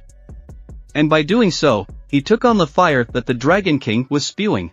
As soon as the flames ended, all the water near the island began to boil, and the Dragon King realized that he would not die from such a thing. Because there was so much dust on the island, Jinwoo was able to stealthily sneak up on the Dragon King and jump on his neck. Once he took a closer look at the scales, he realized that he looked like a mamu. He started punching at one point with all his might, but the Dragon King knew where his opponent was and started hitting him with his big paw. However, Jinwoo managed to bounce to the side and thus summoned his shadow dragons, which pounced on the Dragon King at that very second and started biting him on his large neck. The second dragon also began to test him with its flames. The three dragons surrounded him on all sides. And our hero was on a dais and began to watch this. But soon he realized that he was not affected by the breath of the dragons under the leadership of Billion. On mistakes, his attacks and defenses are incomparable to nothing. No one has faced him before now, and he won't be able to overpower him in the same way that he helped straighten out the other dragons. Jinwoo began to realize that he needed a power more powerful than armor, capable of cracking a mountain with his bare hands. And then it came to him that he could use his armor. As soon as the Dragon King dealt with the shadow dragons, Jinwoo began to say that he couldn't be broken by such a small thing. Suddenly, the Dragon King saw that the elevated area around Jinwoo was accumulating dark power. He wondered what he was up to, but Jinwoo realized that he would surround himself with a dark aura-like armor and create black armor. And even bigger, even stronger. The energy was so immense that everything else seemed insignificant in comparison. The Dragon King, looking at all of this, realized that this was an immortal body. This was impossible for him, because the Shadow Lord was originally a fragment of light. So this would be his true appearance. It was incomprehensible how he could be so huge, and he realized that he was summoning the power of death into their reality. And someone who was just a simple man not long ago, the Dragon King wondered this question about how deep his connection to the other world was. When all the dark energy accumulated near our hero, he realized that this was the true power of the Shadow Lord that Osborne had given him. Deep within his body, a power as enticing as bottomless darkness grew, and he became a Dragon King. When the dark energy glowing Jinwoo approaches him, he realizes that he has spent a lot of time on the brink of life and death and realizes the reason why Osborne, a past Shadow Lord, decided to pass his power to a mere human. This man had constantly fought with his own shadow before receiving such power. There is definitely a price to pay for this man's life, and the Dragon King decides to kill him now because he has proven to be too dangerous. At the flame that the Dragon King once again spewed out, Jinwoo was able to block it with his dark energy, and he received a huge roll of thunder in response. And so they met, and now this battle was about to end, but who would be able to win? That was what they were now determined to find out. As soon as they collided, the energies of flame and darkness began to erupt in different directions like a tsunami. The two terrifying forces glared one at the other, and the Dragon King swung his huge paw, preparing to strike Jinwoo, who was in his armor in berserk mode. But Jinwoo was able to parry his strike and retaliated with a punch to his big muzzle. As soon as they leaped into the sky, the Dragon King grabbed him with his big teeth and started throwing him in different directions. Jinwoo flew off and fell to the ground motionless. But suddenly, he opened his eyes and saw a huge flame flying at him, which was being exhaled by the Dragon King himself. As the flames engulfed the entire island, most of the flames did not hit our hero. He did, however, manage to cut off one arm. But it turned out that it was only armor. In his other hand, a dark sword appeared, which he began to use to fight the Dragon King. Thus, he became so strong that dark energy and flames started flying in different directions. The Dragon King cried out in pain, but then swung his big tail and hit Jinwoo, who flew off to the side. The Dragon King then started flying upwards towards the mountains and huge fireballs appeared around him, which immediately started attacking the entire island as well as the place where Jinwoo was. When the dust settled after the battle, dark energy flew from the island in response, which severed the Dragon King's one wing. Following the first clot of dark energy, the rest flew. They developed because the dark energy clots were flying towards the Dragon King. But the Dragon King noticed it and started spewing flames. It all collided and there was a huge explosion that began to cover the entire island, and the waves that enveloped this island began to flow in different directions. As the dust began to settle, Jinwoo's armor began to disintegrate, and eventually, he fell out of that armor and fell to the ground. He sighed and realized that it must be hard to maintain such an armor, and it used up too much magical energy. The Dragon King started to say that So-and-so would give him another chance and before it was too late, he should join him and become a Shadow Lord, then maybe the king would spare him. But the armor that was still on our hero's body began to appear, and Jinwoo began to reply to the Dragon King that he wasn't interested in cooperating with monsters like him. The Dragon King thought this was too rude and began to pull out his huge sword with his hand. As soon as their eyes met, they shifted and began to fight in human form, but almost human. Their blades began to make very loud noises and the Dragon King began to say that there would be no mercy for him and he would turn him to ashes and everything he held dear and his family and friends that he was so desperate to protect would die and he could fight all he wanted. However, even as king of the dead, he will still be a man who fears death itself. If he wants to experience the power of the flames that will burn him to the ground, then even the super heavens are powerless before him. Soon the whole world will turn to ashes, and his pathetic dreams into illusions. And surely he must have already realized what Osborne's power is, the endless cries of suffering of people from all over the world. This is War, the song of the army of destruction summarizing the existence of mankind. Jinwoo must hear these pleas for help. Let their despair penetrate his heart, and he will die and regret his choices. But after hearing everything, Jinwoo replied that it was so strange, because he wanted to tell him the same thing. It should have been nearing the end of this battle, but the dagger that was in the air started to turn towards the Dragon King. Jinwoo, who was sitting on the earth, bounced to the side at the same moment. The same blade that was in the air started flying towards the Dragon King, but froze near his barrier. The Dragon King began to call Jinwoo's name, calling him a fool and pointing out that the dagger created from the dragon fawn wouldn't be able to harm him. After all, it was ridiculous. The flame born from darkness and the darkness that emerged from light were finally clashing in a bloody battle, and the end was near. Jinwoo, who was standing behind the Dragon King, was in agreement, for he already knew how it would end, and he decided to resist anyway.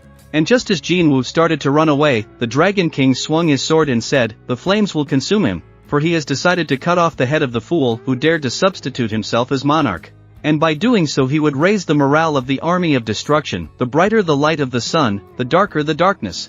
And just as the sun began to appear over the horizon, our hero attacked the Dragon King. In response, the Dragon King started shouting that he would tear him to pieces and he would become food for flies. The hottest death awaited him only if he dared to resist the Dragon King. But Jinwoo didn't think so. For he swung, and his blades appeared in his hand. One moment, he was a completely different person, a Dark Lord, but the next moment, he was again who he was originally, a little boy just beginning his journey. At the very moment he swung, Jinwoo said to the Dragon King one last time that didn't he already realize that this was his end? And at the same moment, his father's blade appeared in his hand. Thus, the Dragon King's armor began to crack, and our hero overpowered him by cutting him in half. And the Dragon King realized that he had managed to hit it after all, and with a single blow. He hadn't expected to break through his defenses and the gate where they had come from, and when they had arrived, the link between the two worlds was not easy to connect, and it would take at least immense power to do so. The Dragon King wondered about the ruler's army here. Was it really his original plan and he wanted to face it in battle to release the energy accumulated here and summon allies? After all, he had thought that he had deliberately dragged him into such a wilderness so that no one could interfere with them, but only played into his hands. And the Dragon King asked Jinwoo how he had found out about this method, to which Jinwoo replied that it was very simple, through the vessels and the remaining fragments of light endowed with the power of the rulers. They were the ones who helped him, and the Dragon King realized that it was with their help. He had created this gate from 10,000 options, and he had chosen the one that, despite his defeat, guaranteed total victory in the war. It was very sad, and the Dragon King realized that this was the end for him. Jinwoo began to say that it was him after all, he was the Dragon King. He spoke of the Demon King, the Ram and the Beast Lord betraying the Chosen One. And the Dragon King replied that it wasn't the puppy who had told him everything, but Jinwoo countered that it was Osborne who had told him everything. And by the way, he said hello to you, Dragon King.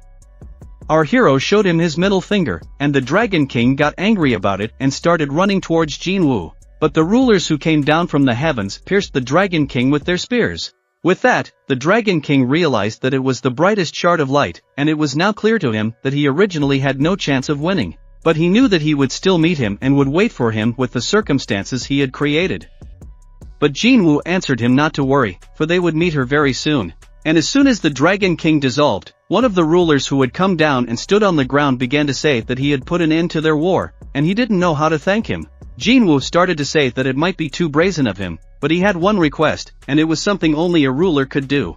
And the ruler replied that he would do his best to help him. To which our hero said, "Can they use the cup of rebirth once more?" The rulers began to ask what he wanted with their help.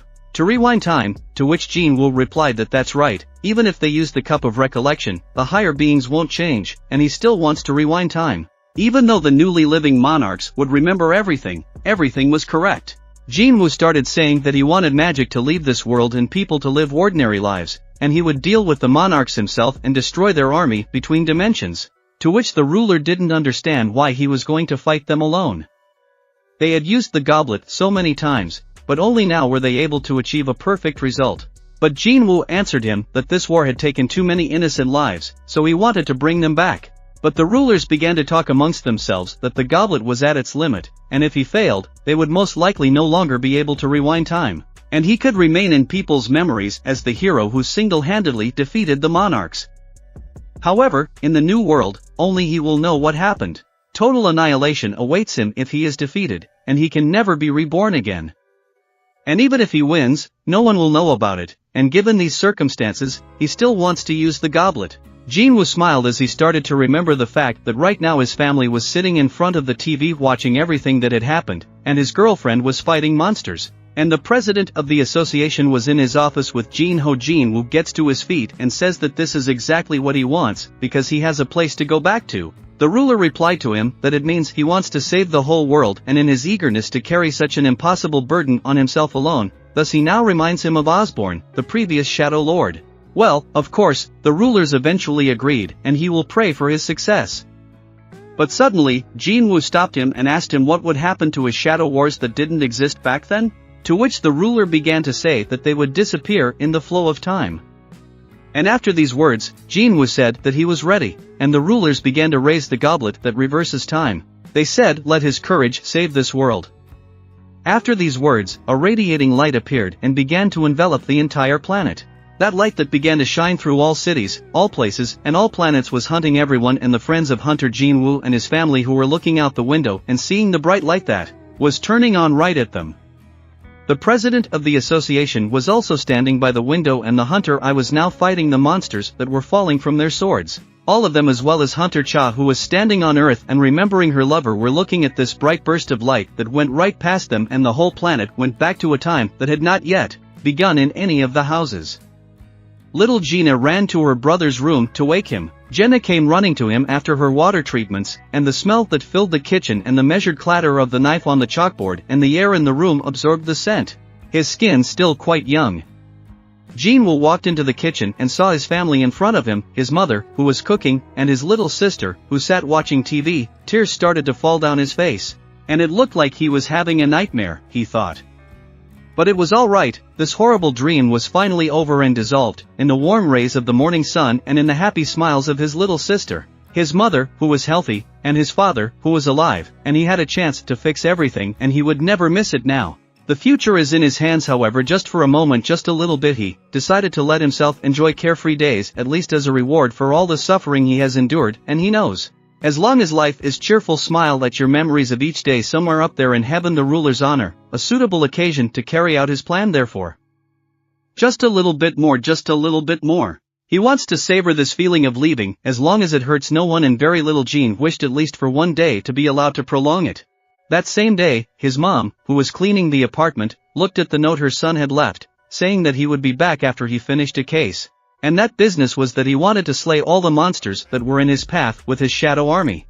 In a world of silence where only darkness existed, it was unbearably boring without battles, and by holding victory after victory, he was finally able to reach the monarch of the demonic ghosts and foil the plan to create a huge gate. And now, 27 years later, in interdimensional space, at last, the outcome of this protracted, brutal, but boring war has become visible. All that remains is to defeat the Dragon Lord and his army of destruction. Time flowed much faster in this world, and now about 2 years had passed on Earth. That was quite a long time. And he wondered how Mom, Dad, and his sister were doing and if she had changed much. Maybe he should have explained things to them before he left.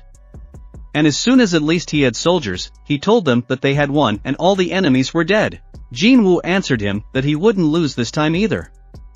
And at the same time, the Dragon King heard the news that the transformation was dead. Even though he was told that they could retreat, he decided that he wasn't going to run away anymore. He sat on his throne and realized that the Shadow Lord was truly incredible.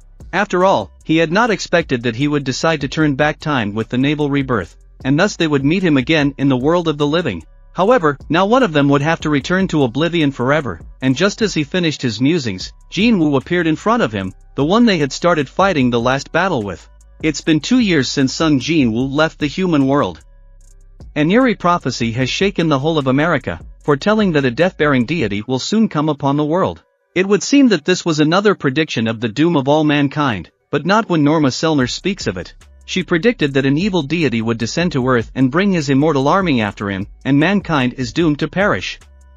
It's inevitable. 2 years ago, rumors began to spread around the world about a female fortune-teller.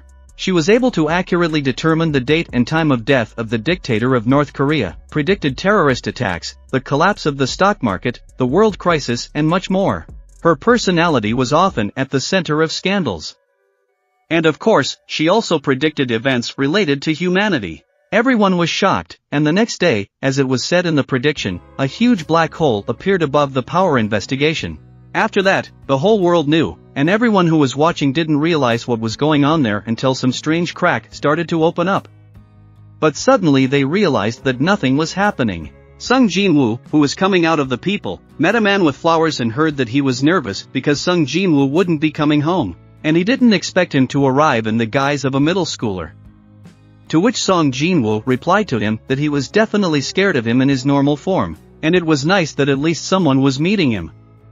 But when the man began to speak, he honestly admitted that he didn't believe in the success of his mission until the last. But now he could clearly see that his day had nourished maybe tens of thousands of soldiers, and Sung Jinwoo asked him if he was sure that he had come here not only to present him with this bouquet, but that he owed something to the envoy of the rulers.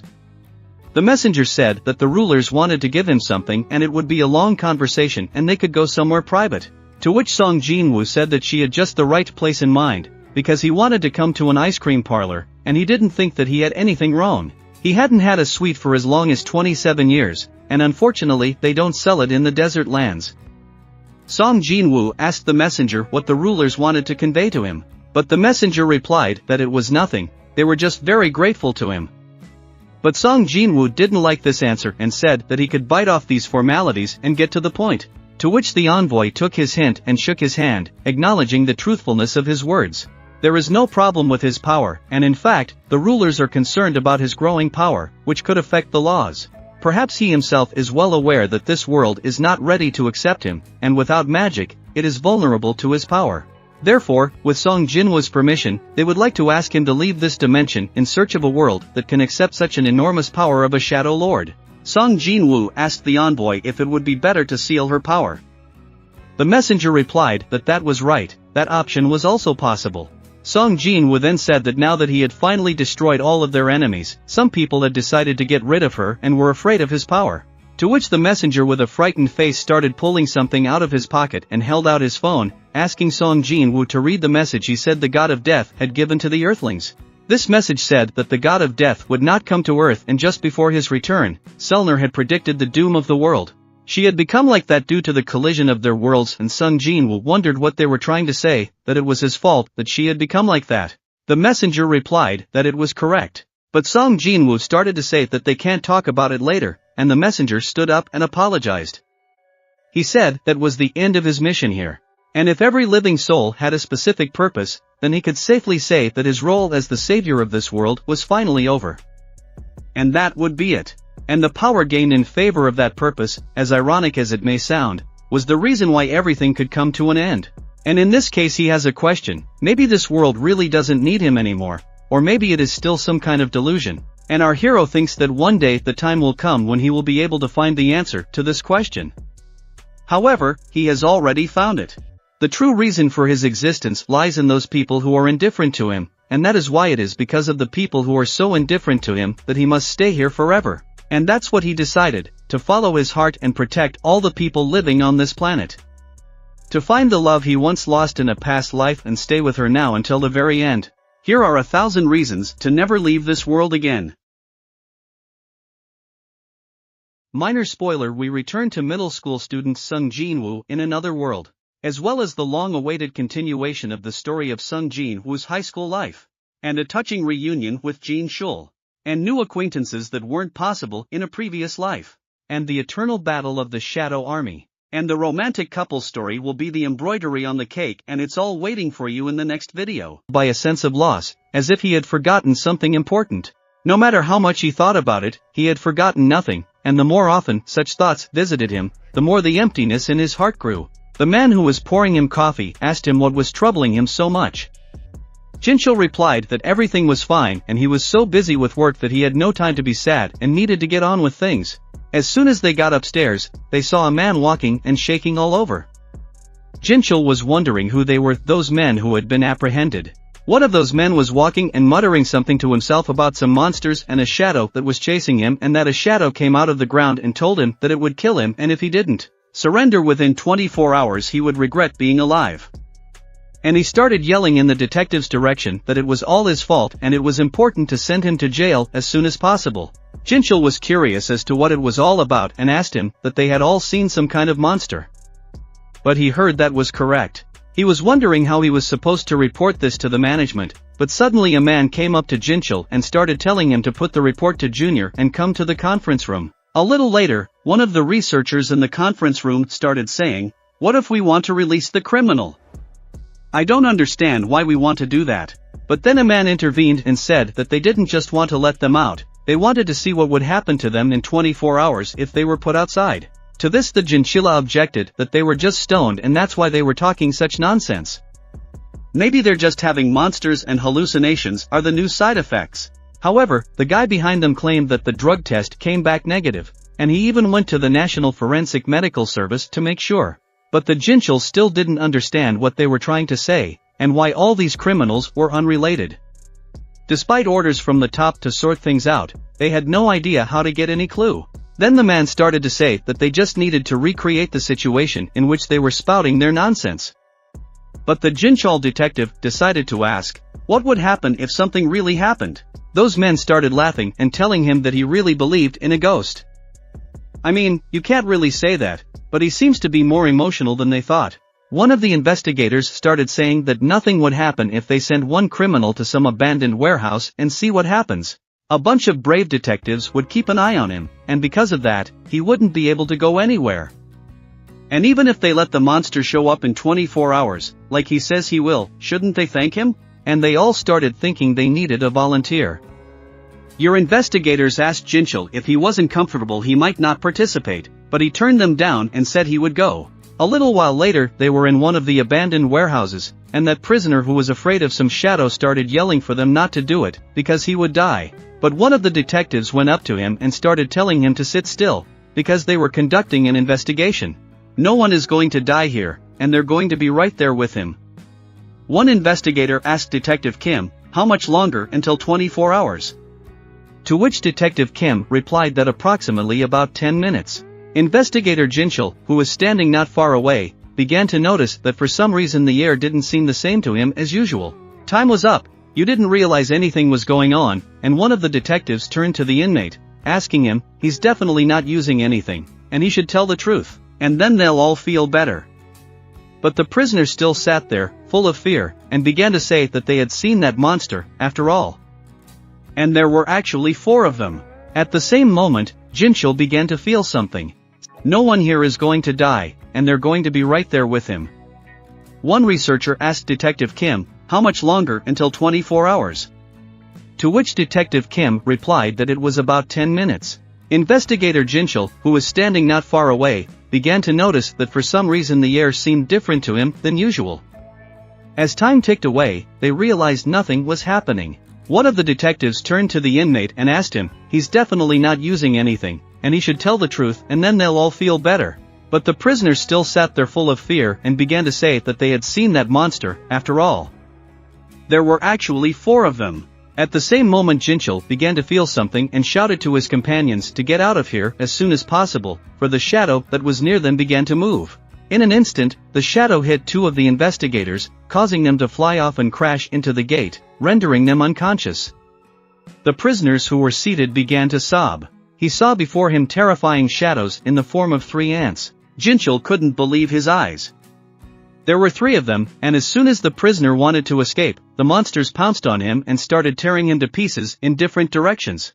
Researcher Jinchul, who was watching all this, couldn't believe what was happening. His legs began to shake as he saw the terrifying shadow ants in front of him, who killed the prisoner in an instant. Remarkably, one of the ants that looked at him began to smirk, and more importantly, he could tell by the look in their eyes that they were happy to meet him. As if there was a time when he had been in situations like this and he couldn't figure out what that could mean.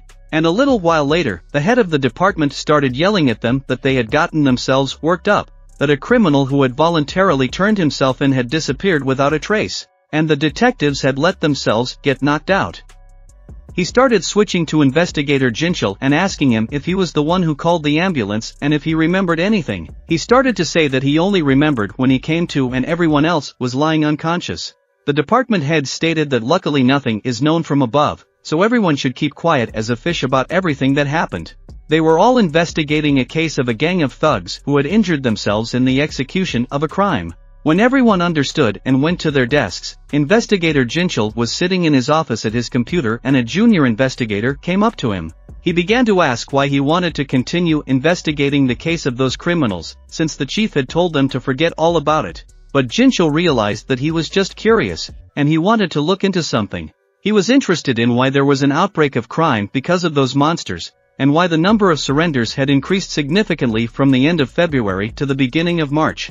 He wondered how it all connected. Although it was nothing much, the younger investigator started to say that it was just that his aunt had a small book rental store, and late February and early March was the same time of school, and he remembered her complaining that her business wasn't doing well during that time.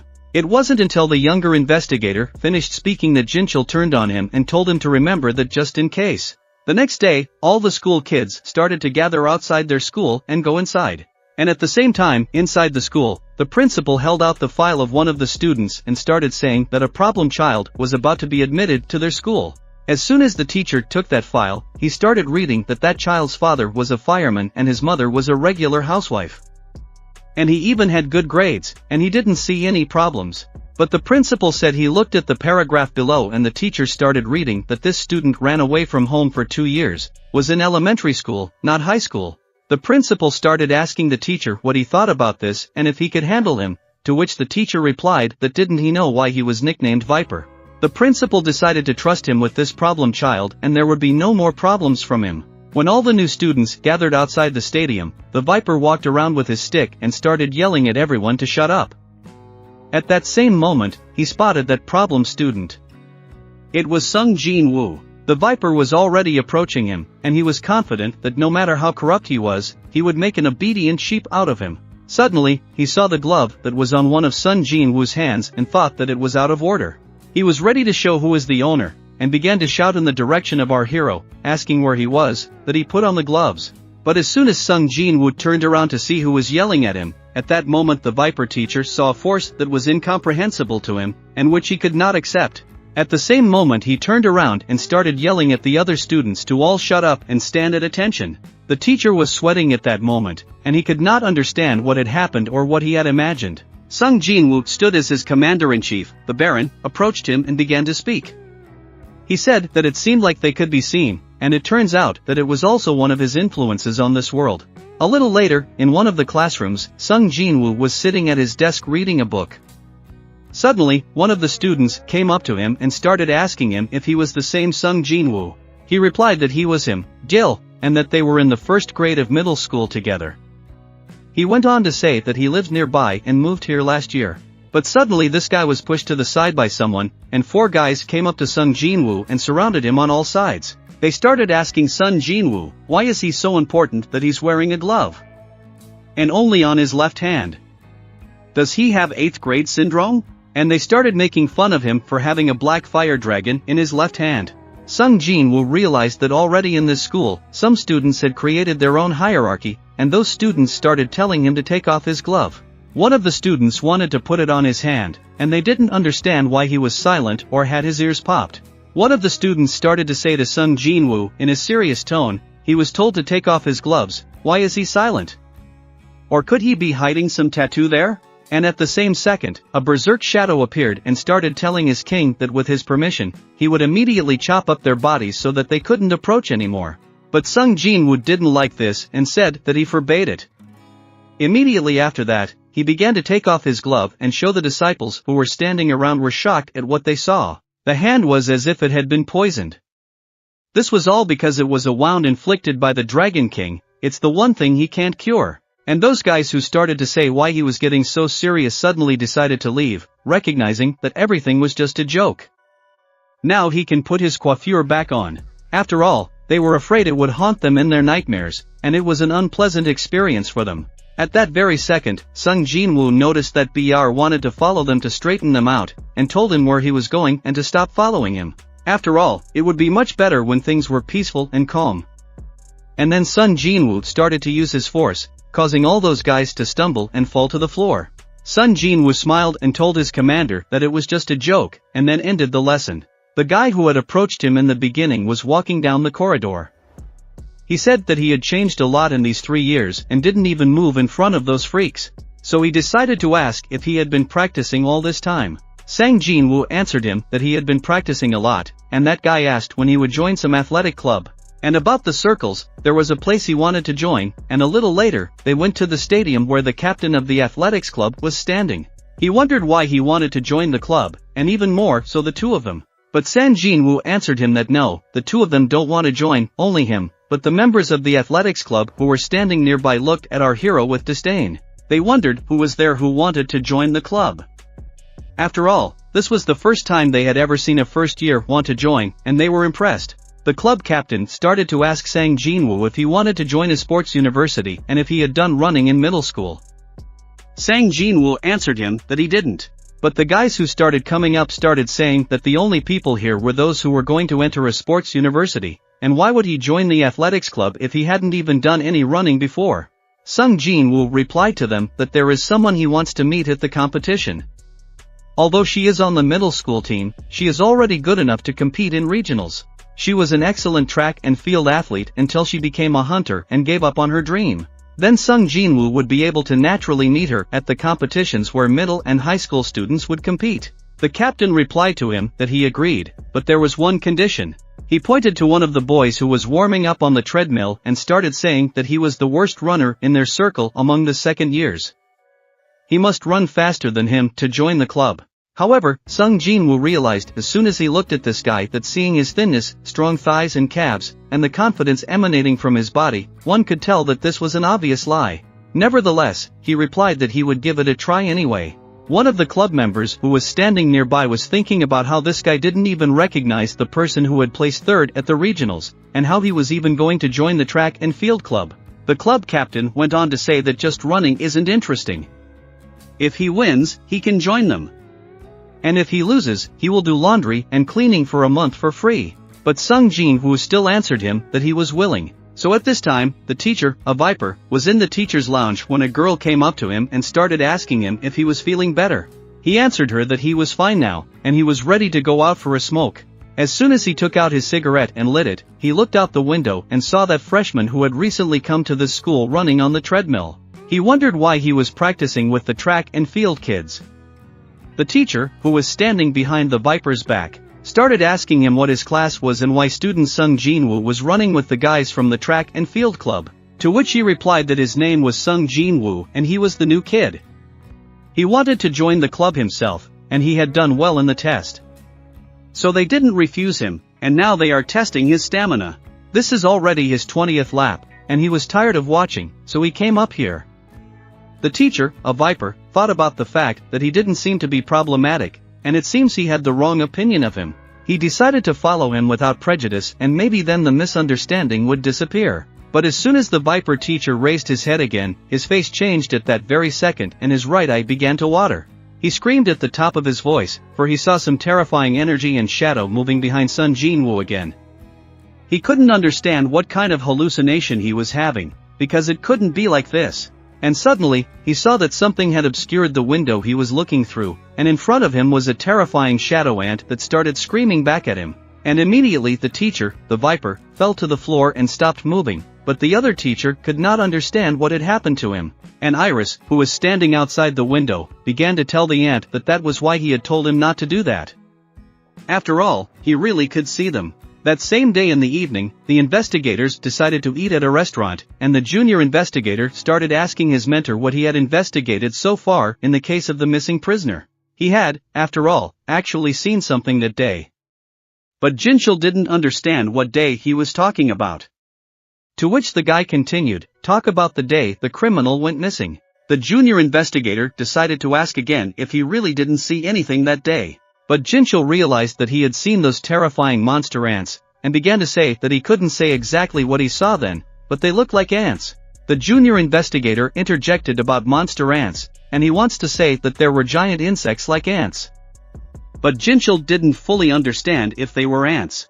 A man passing by heard them talking and started talking about how these monster ants were monsters with the heads of ants, but with bodies like human bodies. The next day in the school stadium, the students ran away with all their might, for their goal was to conquer the whole country. One of the students began to question his captain, wasn't their goal to win regionals? But the captain began to reply that he was thinking too small, for their goal was to conquer the whole country. Our hero, who was running ahead, didn't understand why that guy followed him if he was having such a hard time. The barrier that appeared in the form of a shadow began to tell his lord that people are stupid creatures. At the same moment, Sun Jinwoo started using his strength, causing that guy who was barely running behind him to start speeding up. He didn't realize what was happening to him, as his body began to burn violently. Suddenly those guys who were running behind saw the boy in front of them, who with all his might started to run even faster. They began to tell everyone to take a look at their rookie's fighting spirit, and they should in no way give in to him. At the same time, the Viper teacher, who was watching from the window all the students who were running in the stadium, looked at them with disdain and started to remember the day when he was in a restaurant and talked to two guys about how monster ants were monsters with the heads of ants but with bodies like human bodies. Suddenly he realized he was starting to talk some nonsense, apologized to the investigators, telling them he was very drunk and they shouldn't pay attention to him. The investigators, who had had a blast, caught up with him and asked if he could tell them more. Court Jinwoo, who was standing near the tree, realized that teacher lately didn't even hide the fact that he was staring at him all the time. Baryon started to tell his lord that wouldn't it be easier to erase that person's memory and take away his abilities, but Court Jinwoo decided to just observe him for a little longer. The researchers stood not far from the school and only thought about the fact that the suspects who encountered the monsters and the students' monsters have a connection that only one of the teachers can see. They feel it intuitively, but the problem is that they don't know how to ask that student about such a phenomenon. If they ask him if he knows anything about shadow monsters or ants that straighten up and walk like humans, he will probably take them for crazy. Suddenly, the investigator turned his eyes to the ground and saw a shadow that crawled past him. It was then that he realized that there was definitely something strange about this school. A little later, Court Jinwoo, who was sitting on the back desk in his classroom and twirling a pen in his hands, realized that the investigator had noticed the guard after all. As expected of the former president of the Hunters Association, Jin Shul, he had memories of his past life, but his beast eyes remained in place. The researcher who walked into the classroom started to tell the teacher that actually what he came to do was nothing serious, he just wanted to ask a couple questions to a student named Sun Jinwoo. And just as he started to get up from his desk, some of the students slapped him in the back for what he did. It looked like he was really getting in trouble. And as soon as Sun Jinwoo left the classroom and they met with the investigator, he started saying that he was apologizing for just pulling him out of class. But Court Jinwoo realized that not only years, but even decades had passed since he had last seen him. If he added more time while he wandered in the space between dimensions, he was happy to see him, but if he opened up now, he would take him for a lunatic. And the investigator who was looking at Jinwoo Court realized that there was something about this guy. After all, how could a disciple have such a look? The researcher took out a notebook from his pocket and showed it to his student Sud Jinwoo, asking him if he had accidentally seen something similar in the picture. There was an ant drawn on the notebook, and Sud Jinwoo realized that this researcher was much more talented in art than he had realized. In response to a question, he said that he had seen monsters like the one pictured in fantasy series. The researcher began to ask questions, finding out if Jinwoo Court knew what it was and who these monsters really were. However, right after these questions, the investigator apologized and said that he was a little carried away. He explained that he has been working on this case for a long time and sometimes he has strange reactions. A request to take the drawing as a memento caused the investigator to have a strange look on his face and he refused, starting to talk about not looking at such groups and vulgar scribbles. Court Jinwoo was surprised at this reaction, but suggested that the investigator return the notebook to the classroom so that there would be no problem. Thus, the situation with the notebook and the monster drawing was resolved, and Jinwoo Court continued the learning process in the classroom. Immediately after that, the investigator started to leave, but Igris, who started to appear as a shadow from the ground, started to ask his lord why he didn't tell the truth to that person. But Sud Jinwoo answered him that if he knew the ability to forget God's blessing to people, even if it was an artificial result of God's tool, and Igris immediately understood. Sud Jinwoo started to go back to his class, and a little later, when he went back to the girl who was in that class, people started to come up to him and ask him questions. What happened there and why did the detective come to him? But Sud Jinwoo started telling them that it was an acquaintance of his and he just stopped by to ask something. Those girls were surprised, because from his close ones, he has a detective and they heard that he has a nice body and they know what he does. They also saw him running in the stadium with the other guys the day before yesterday. With a slight smile, but suddenly one of the students came over, pushed the girl aside and started telling our hero that he was looking at him. And his popularity didn't even go so far as a policeman when he walked in. He started poking his dirty finger in Sud Jinwoo's face. Your joke seems to go beyond the boundaries of good tone, and it's considered schoolyard tomfoolery. Are you going to tell a detective about it or do you want to go outside? Someone asked. Court Jinwoo realized that he had better calm down while he was in a good mood. Suddenly, someone grabbed him by the neck and started pulling him aside. It turned out to be the guys from the track and field team. They explained that they had come to warn him of the danger and took him to the captain of the track and field team. Court Jinwoo got up from behind his desk and asked why they had come. The guys replied that they were holding a freshman welcome party and wanted to meet him. When Sud Jinwoo agreed, the athletics captain suggested they meet after school. After school, they went outside to run around the court. Soon after school, the entire track and field club went with Sud Jinwoo, her friend, and the captain down the street. The captain started to ask Sud Jinwoo what happened to those idiots who harassed him during class and if they could punish them for it. But Sud Jinwoo answered him that it was fine and she didn't want them to get in trouble in the competition. Suddenly, Sud Jinwoo heard someone calling her. It was an investigator who was standing around the corner. He started asking if they could talk again. The guys from the track club started to walk on and said that they would hold his friend hostage until he came to the party. When everyone dispersed, Sud Jinwoo was in the park with the investigator and he started telling her that her friend's life was at stake, so she couldn't stay here too long. The investigator bluntly said that he thought she was really the person they were looking for.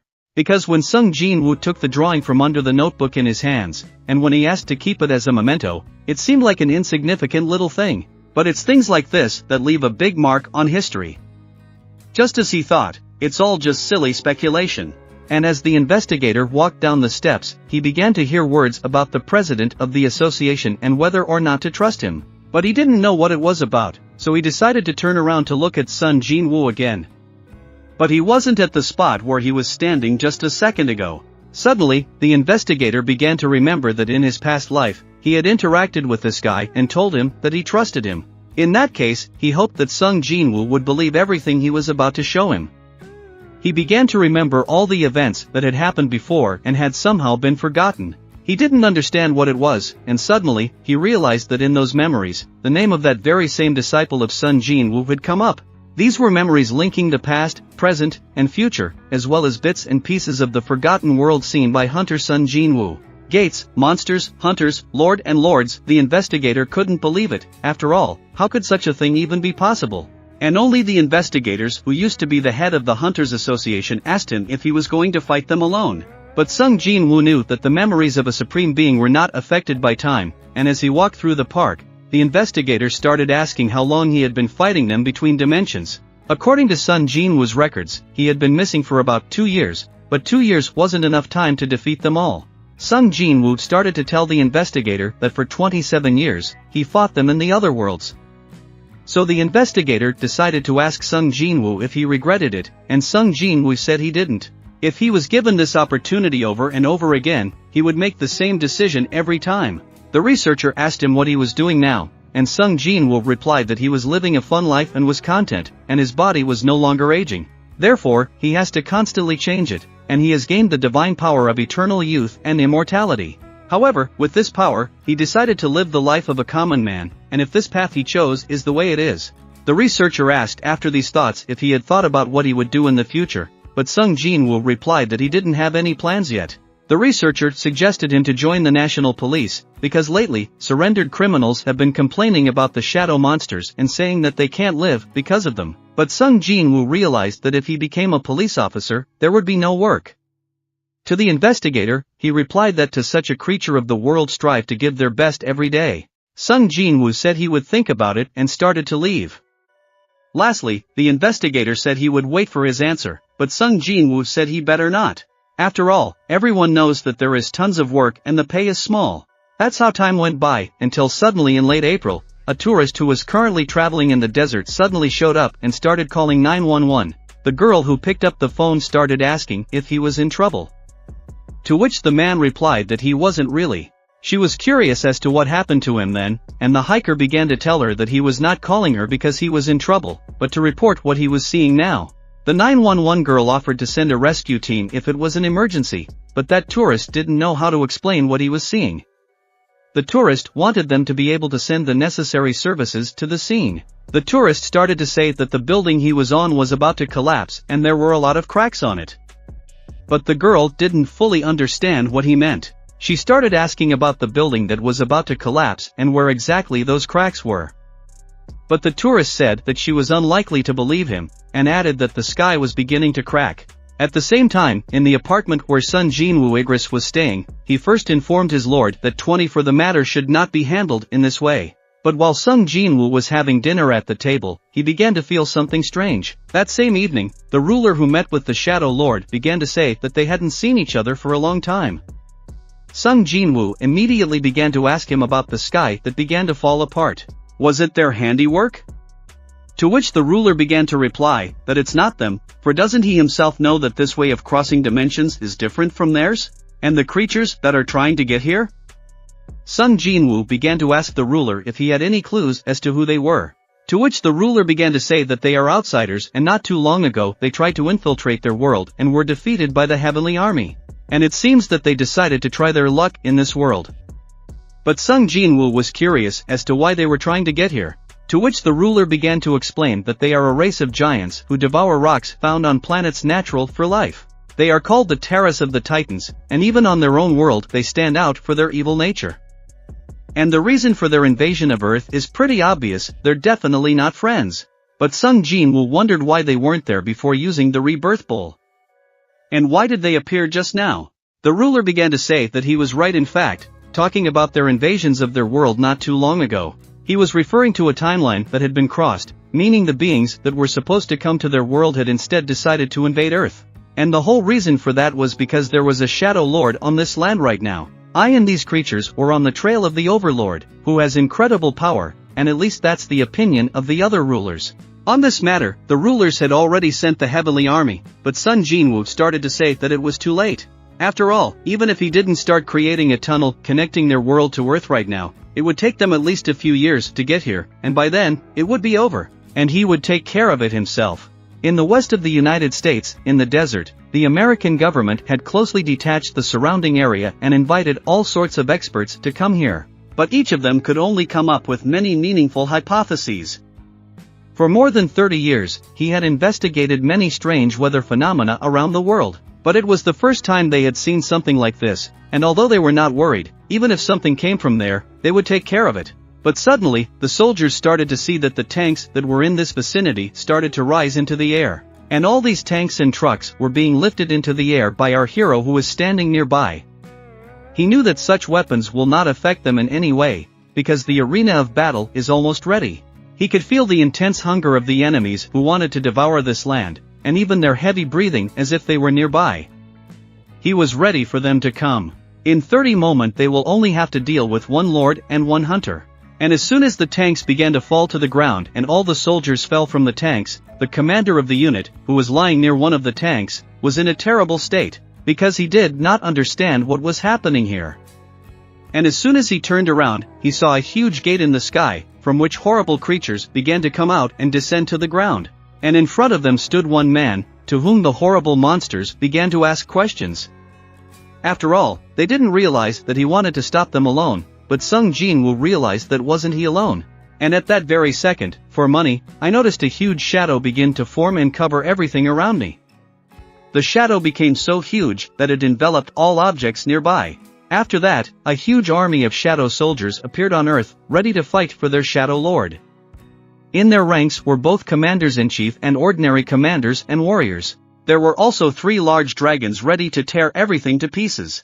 And once the entire shadow army was assembled and everyone was ready to fight to the death, Sung Jin-woo ordered everyone to start the war. At the same time, in the White House, the President of the United States was sitting in his office and began to think about the fact that in the middle of a clear sky, a rift appeared and something started to come out of it. It was an unprecedented situation, and whether it was possible to deal with it without wide publicity, began to torment him with this question. But he wondered, above all else, if they would even be able to deal with the ones coming out of there. A little later, he came out of his office and began to ask Harrison what he had just said.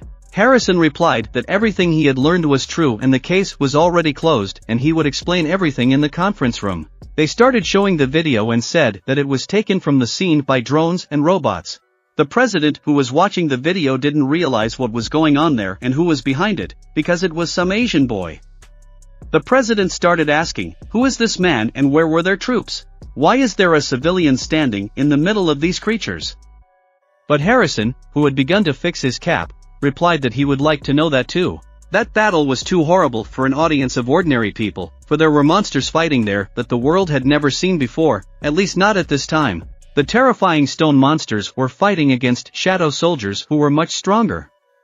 Sung Jin-woo flew at the speed of light to attack his enemy, and he cut off the stone heads of those giants that stood in his way, while the ant army reached for all the others that fell to the ground.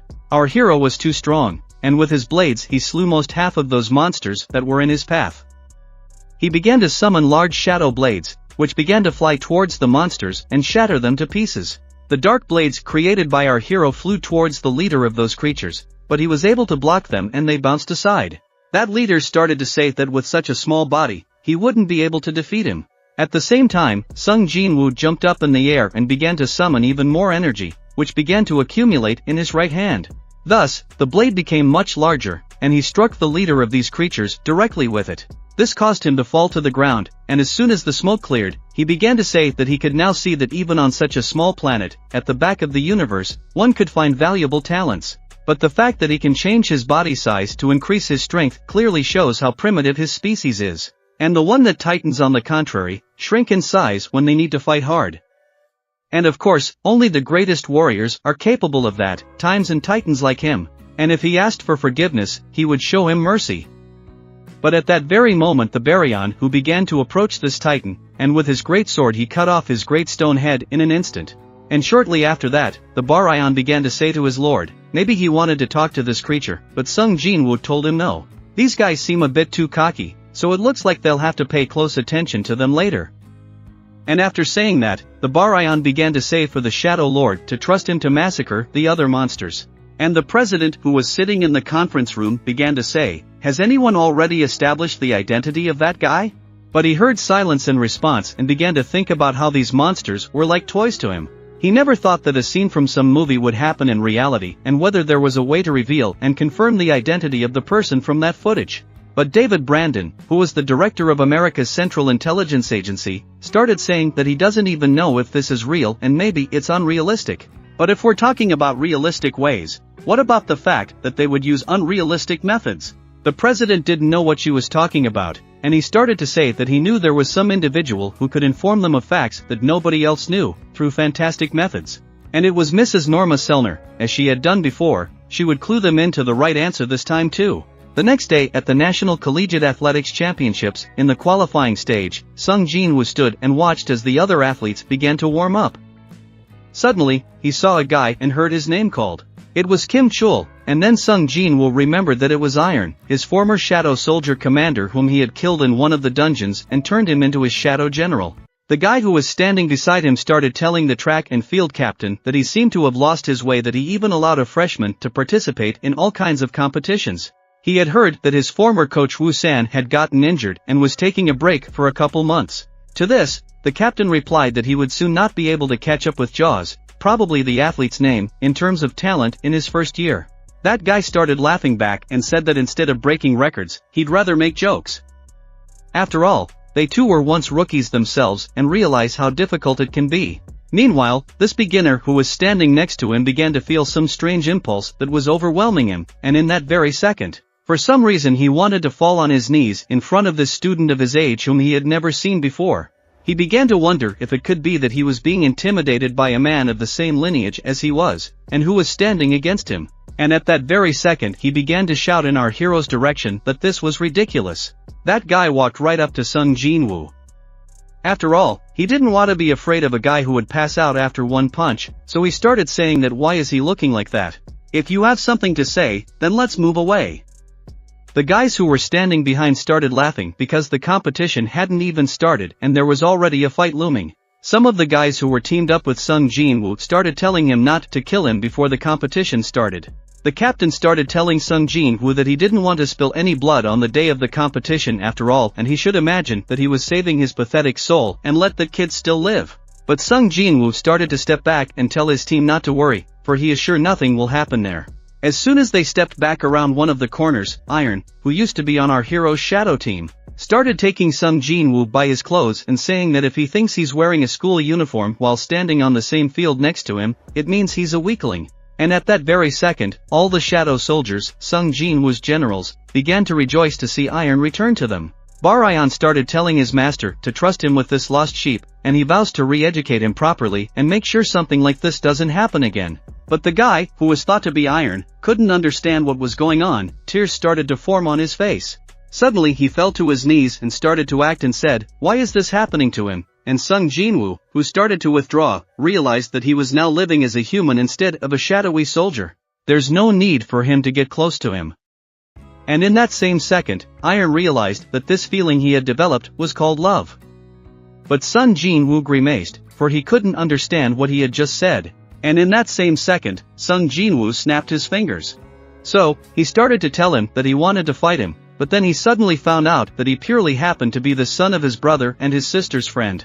They ended up splitting up, and in order to make sure that this didn't happen again, immediately afterward, Sung Jin-woo changed his memory. He started to step back and say that he was one of those who fought for this world, so he should be proud of himself. A little later, the middle school preliminaries were about to start. All the competitors were supposed to gather in the competitor area. But at that time, some man started to approach the house where Mrs. Selmer lived. And as soon as she opened the door, she saw Dave standing in front of her and was happy to see him.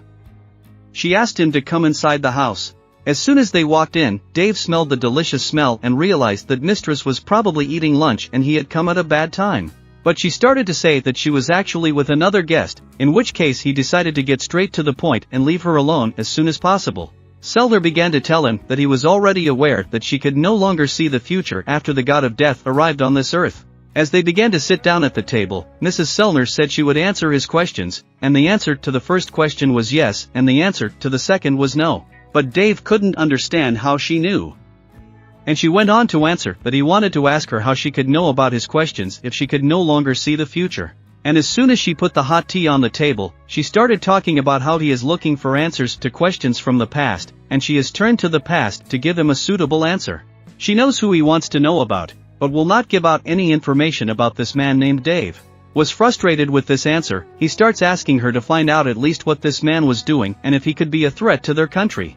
She says some unrelated situations, but decided not to say anything because she knows and started asking him a question. Didn't he see that video where the man stood against frightening monsters and giants without taking a step back, and his strength was scary and incredible? And this time it saved humanity. The woman started to say that then he would believe her if she said it wasn't the first time. After all, there had been other similar cases in the past, which meant they were all on the verge of extinction themselves. Though I don't know, and Dave began to realize that maybe, just like the mistress said, this man had actually saved them. After a little conversation he started to leave the house, and lastly he asked her what that man was filming and if she could claim that he wasn't a danger to them. To which she replied that yes she could, in which case the man understood and began to pretend like they had never spoken. Lastly Selner told him that she had baked cookies and he could try them, but he declined. After stroking the boy's head, he started to leave. And just as he started to leave the house and closed the door, Thomas Andre appeared. Otherwise, he says he doesn't like this old man and maybe he should teach him a lesson. But Selner starts telling Thomas that couldn't he be stripped of his athlete's license if he causes another incident. At home, with Andrew he decided to ask another question: why do accidents kill a lot of people, and not just him, especially car accidents? Countless people die in them almost every day. But because of her foresight he was able to survive, so he decided to ask why she saved him then. Well, she started to say because he had done a lot of good in his past life. Thomas Andre didn't realize it was about him. She says because he's a regular fighter who was dubbed as the UFC's lightning rod. That's massa. I asked Mrs. Selner, what did that man in the video do, since such an important uncle came in? To which she replied that he saved the world on Thomasandra by smiling and eating cookies.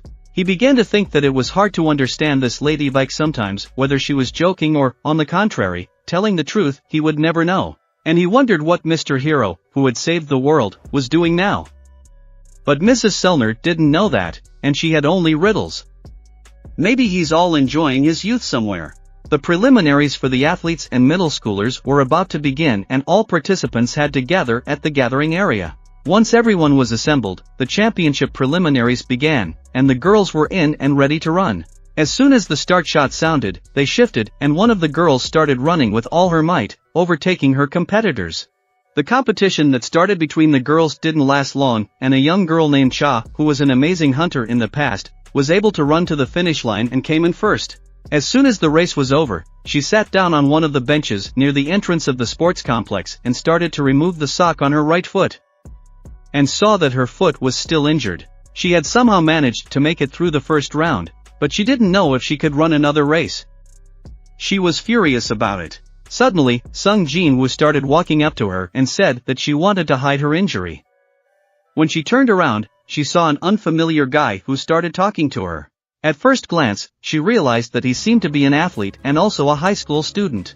But Sung Jin-woo went on to say that if she ignored her injuries and ran, she would spend a year in a rehabilitation center and then become a terrible runner and regret her choice for the rest of her life, because he just knows such a person. Suddenly, the girl started to feel a pleasant odor and thanked Sung Jin-woo for taking care of her, saying that she would somehow manage on her own. But suddenly, her leg hurt again, and Sung Jin-woo moved even closer to her, telling her to bear with her for a second.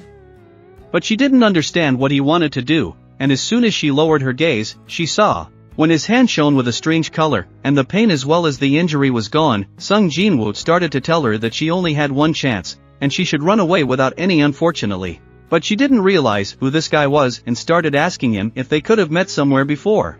And then she heard a condition from Sung Jin-woo to run. If she could outrun him, he would answer her those questions. She still continued to ask if he wasn't a high school student. After all, she had seen him win all the preliminary races he had only participated in. But Sung Jin-woo replied that she was wrong after all.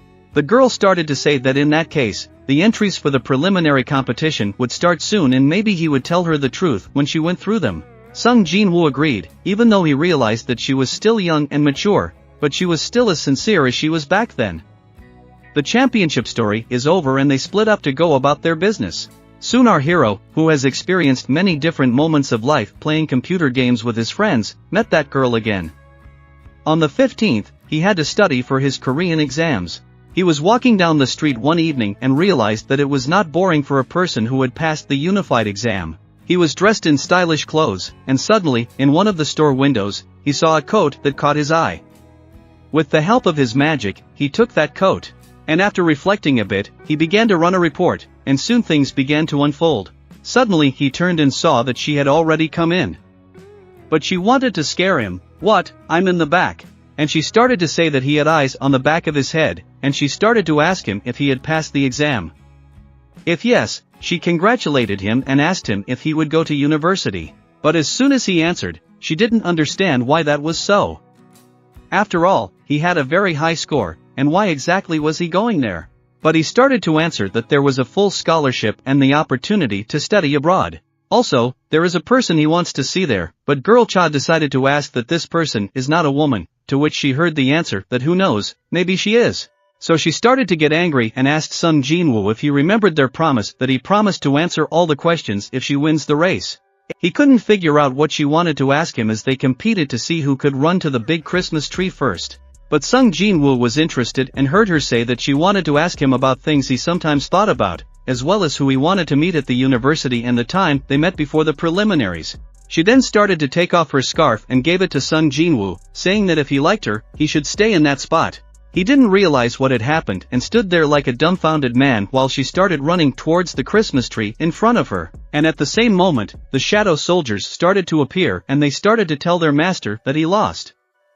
And they couldn't believe that their master could lose a bet to someone. But he stood there like a prick looking at the girl who was running away from him, and realized that he was seeing the same huntress he had met before in one of the dungeons, when she had come to his rescue to save her friend, and that time when they had flown on the amazing shadow dragon and sat in the forest and looked at the stars, and the last time they had talked on the phone, and he had promised her he would definitely meet her again.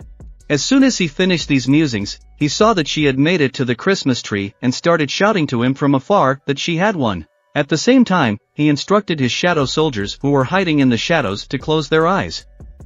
He then began to approach the Cha girl who was standing near the Christmas tree. As soon as he got even closer, he pulled her against him and kissed her. The next day, in the domain of eternal rest, one of the dragons greeted Mr. Fong, who stood and also said, "Good morning everyone." Every time I appeared in his path, he would say that. But in the shadow world, there was no separation between day and night. Suddenly he saw Marshall Bear walking toward him, and he began to tell him that it looked like the deed was done. Marshall pulled out a robe that looked just like the Lord's hoodie, and as soon as Fong withdrew from the misting, he started telling Marshall that he couldn't even imagine how he was going to pay for it. But Marshall couldn't ignore his desire to become like his Lord, and as long as he was happy, all was well. And as soon as Fong put on the robe, he started saying that he was really happy, and so much so that he was almost tempted by the idea of making wearing such a robe a duty for every soldier. The marshal, seeing this round red ball at the Fong's side, began to say that it might be better to turn the thing into a staff rather than carry it in his hand. To which the Fong agreed, for he realized that it was a great idea. And he began to ask the bearded man if the best artisan was considered, and if he could be trusted with his staff. To which the artisan behind him began to say that he could rely on him, and they would only welcome the opportunity to work with the sacred tree granted by their lord, for their holdings were vast to be called infinite. On top of that, about 10 million soldiers lived there, helping each other and mentally connected to their lord. As his powers grew, they too began to become like him. In other words, those who only wanted permission gradually adopted human qualities and various human emotions. The process of being filled with many new and diverse human feelings was quite a refreshing experience. There were both sleeping soldiers and soldiers practicing. Soldiers who were noisily chatting amongst themselves, and even those soldiers who were grabbing each other's pecs. They had an identity that made each of them live in this world differently, and they could endlessly express their gratitude to their lord who showed them a new world they hadn't even imagined before. They liked their lord very much, and suddenly Fong saw that his staff was ready and it looked very cool. The word cool seemed more appropriate for his robe than for this staff. "Oh my god," the commander began to say to his subordinate, the taller orc. Suddenly the Fong saw some huge shadowy soldiers, and he didn't realize who they were. But they answered that Mr. Baron ordered them to come here. Fong realized that there seemed to be a couple of mage soldiers among the recruits. And it was a shame to shoot them with such size. So he decided to tell them in detail what he had achieved during the first battle against the terrifying enemy they called the Dragon Emperor, and then about all the achievements during the subsequent battle in the space between the two. But suddenly Fong's tale was interrupted by Commander-in-Chief Iris and began to tell Fong that things would soon begin, and hadn't they, the soldiers who served their lord, agreed to support him when the time came? So the two of them decided to look in interspace and saw that their lord would finally meet with Lady Cha. They were all excited for this amazing time that their lord had gone to so hard to get to. But Igris, who was looking at the young girl, began to think about the fact that the first time he met his lord was in an unconventional space that had been created by his lord's power. Well, the mission was to test the person who wanted to enter this place, and though his lord had said he wanted to find out if this person was suitable to be his vessel, he somehow already knew. He knew that this could be his master's last order, and then he began to guess that he would soon be saying goodbye to his master. When the master lost all interest in the war after forgiving the rulers, he realized that he had not just focused on some unremarkable man. And there was more to it than that. Nevertheless, he had to do his master's bidding. He had no thought of questioning his motives or trying to persuade him. It was all he could do. And so, after most of his powers were sealed away, he found himself alone in the place where this man's trial was taking place. The people of this world called such a space a dungeon, and Iris began to remember that he had a different species before he met his master, and like us, he didn't have infinite powers. This place made him think of himself, of being able to recreate the exact feeling as it was at that time, and of seeing that the architect was able to recreate that scene using the master's strength and careful planning. That man's body would constantly change to accept his master's power. And Iris remembered sitting on his throne and sensing the presence of this young man through the door. He was ready to meet him, for he had been awaiting his arrival. But suddenly he realized that it was too arrogant for him to sit like that, and he suddenly wondered. Would he not appear arrogant?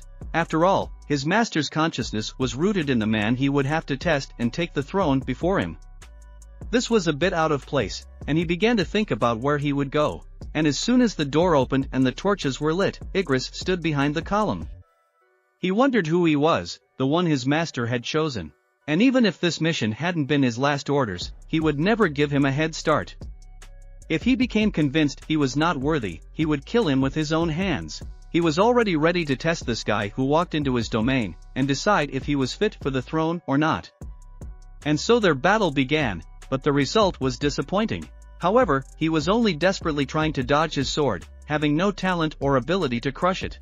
However, he began to remember that he had decided to inflict damage through his armor. And that guy only had one way left, he was going to overpower him with his bare hands, and that was quite a manly take for a man.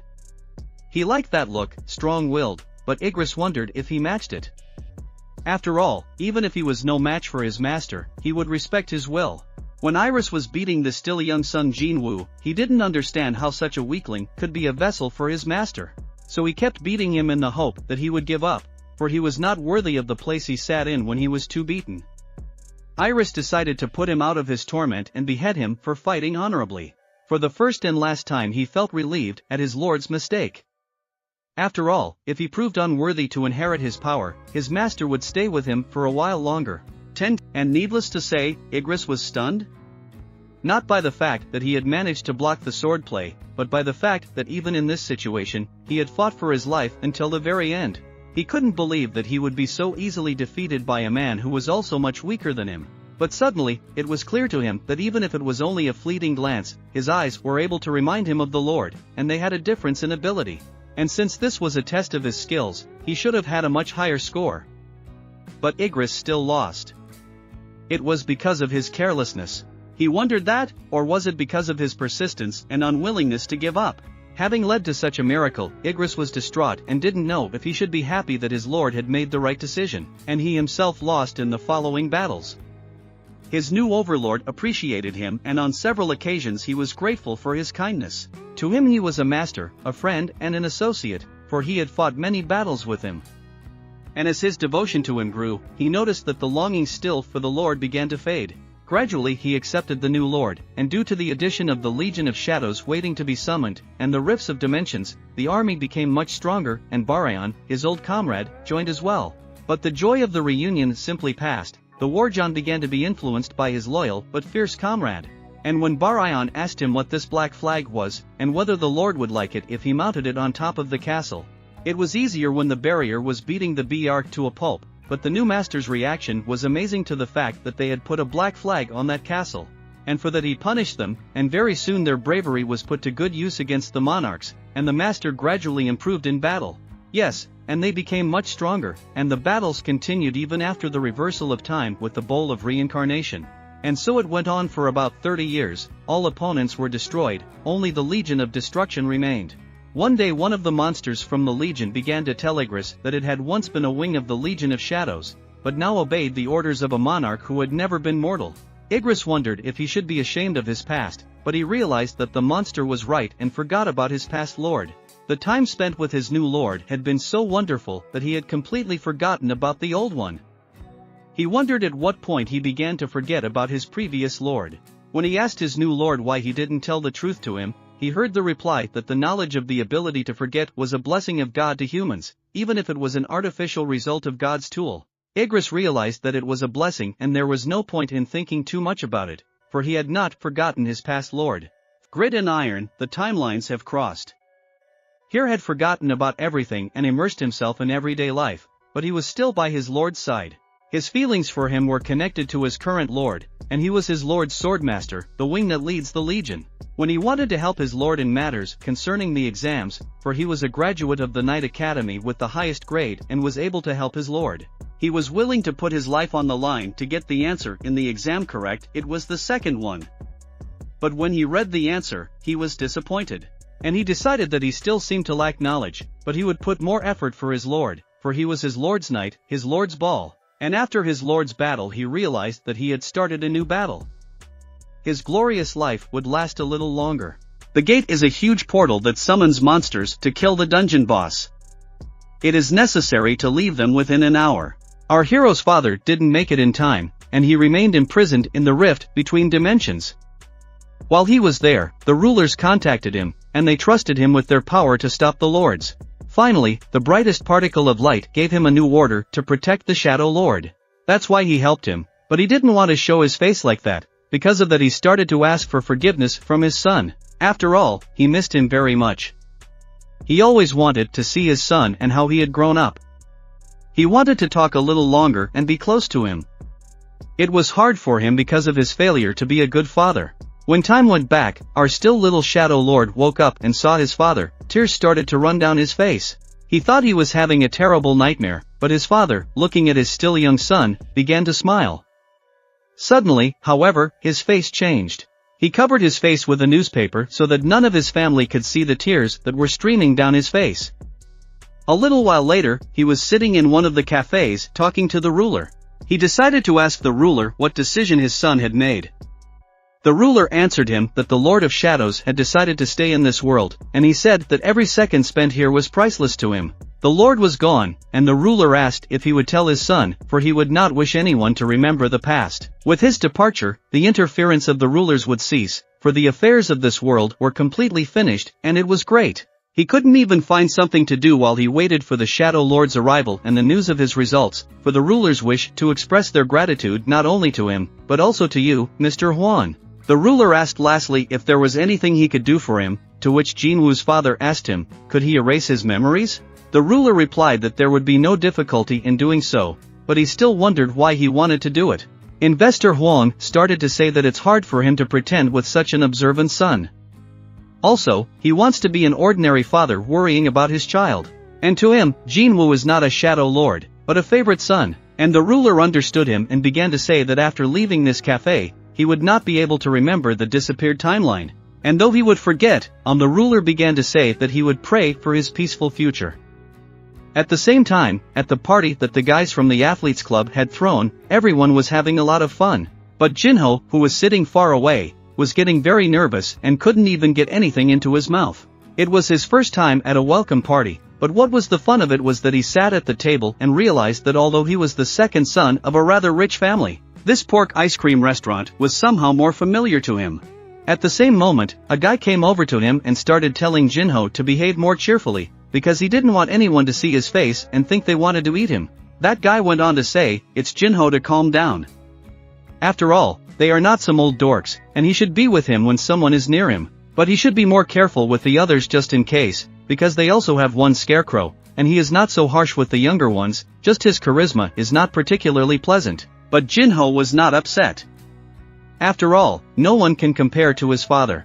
Suddenly, while they were talking, Jinwoo started walking over to them. The guy who was sitting next to Jinho didn't understand why no one was sitting at their table, so he decided to sit with the cuties who were sitting at the next table. And just as Jinwoo decided to sit at Jinho's table, the guy who was sitting next to him started to leave, saying that he would go and watch the others.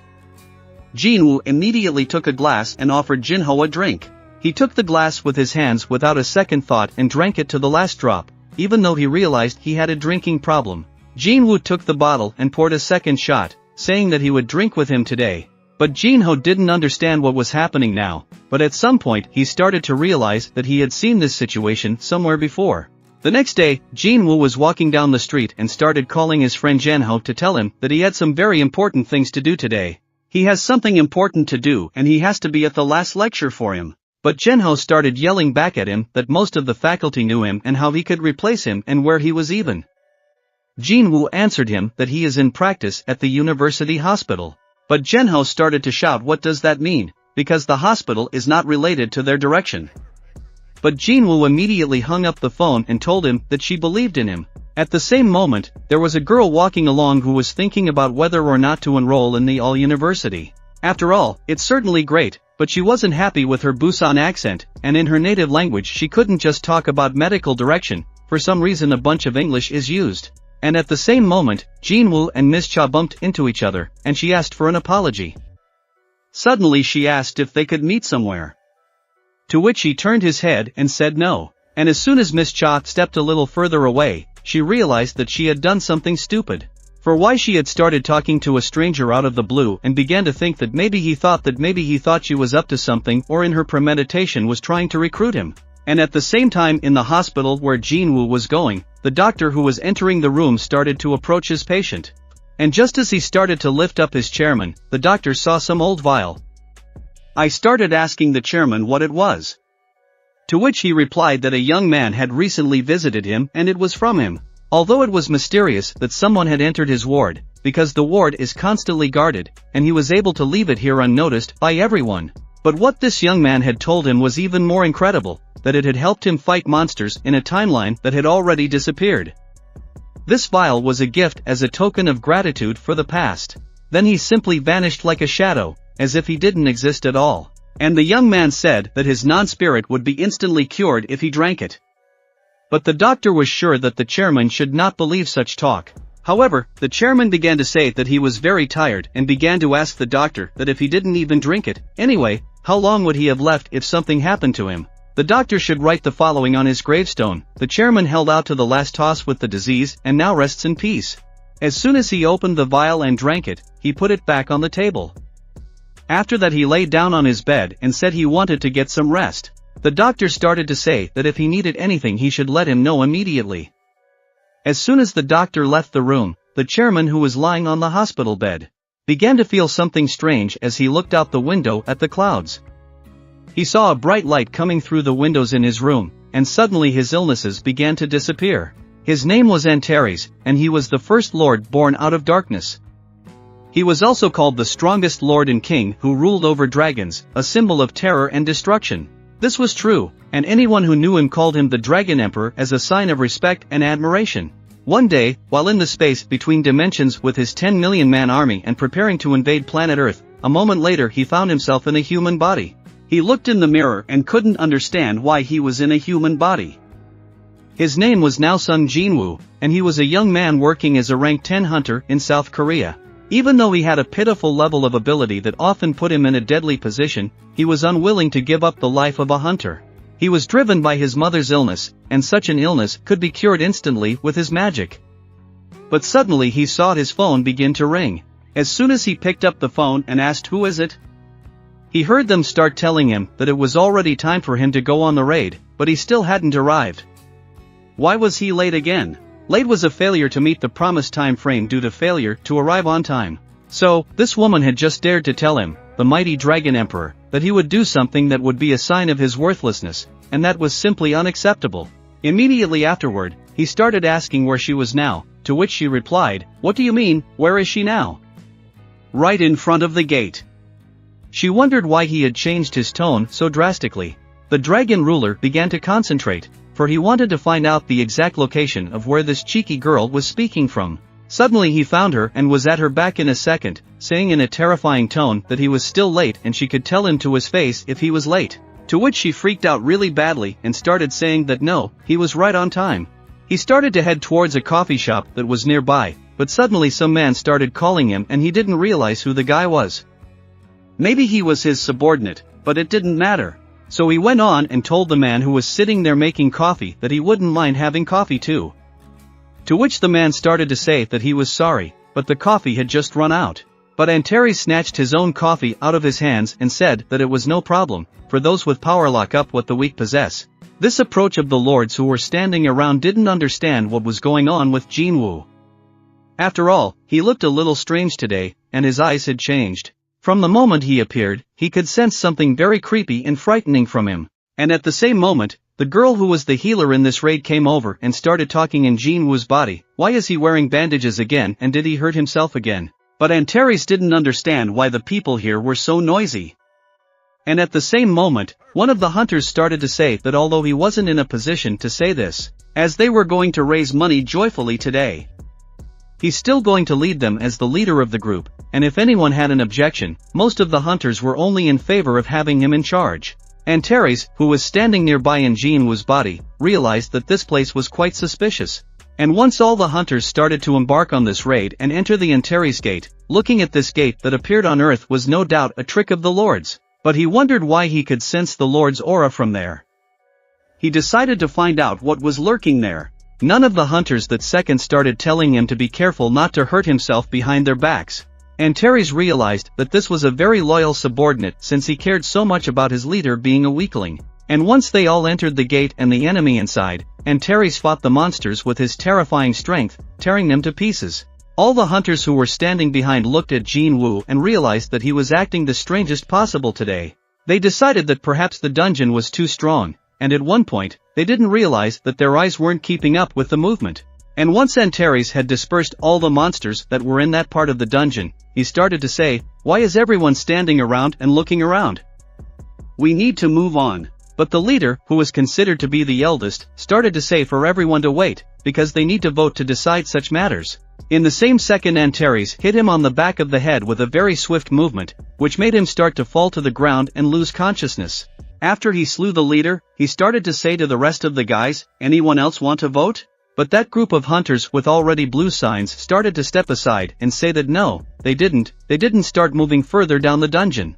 It had been about 40 minutes and they were realizing that the dungeon should close in an hour after defeating the boss, which was about 20 minutes left. At one point, they reached the door that closed this tunnel. It was the first time they had seen such large doors, and some of the hunters thought that it was too dangerous. However, Antares, who was standing nearby, realized that they all seemed to be very afraid. Although he was in agreement with them, he too could feel a terrifying aura emanating from within. He started to open the door and grabbed one of the hunters by his clothes, deciding to throw him inside this room, though he didn't realize why he did it. Suddenly he realized that it didn't seem like anything scary was going on, so it was okay to go inside. As soon as they stepped inside, all the torches started to light up. Some of the hunters were encountering such a dungeon for the first time and decided to split up to look around the place. And at some point some of them noticed a huge statue and they started to fear it and hope it wasn't the boss. Antares showed the rest of the hunters a tablet that was scribbled with runes, but the rest of the hunters couldn't read what was written there. Though Antares realized this was foolish, he himself began to read what was written there. And there were the laws of the Temple of Cardinan.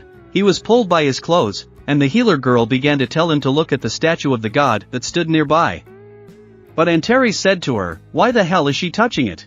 and proceeded to read the tablet on which it was written, "You have laws, and the first is to worship God, the second is to praise God, and the third is to prove your piety. And he who does not observe these laws will not leave this place alive." Immediately after he recited these laws, the large statue that stood behind them began to turn in their direction, fiery lasers began to appear from its eyes. But Antares didn't want to wait and immediately threw himself at her with words that she dared to underestimate him with such a pitiful strength. And as soon as the statue started to ignite, interest took all the fire attack. It should have been very strong, but in response, he started using his breath of destruction and struck back at that big statue. He says here's the real power, and in that same second all the other statues that were in that room started to come to life, move and walk towards all the hunters. Running towards all the hunters, but Antares in response started running towards them and saying what a bunch of arrogant puppets they were. In an instant he started cracking them, smashing them and burning them, and all the hunters who started running away from there didn't understand why they came here and what kind of place this was with such laws. After a few minutes Antares was standing near all the statues that had been smashed and started yelling that this was all they could do, because he hadn't even prostrated himself. And then the last of the statues woke up and started telling Antares who he was and how he dared to destroy what she had worked so hard for. But Antares didn't want to listen to him and at that very second ordered him to shut up and threw a spear at him, which began to pierce his stone shell. Andreas started to say that he didn't come here to chat with a fake, and he deserved to meet the personality behind it all, and he should show the trope that was hiding behind all those statues. At the same moment, a dark energy began to appear that took control of the large statue, and a terrifying dark sound began to reach Antares. It seemed that the ruler of destruction was destined to meet like this, and here in this place, he would put an end to their ill-fated relationship. But Antares was already prepared for battle and began to say that this was a great idea, and their battle would not just end. As soon as they faced each other, Jinwoo began to wake up from having some kind of scary dream. He sat on his bed and couldn't realize what the dream was. In fact, he couldn't believe it because he saw all the shadowy soldiers who started to look out also didn't understand why their master was in such a state, which he learned when he joined the detective team this year. He worked within the ranks of the Central Region Violent Crimes Unit and was known as the detective nicknamed Ghost. He easily solved every, even the most complex case that came his way. In addition, he often took on unsolved crimes from the past. The arrest rates of this Ghost were 200% higher, and it was said that any violent criminal turned into a cute and fluffy sheep in the face of Ghost. He was already a legend to the local police department, and newcomer Huang, who had recently entered the police academy, began to reflect on what was also being said about him. He had heard that Ghost had turned down a promotion in favor of working crime scenes. Suddenly, the chief investigator of the precinct started walking up to him and said that he was the rookie who had joined their department. Huang turned around and said that was correct. The chief investigator started telling him not to take it so seriously and not to stick to formalities. After all, they were now one family, and offered him a cup of coffee. Huang started to say that he talked to the squad captain today and he told him that he would now be working with Detective Sung Jinwoo. As of today, the squad captain had questioned him about what he meant about Ghost, because they decided to call him that because he kept appearing and disappearing like a ghost. Now even people from other departments call him that, and he's sure he's heard of him too. In fact, the coffee he gave him was for Sun Jinwoo, and at that very moment, they started to turn around, because Sun Jinwoo was at their backs. He started walking up to those guys and asking who this guy was his rookie, and he offered that he would train him as a rookie. They started walking away together. Just as they stepped away, the rookie started to worry that Sung Jinwoo wouldn't get mad at him for drinking his coffee and decided to find out where they were going. But Sung Jinwoo hugged him and started asking him why he decided to become a police officer. To which he heard the answer that he wanted to catch bad guys, and Sung Jinwoo said that was right. After all, that's what they're going to do now, since he became a cop for the same reason. And here the rookie couldn't believe that he would be catching criminals with the Ghost himself. A few days later in the criminal investigation department, the guys in the department were wondering why the newcomer came back so tired and probably spent the whole day catching petty criminals with investigator Sung Jinwoo. And so, at this time, Sung Jinwoo was sitting at his computer and trying to go about his routine business.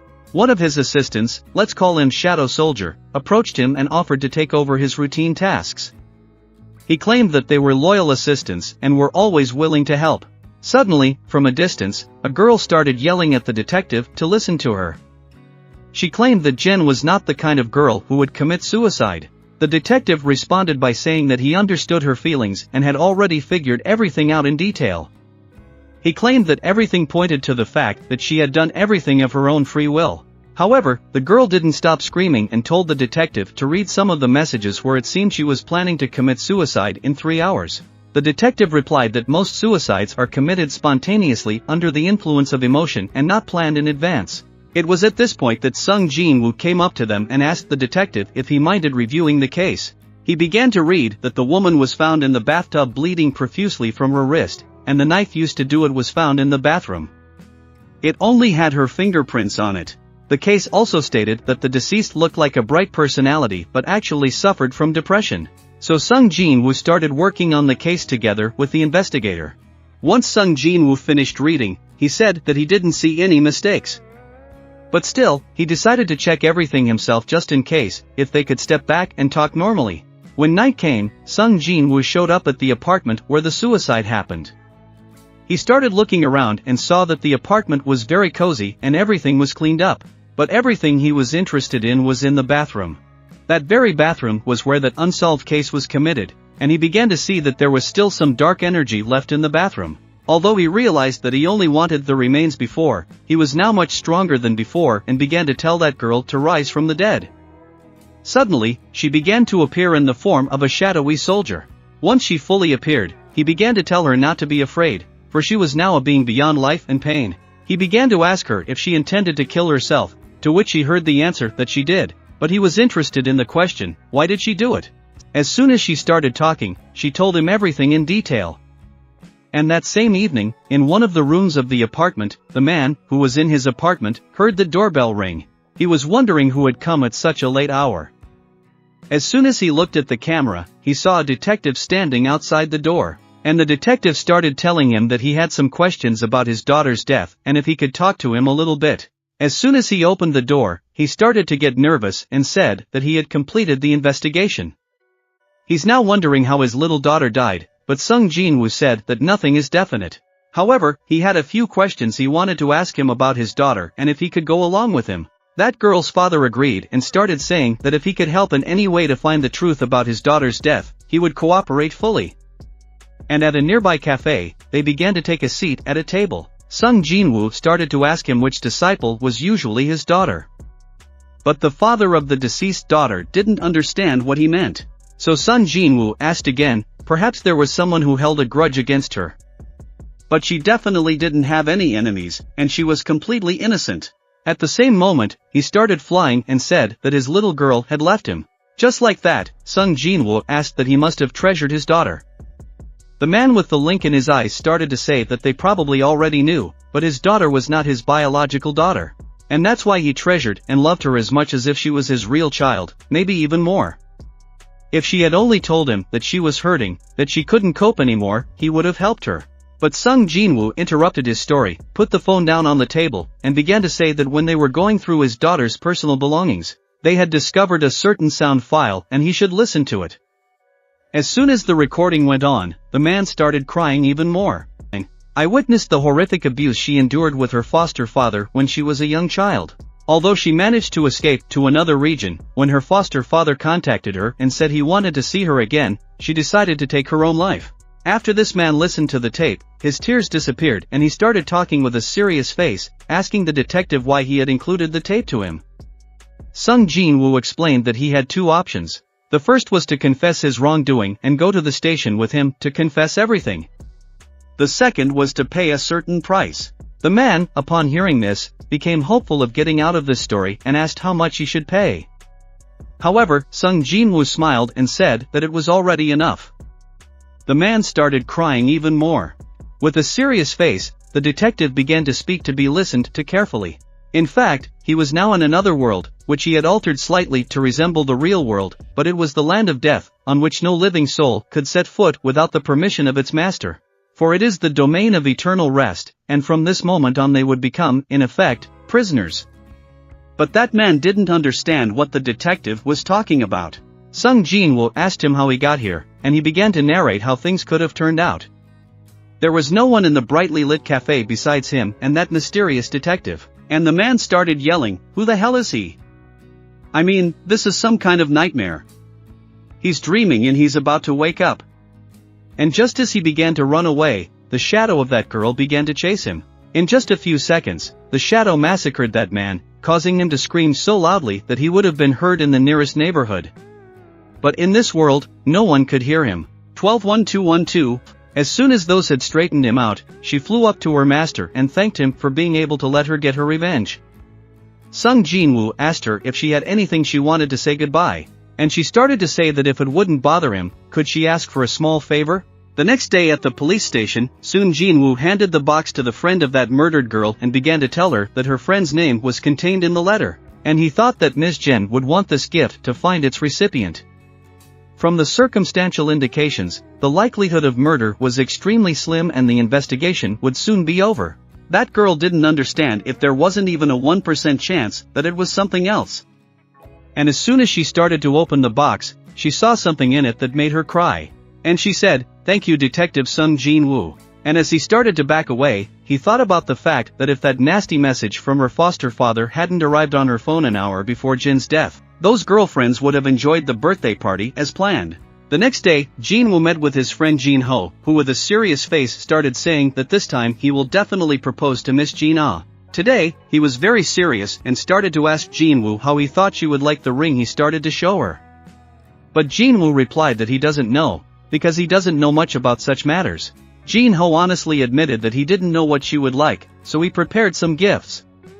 His company is planning to build a new building, so they could build a hospital. Suddenly, Jin-woo interrupted him and started asking him what the estimated cost of the building was if it cost 30 million won. But Jin-ho didn't understand how he knew.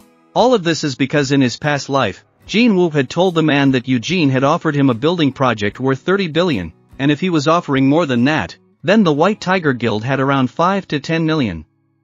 Jin-woo wondered what the reason was that everything was repeating itself. He started telling Jin-ho that he doesn't need to overwhelm her with gifts to impress her, because he's already a good guy. It's enough for him to just be himself. But after saying that, Jin-ho started sobbing and asking if he could hug his mentor. And across the table, he started flying to Jin-woo and hugging him, and all the food that was on the table started collapsing on the floor. As soon as evening came, Jin-woo started to go back home.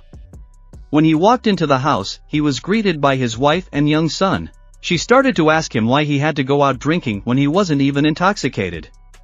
But Jin-woo started to say that his friend Jin-ho wanted to tell him some important news, so he went to meet him. His wife, Cha, realized that Jin-ho had finally decided to confess to her and propose. Jin-ho immediately took his son Soho in his arms and began to notice that he was particularly energetic even though it was night outside. Cha first said that he slept a lot during the day, but at that very second, the shadow soldiers appeared and started arguing amongst themselves about why they shouldn't teach young Master Suho the way of the sword if he even realized the pointlessness of his statement. But Igris insisted, for he knew that high academic performance was the key to success in this world. Jin-woo asked them to calm down, for he was not against either swordsmanship or academics, but they would discuss it after the boy learned to walk. Our hero's wife began to ask how he liked the idea of coming home early until he learned to walk. The next day morning, Jin-woo came to work at the police station and began to enter the chief's office, for he had called him in advance. And he started to say that he heard that he was still interfering in the investigation of other investigators and asked that he not be forced to go too far so that there would be no complaints against him. Hunter Jin-woo said he is no longer a hunter and prefers to be addressed simply as Jin-woo. He is aware that the suicide victim girl's father went missing a few days ago. Jin-woo says that he didn't go off course, but Jin-chul starts talking about how coincidentally all the security cameras around his house stopped working when Jin-woo came to see him. However, Jin-woo thinks it's just a coincidence. Jin-chul gave him a note and told him whatever he decided to do and that he believes in his success, but he didn't call him here for that. He then started talking about what he wanted to know about it and said that the chairman, or rather now the president, is in critical condition. A few minutes later, Jin-woo found the chairman lying on the ward and hooked up to a life support machine. The chairman began to wake up, and upon seeing Jin-woo in front of him, immediately pointed to his mask. Jin-woo understood his wish and helped him remove his mask. The chairman expressed his joy to see Jin-woo and said that he had been looking for him all this time. However, Jin-woo interrupted him by suggesting that he take medicine to cure his illness. To which the chairman replied that he had already lived a long life and had done everything he needed to do in the past 10 years that Jin-woo had given him. He felt that was enough. The chairman then began to talk about his request to Jin-woo, remembering that they had previously fought side by side in another world. He wished he could learn more about the world and find out how things really were there. He wished he could remember what he looked like back then, but Jin-woo started to say that it might not be something that would be pleasant to remember. However, the chairwoman decided that it was no big deal since he only wanted to bring back lost memories. At that very second, Jin-woo touched the chairwoman's hand with his finger and thus decided to show him what he was asking for the moment when they met. Note, this text remains unclear and uncontextualized, possibly due to a loss of connection in translation or missing part of the context. If you have clearer wording or additional explanations, I can try to help more accurately. The story is about an island that the chairman asked him to protect all the hunters who went to fight huge ants. The raid on the island ended, and the meeting with the ruler, from which hands he then died, was the last moment of his life. He was like a shard of the brightest particle of light. When he remembered it all, tears began to flow, and he whispered that he never thought he would be able to remember it all again. And now he feels real again, as he and similar young heroes like Jinwoo are enveloped in warm sunlight. Even if he goes to the other world, the glory encased in his memory will be eternal and warming. In the end, the chairman let out his last breath, and Jinwoo, who had sat with him until his last breath, said one last time that he was also a hero who had sacrificed so much for others. Not long after Jinwoo got out of the hospital, his wife called him and started telling him that their son was flying all over the kitchen. But Jinwoo didn't understand what to do in this situation and reassured his wife, saying that everything would be fine. He assured her that he would now learn how to sovereignly handle flying. However, Jinwoo forgot to inform his wife that he himself had the ability to fly. When fall came, winter followed, and after winter came spring. Everything has a beginning and an end, and every end is a new beginning. It seems that winter had not yet come for them. And at the time, the queen of the ants said that since there was no food, let the ants eat other ants, and there was no more food in the land to feed the inhabitants and the book of the kingdom. And she knew that this could not go on forever, for their people needed a strong soldier who, for the good of the kingdom, should make all enemies standing in their way tremble with fear. And that's how he was born, to kill all living things in his path and all living things that look at him with fear in their eyes. And that's when he first met that hunter. The one who was not afraid of him, and it had been a long time since then, began to tell the little child dryly to come forth a man who was not afraid of him. He started to walk away, but the child still followed him and wouldn't stop yelling ant ant ant ant, let's play. But Bear flew away, and it was strange to him why his young lord was always looking for him. At the same second, the Iris-in-Chief appeared and started saying that because he wasn't disgusted with him. Ants, which are much bigger than humans and can also walk and fly and talk, might like some kid because of their features, and that's why the young lord likes him. When Marshall returned to the netherworld, he started talking about wanting to change the plan a bit. The engineer wanted to slightly change the stats of their lord's sacred statue. However, the engineer explained to him that the plan for the statue was made months ago to celebrate his 32nd birthday. Marshall Bear began to say that he didn't want to cancel anything, only to make some changes. When he expressed his wishes, the engineer said that they could fulfill his request, but they would need more people than they currently had. And that might be possible if they brought in demons from the demon castle created by the architect. After Bara agreed, he said he would settle some matters first as he sensed someone approaching his lord's house. It turned out to be 3 robbers, and one of them mentioned the Jinwoo organization, which had collapsed due to the actions of a certain scumbag. They decided to take revenge on the policeman, holding him responsible for the destruction of their organization. Upon arriving at the burglar's house, they discovered that it was huge and wondered if there was a security system. As they jumped over the fence, they encountered a shadow that seemed to be part of the security system.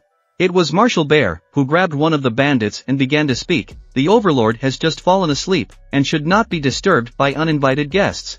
Such a familiar look, such a familiar feeling of trust in their lord, and the young lord's favor, that's great, of course. However, this arrangement is not bad either. Prey always behaves this way in front of a predator.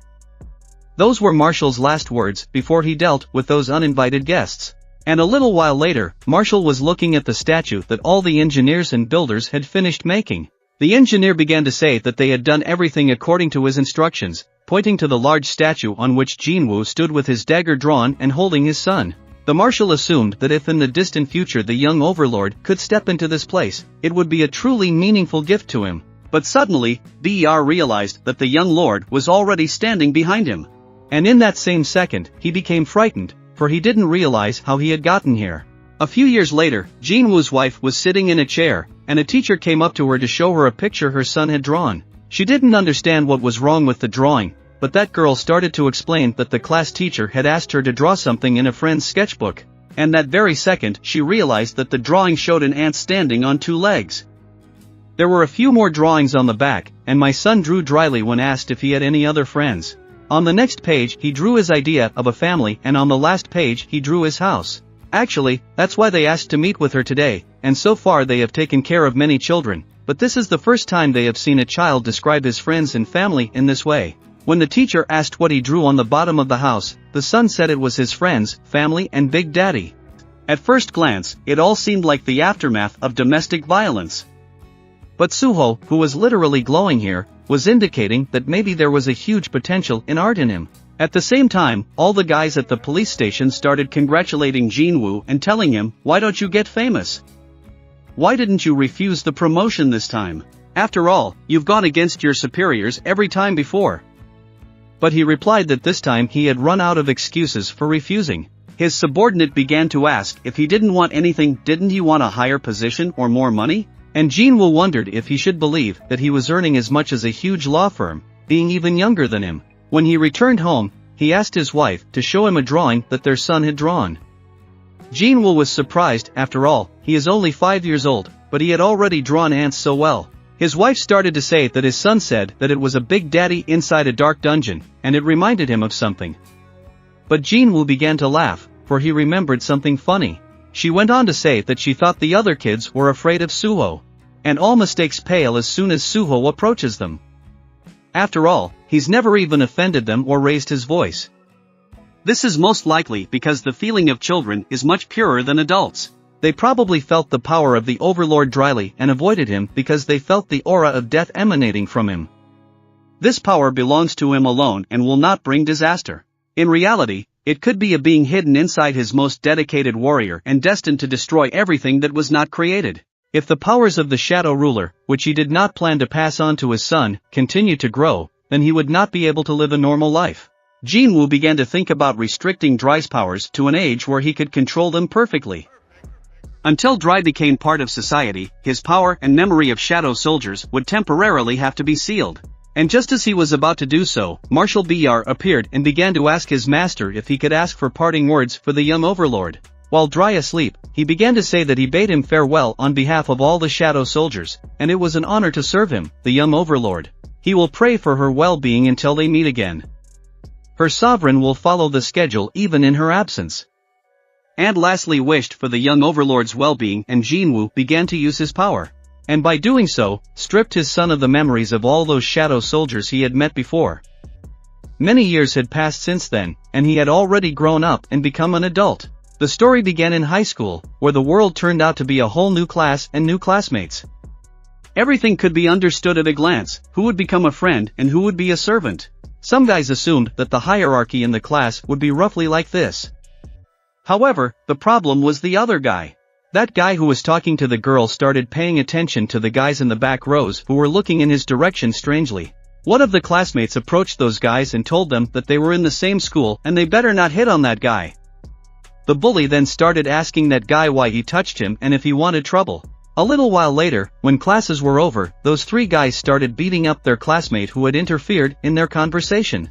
Those guys had heard that he was supposedly a local celebrity, but turned out not to be as strong as one would think, and started asking him why he was so eager to defend him. The beat-up guy started saying that he was the strongest in his middle school and they couldn't even touch him. Eventually, everyone backed off because they realized this could end badly. And after saying that, they proceeded to beat him up. For they thought it was unpleasant to hear him say that. They thought that he had decided to play a prank on them, and if it was true after all, why were there no rumors about him? And at the same time, dryly responding to the closest guys who beat up his friend is interfering. That would be like self-defense. And at the same second, Dry flew up and kicked one of the guys in the stomach with his foot, causing him to start flying off to the side. And in that same second, he hit the other guy with his foot as well. That left the last opponent who started to attack dryly, but he dodged. At one point he threw a powerful punch and sent the third guy into a knockout. The punch was so strong that the guy flew up in the air and started to pass out right as he flew.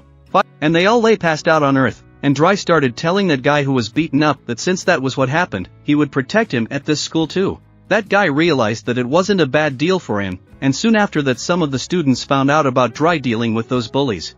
It wasn't surprising to them, because when they first met him they didn't think they saw any strange aura from him and heard that he was pretty famous in his neighborhood because he had been practicing judo from an early age. But Dry, when he started walking out of class after the last lesson, and something seemed to him. At one point he got really bored, and the fact that he used to have more of something in his life that made his heartbeat faster, he decided that maybe now an internet cafe would help him have some fun. But suddenly, when he started to open the door, it wouldn't open. And as soon as he got to the window, he saw that time had stopped, but he couldn't see if that was even possible. And suddenly he started to see a portal that was opening right in front of him in this classroom. He didn't understand what it all meant and what he should do in such a situation. After all, his mom had said that he looked like his father, and he began to think about what his father would do at this moment. As soon as he tossed his briefcase aside, he began to step inside the portal. He saw a long corridor and didn't realize what this place was. Suddenly that portal began to disappear behind him and he realized there was no turning back. Now there was nothing left for him to do but to keep going forward. He picked up the torch that was on the wall and began to look around the endless corridor that had no end. As soon as he touched the wall, he saw a weapon that was attached to the wall, and he didn't understand, did he really get into the game, because he wanted to go to the internet cafe, but he found himself here. He realized that he had to choose a weapon from the assortment that was offered to him. There was a gear level type system, and he could get something better if he pumped up. But suddenly he saw a strange dagger and realized that this rack displayed everything that could be described as junk. He wondered why anyone would want to use such an unsightly weapon. Suddenly he saw the wristbands that hung on the wall. That was fine for him, as swords were too uncomfortable, so he decided to settle on the wristbands. Soho started walking down the corridor and noticed that he had gotten into some sort of basement of a large castle. At one point, as he passed the large knights, he felt one of them start to attack him, but he managed to cross his arms and block his blow. As soon as the knight's sword reached its target, there was a loud clang, and that knight began to fly aside. Following that, Dryly began to attack him. And eventually, he was able to destroy them, and in that second, his level was raised. He realized that these things that were standing could move. And at that same moment, he noticed that on his way over, he saw so many creatures just like him. As soon as he turned his head, he saw many knights surrounding him. He realized that everything was just as he thought, and this battle was still going on for a long time.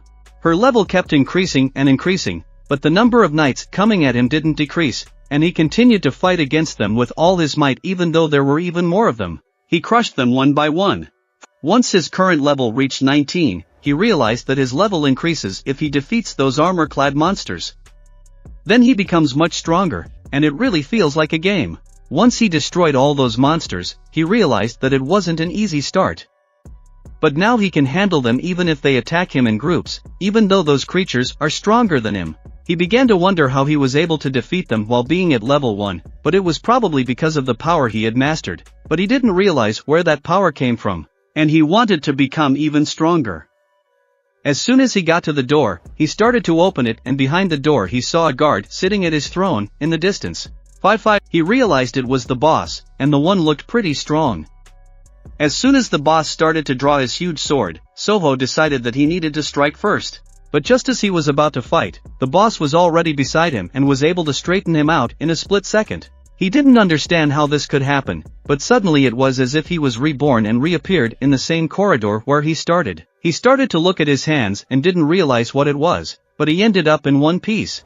But as soon as he turned around he saw the same spot and realized that he was back at the beginning, for he thought he was going to die. But soon he began to wonder if he should go through the hallway, and he was sure that all three had spoken before. Or maybe it was just a coincidence. But he soon realized that it didn't seem like a normal coincidence.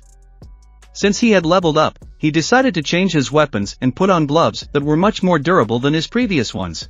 He decided that he had to be careful and didn't want to know what would happen after all three flames went out. After all, he guessed they were his lives. But after a while he failed to prevail again, and he had one last factor left to burn alone. He decided to fall to the ground and spin around, for he was too angry and realized that that Black Knight was too strong for him. He didn't realize that he was upsetting the balance of this game he was in. He knew it was a total desperation play. He would never defeat this boss. But suddenly he saw the sword on the wall and realized that this weapon only belongs to the boss, and if that guy has the original, it's superior. Decided it would be better to go up a few levels before going there again. This time he would be extremely cautious and decided to fight those knights who were constantly revived. This time, they wouldn't appear indefinitely. He started fighting monsters, and after a while, his level rose higher and higher. Soon, he was much stronger than he was before. The last system notification showed that the player had reached the required level, and the survival class became available. Once he accepted it, the notification showed that the longer he lasted, the more points he would collect needed to advance to the next class. Huge monsters began to emerge from the portals, but Soho was glad he hadn't brought his watch with him, for he didn't need the time now, and the timer ticking above him let him know that there was enough time. He defeated all those knights in his path, for mages appeared and started attacking him with fire, but he was able to dodge their attacks. And as soon as he turned around, he saw that they started summoning a huge fire over his head. But he was able to react in time and protect himself from that fire with his shield. And as soon as the fire stopped, he noticed that these mages started to think of something again. As soon as they finished their sorcery, a huge knight appeared in front of them. He sighed heavily and threw his shield aside, realizing that they could not worry about it now. And as soon as that big knight started attacking him, dryly drew his sword and destroyed him, and soon after that, he started destroying the other knights that were advancing. He cut down all those creatures that ran at him. He then started using all the weapons he could bring with him and also used his bow, which he used to shoot and hit the target. After that, he pulled out the blades he had behind his back and cut all the knights that were nearby. Once he dealt with them, he started fighting using his gauntlets, realizing that he didn't need anything at all and that men should be fists. Promoted again, and soon, once he had dealt with all the knights, the notification window showed that he needed advancement points to advance through the class system, and the appropriate class would be assigned to the player based on an analysis of his achievements and morale. After overcoming all adversity and marching towards his goal without fearing difficulties and believing in his own strength, he was offered the class fighter and was able to advance in his system, earning advancement points. And once he surpassed the projected length of the game, additional points were added to him. Because he destroyed all of his opponents, he was also added extra points. Once again advancing, the sum of the advancement points he gained exceeded the limit, and the class was changed from fighter to soul fighter. But he realized that it was still not enough to convince the boss, and he needed to become even stronger. Continuing to fight, he soon obtained a sentinel pendant and an excellent mage ring, and the scorching gauntlets of a battle ghost.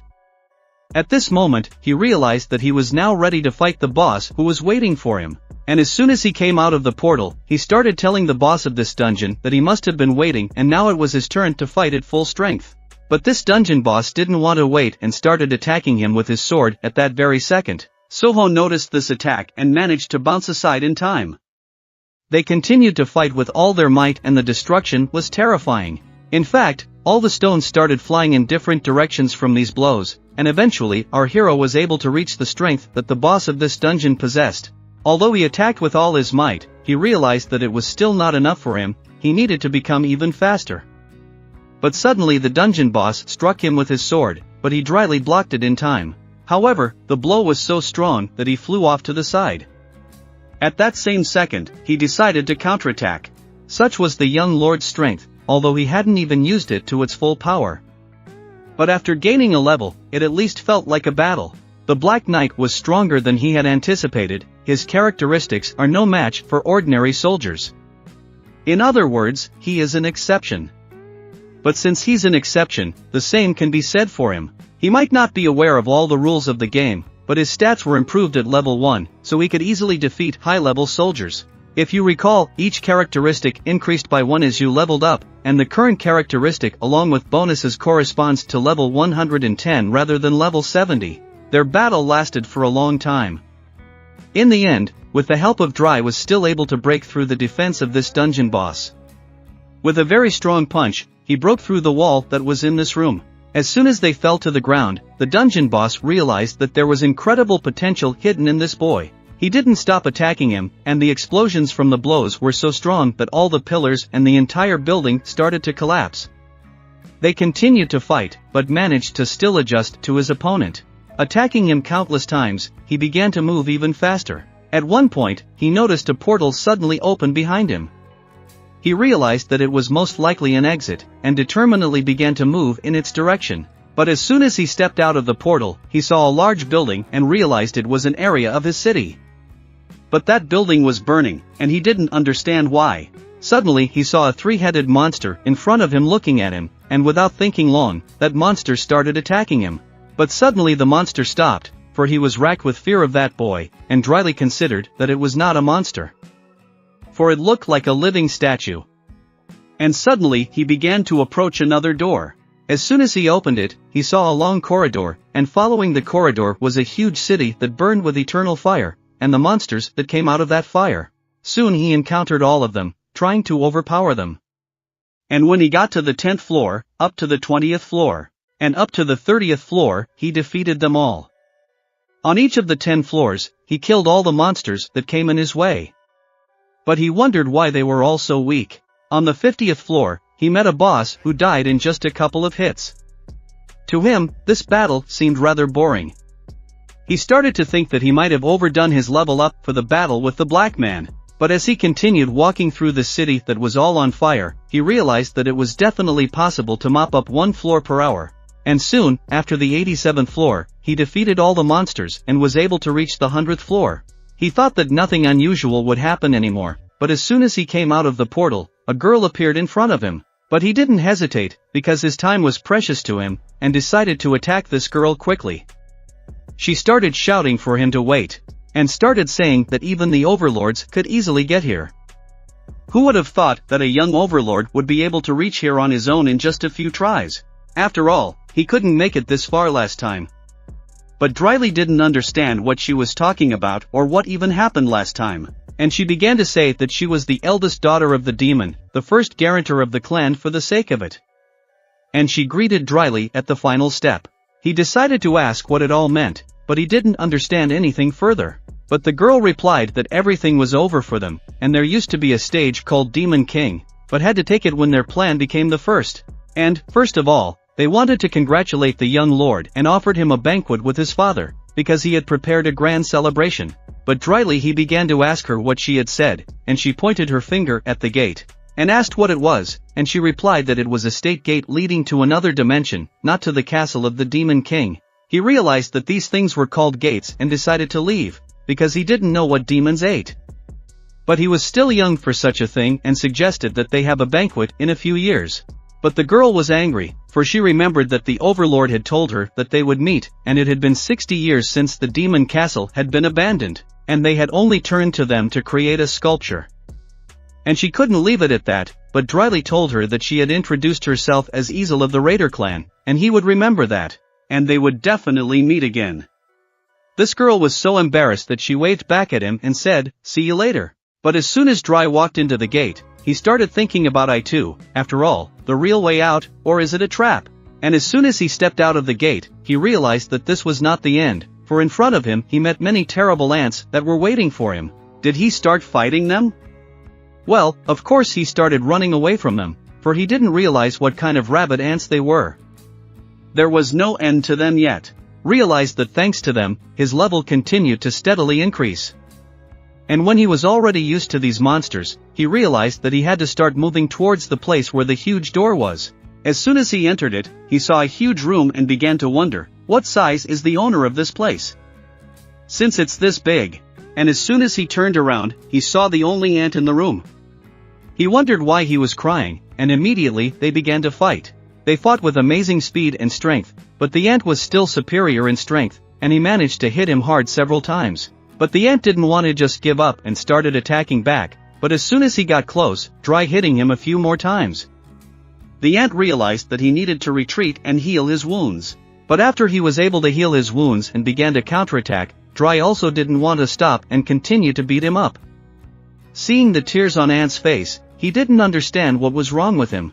After a few blows, the ant bounced off and started saying that he was careless, and at one point fell to the ground and stopped moving. It was a relief for Dry, because he was so lucky that this winged ant was rather creepy, but it stayed open the whole time and didn't attack him much, pausing between movements. Despite that, he almost managed to overpower it, but suddenly he saw another gate and before he went inside, he realized that he couldn't keep leveling up and he should be able to get home now. But as soon as he stepped out of the portal, he saw the terrifying dragons and giants that had already met him at his brother's exit.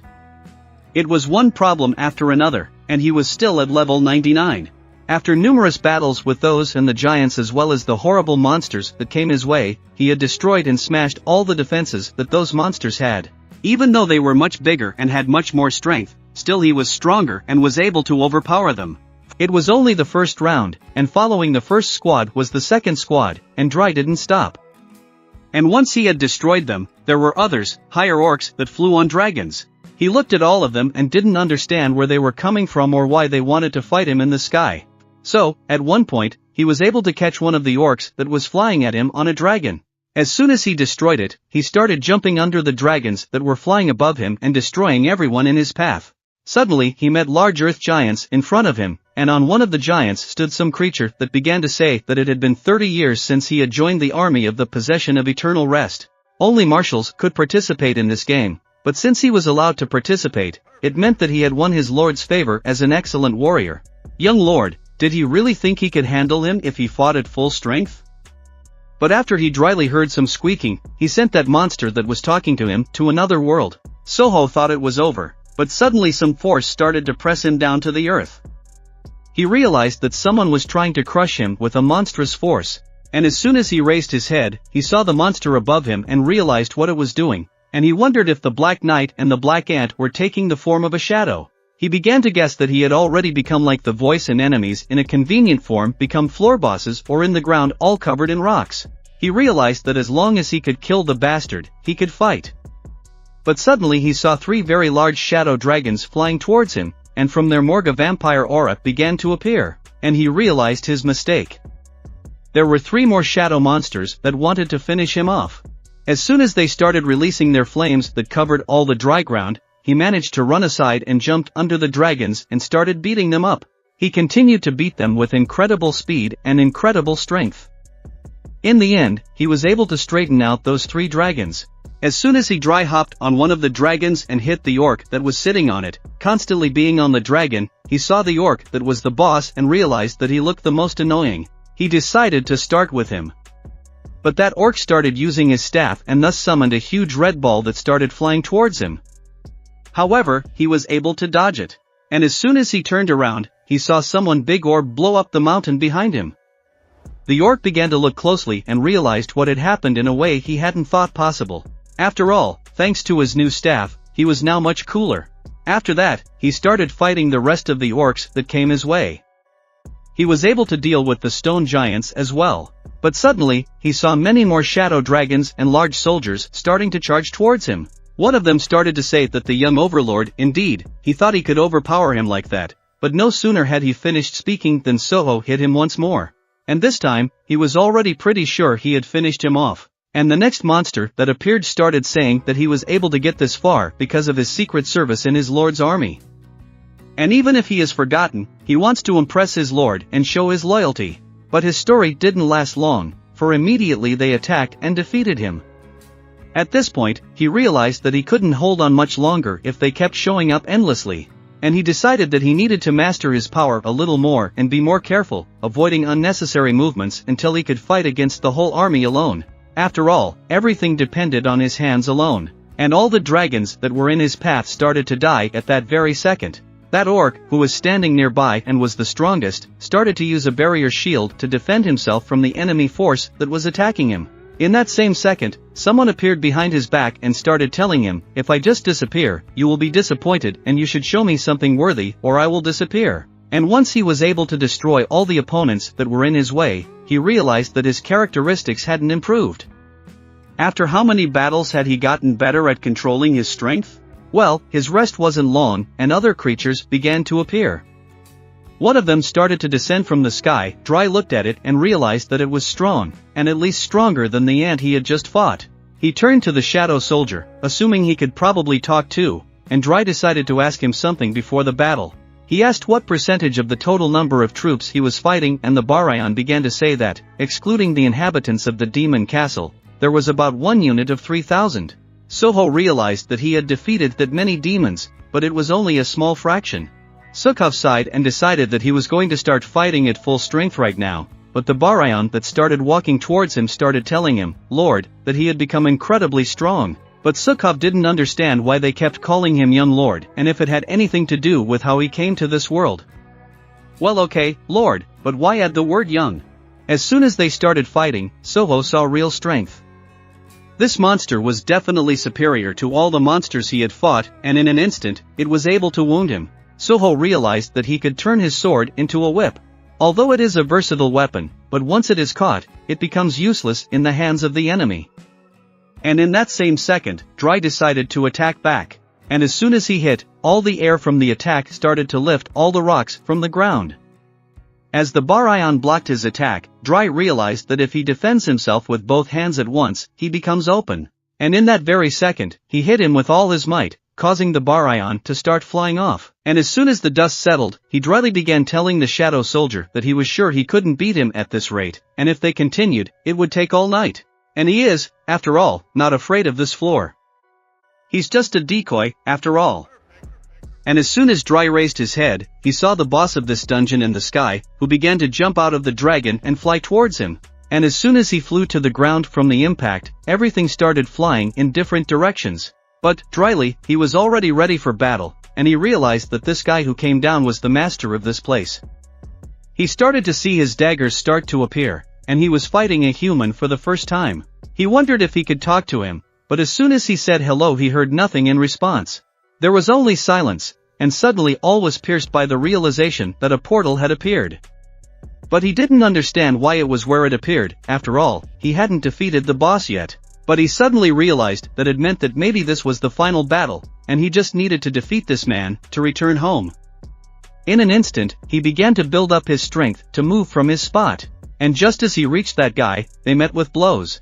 They began to fight at full force, and Suho began to press his opponent, thus attacking him more times in a few seconds. They kept hitting each other, but at one point their punch was so strong that the air currents flying around began to cut everything in their path, and one of these currents caught Suho's face. And in the next moment, Suho bounced to the side and began to realize that his opponent was quite fast and, at the same time, very strong. And it was astonishing. Not only does he possess immense power, but also all of his attacks are flawless. Each blow was the result of long training, and he wondered how much his opponent had worked on it and how many times he had died to achieve such skill. But Dry still didn't intend to just give up. After all, his characteristics had reached their limit, and his combat skills had developed to the point where he could completely master his strength even if he was superior in every way. Suho began to see Putin as he was closing in on victory. And just as he decided to deliver the final blow, his glove began to crumble, his hands shook, and he realized that he was facing a superior opponent who was the final boss.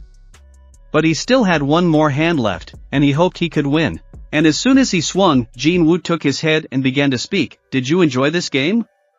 After all, it turned out to be quite an impressive truth. Suddenly, Suho noticed that his father, Jin-Woo, was standing in front of him, and he started pushing the door Dry and saying that his time wasn't up yet. Not in the same second Dry started waking up and he realized that he was in his classroom. He realized it was some kind of weird dream, most likely because he was playing a lot. First getting lost in a weird dungeon and then also his father as a boss. Suddenly a girl started walking into the classroom and asking him why he was still here and if he was going to go home, because she had to close the classroom. And at this time, Jin-Woo was on the roof of the school, and he began to think about the architect's power being left in his domain of eternal peace. It turns out that it is possible to use the iris that stood behind him in such a useful way. He began to tell his lord if he should give his powers back to the young lord. After all, they had done this kind of test many times, but this was the first time he had gotten this far, and he was beginning to think that he had done a decent job. But Jin-Woo began to answer him that could they have defeated the Dragon Emperor if he had only believed in his own strength. And immediately he rushed into battle. And no matter how strong a man is, he should be able to let go if there is no guarantee of victory. It is reckless to challenge an enemy that is superior in strength, and too reckless, and he is not ready yet. But one day he will learn to wield his power wisely depending on the situation. But even if he doesn't learn anything in the end, this kid will open the door again and again for you to challenge him. And Jin-Woo started telling his shadow soldiers, looking at the drawing, that he still had a couple things left to do, and why don't he judge the family for dinner somewhere later? A little while later, the news began to show that the scamming brothers who had caused an uproar in the country, Hwang Dong-suk and Hwang Dong-soo, had been arrested today, and were currently reporting live from the scene. Further up in the mountains, a large fire was observed, which quickly spread to a residential neighborhood nearby. However, firefighters managed to contain and extinguish the fires, involving 52 fire engines and 800 firefighters. At this time, one of the firefighters approached another firefighter and found him putting cold water on his head and started saying that they did a great job today. But that man, who looked like his captain, saw that even after the work he had done, he still had a lot of energy left, and he decided that one day he was going to be just like his captain. The next day, Jinho, who was the chairman of the company, started walking down the hallway with his underlings. One of them started telling him that they needed to come up with a name for a new VR game from their company. But Jinho didn't listen to him, and as soon as he opened the door, he started shouting to the entire staff that his wife was 6 weeks pregnant, and everyone started congratulating him. The supervisor yelled that finally their chairman was going to be a father. As he sat down in his chair, he announced that the name of their new game would be Wonderful World, as it was perfect for a game that would immerse the player in virtual reality. However, the staff started to resent and protest against this title as they thought it was unfortunate and scary to promote the game. But Jinho asked his staff not to worry, as he has already convinced one of the investors to help them and they will have no problem with money. I'm this investor, one of the most influential people in the gaming industry, and I invested in their game. As I was sitting there reading about his grandson, I started asking the guy sitting near me if there was anything else being written about his precious grandson. I was curious to see what he had accomplished. Turns out he turned down an offered position and decided to open a game studio instead. However, at the same time, a huge gate began to appear over the big city. And there were those gates, and no one knew what was behind them. So people were constantly afraid of them and prayed that they would never open. But there were those who had this fear of the gate, and such people were called hunters. And so the phone rang, and a man began to say that this was the Hunters Association help desk. They started shouting into the phone that he had already asked them repeatedly not to send Mr. Song, but they wouldn't listen to him. And the Hunter Association guy started saying that he was sorry and there must have been a mistake in forming the attack team. He would ask for a detailed description of the nature of the problem, and that Hunter started shouting again into the tube that in detail the description of his reluctance to drag the corpse would go nowhere. They will order to do, ostensibly to the hunters, who will instantly break away from any rustle. If the composition of the team doesn't change, he'll be the one to leave. And for the sake of interest, he asks any student he meets, what did he want to be? And there are only 3 possible answers. A famous hunter, an employee of a large guild, and an employee of a hunters association, and one of the employees of the hunters association thought that all hunters had a level playing field. But it turned out that there were a lot of requests where each hunter wanted something different. At this moment, the dispatcher started typing on the keyboard and remembered what that hunter's name was, and suddenly he remembered that his name was Jin Woo, and he was the weakest ranked hunter. With the worst mana reserve and paranogu, he differed from an ordinary human with only slightly better characteristics. And the dispatcher didn't understand, looking at the monitor, how he had so many injuries, and it was a miracle he was still alive. He wondered why he didn't stop trying to become a hunter, and if there was some unusual reason. But suddenly he saw that his mother had gotten over her perpetual sleeping sickness, and his younger sister was going to middle school. And he realized that apparently he was just forced to live like that. A little later, he started to approach his chief and say that he didn't think they should continue to partner with Hunter Jinwoo as a hunter. But the chief replied that they had already tried and it didn't work out, and started asking the dispatcher why he joined the Hunter Association. And he replied that because of the news he saw when he was a kid, they showed a TV program about hunters taking over inside the gate where the hunters were trying to rescue their comrades. And he was curious at first. And rescuing his comrades had injured him more, but who would save him? He wanted to be the one who could help them, and he did his best to make sure the hunters didn't suffer or die. That was roughly what he had thought at the time.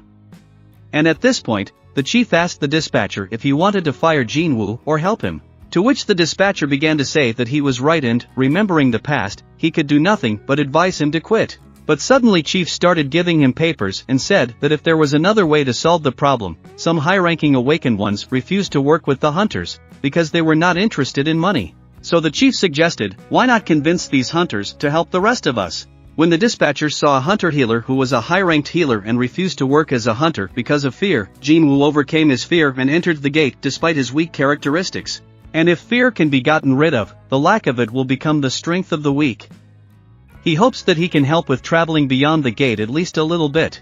A little later, as the sun began to set over the horizon, Soho went with his girlfriend from school and they began to play rock, scissors, paper. As soon as he lost, she started telling him that he was not at all good at such games and he would have to carry her in his bag as a loss. But suddenly Soho turned his head, for he thought he had noticed something, that something had flown over him. But still he realized that he had imagined it. And at that time a big dragon was flying over the city so high that Pasha couldn't see it. And on the dragon stood Jinwoo and his wife. And she, looking at this view, began to tell him that the last time they had admired this view, it had been a long time. But Jinwoo asked her to turn around, and as soon as she turned her head, he showed her his gift. It was in honor of their 16th wedding anniversary. She told him to go home first, to which Jinwoo kissed her and said he would be as soon as possible if she waited for him. And so, just as his wife began to fly away on the dragon Jinwoo, he hovered in the air in front of the huge gate and began to remember what he had been told. A man with immense power acts like a magnet that attracts creepy creatures from other worlds. And in that very second, he began to summon his shadow soldiers that began to appear behind him. He began to remember what was beyond the gate, and he was scared. What if monsters much stronger than the ones he had already dealt with appeared? Who would die? He won't know until he opens the gate. Even if he doesn't know he has his son waiting for him, who was in the very same place when he passed the test and when he died again. And he can't remember which time he's been dying here, and it was hard and he wanted to go home.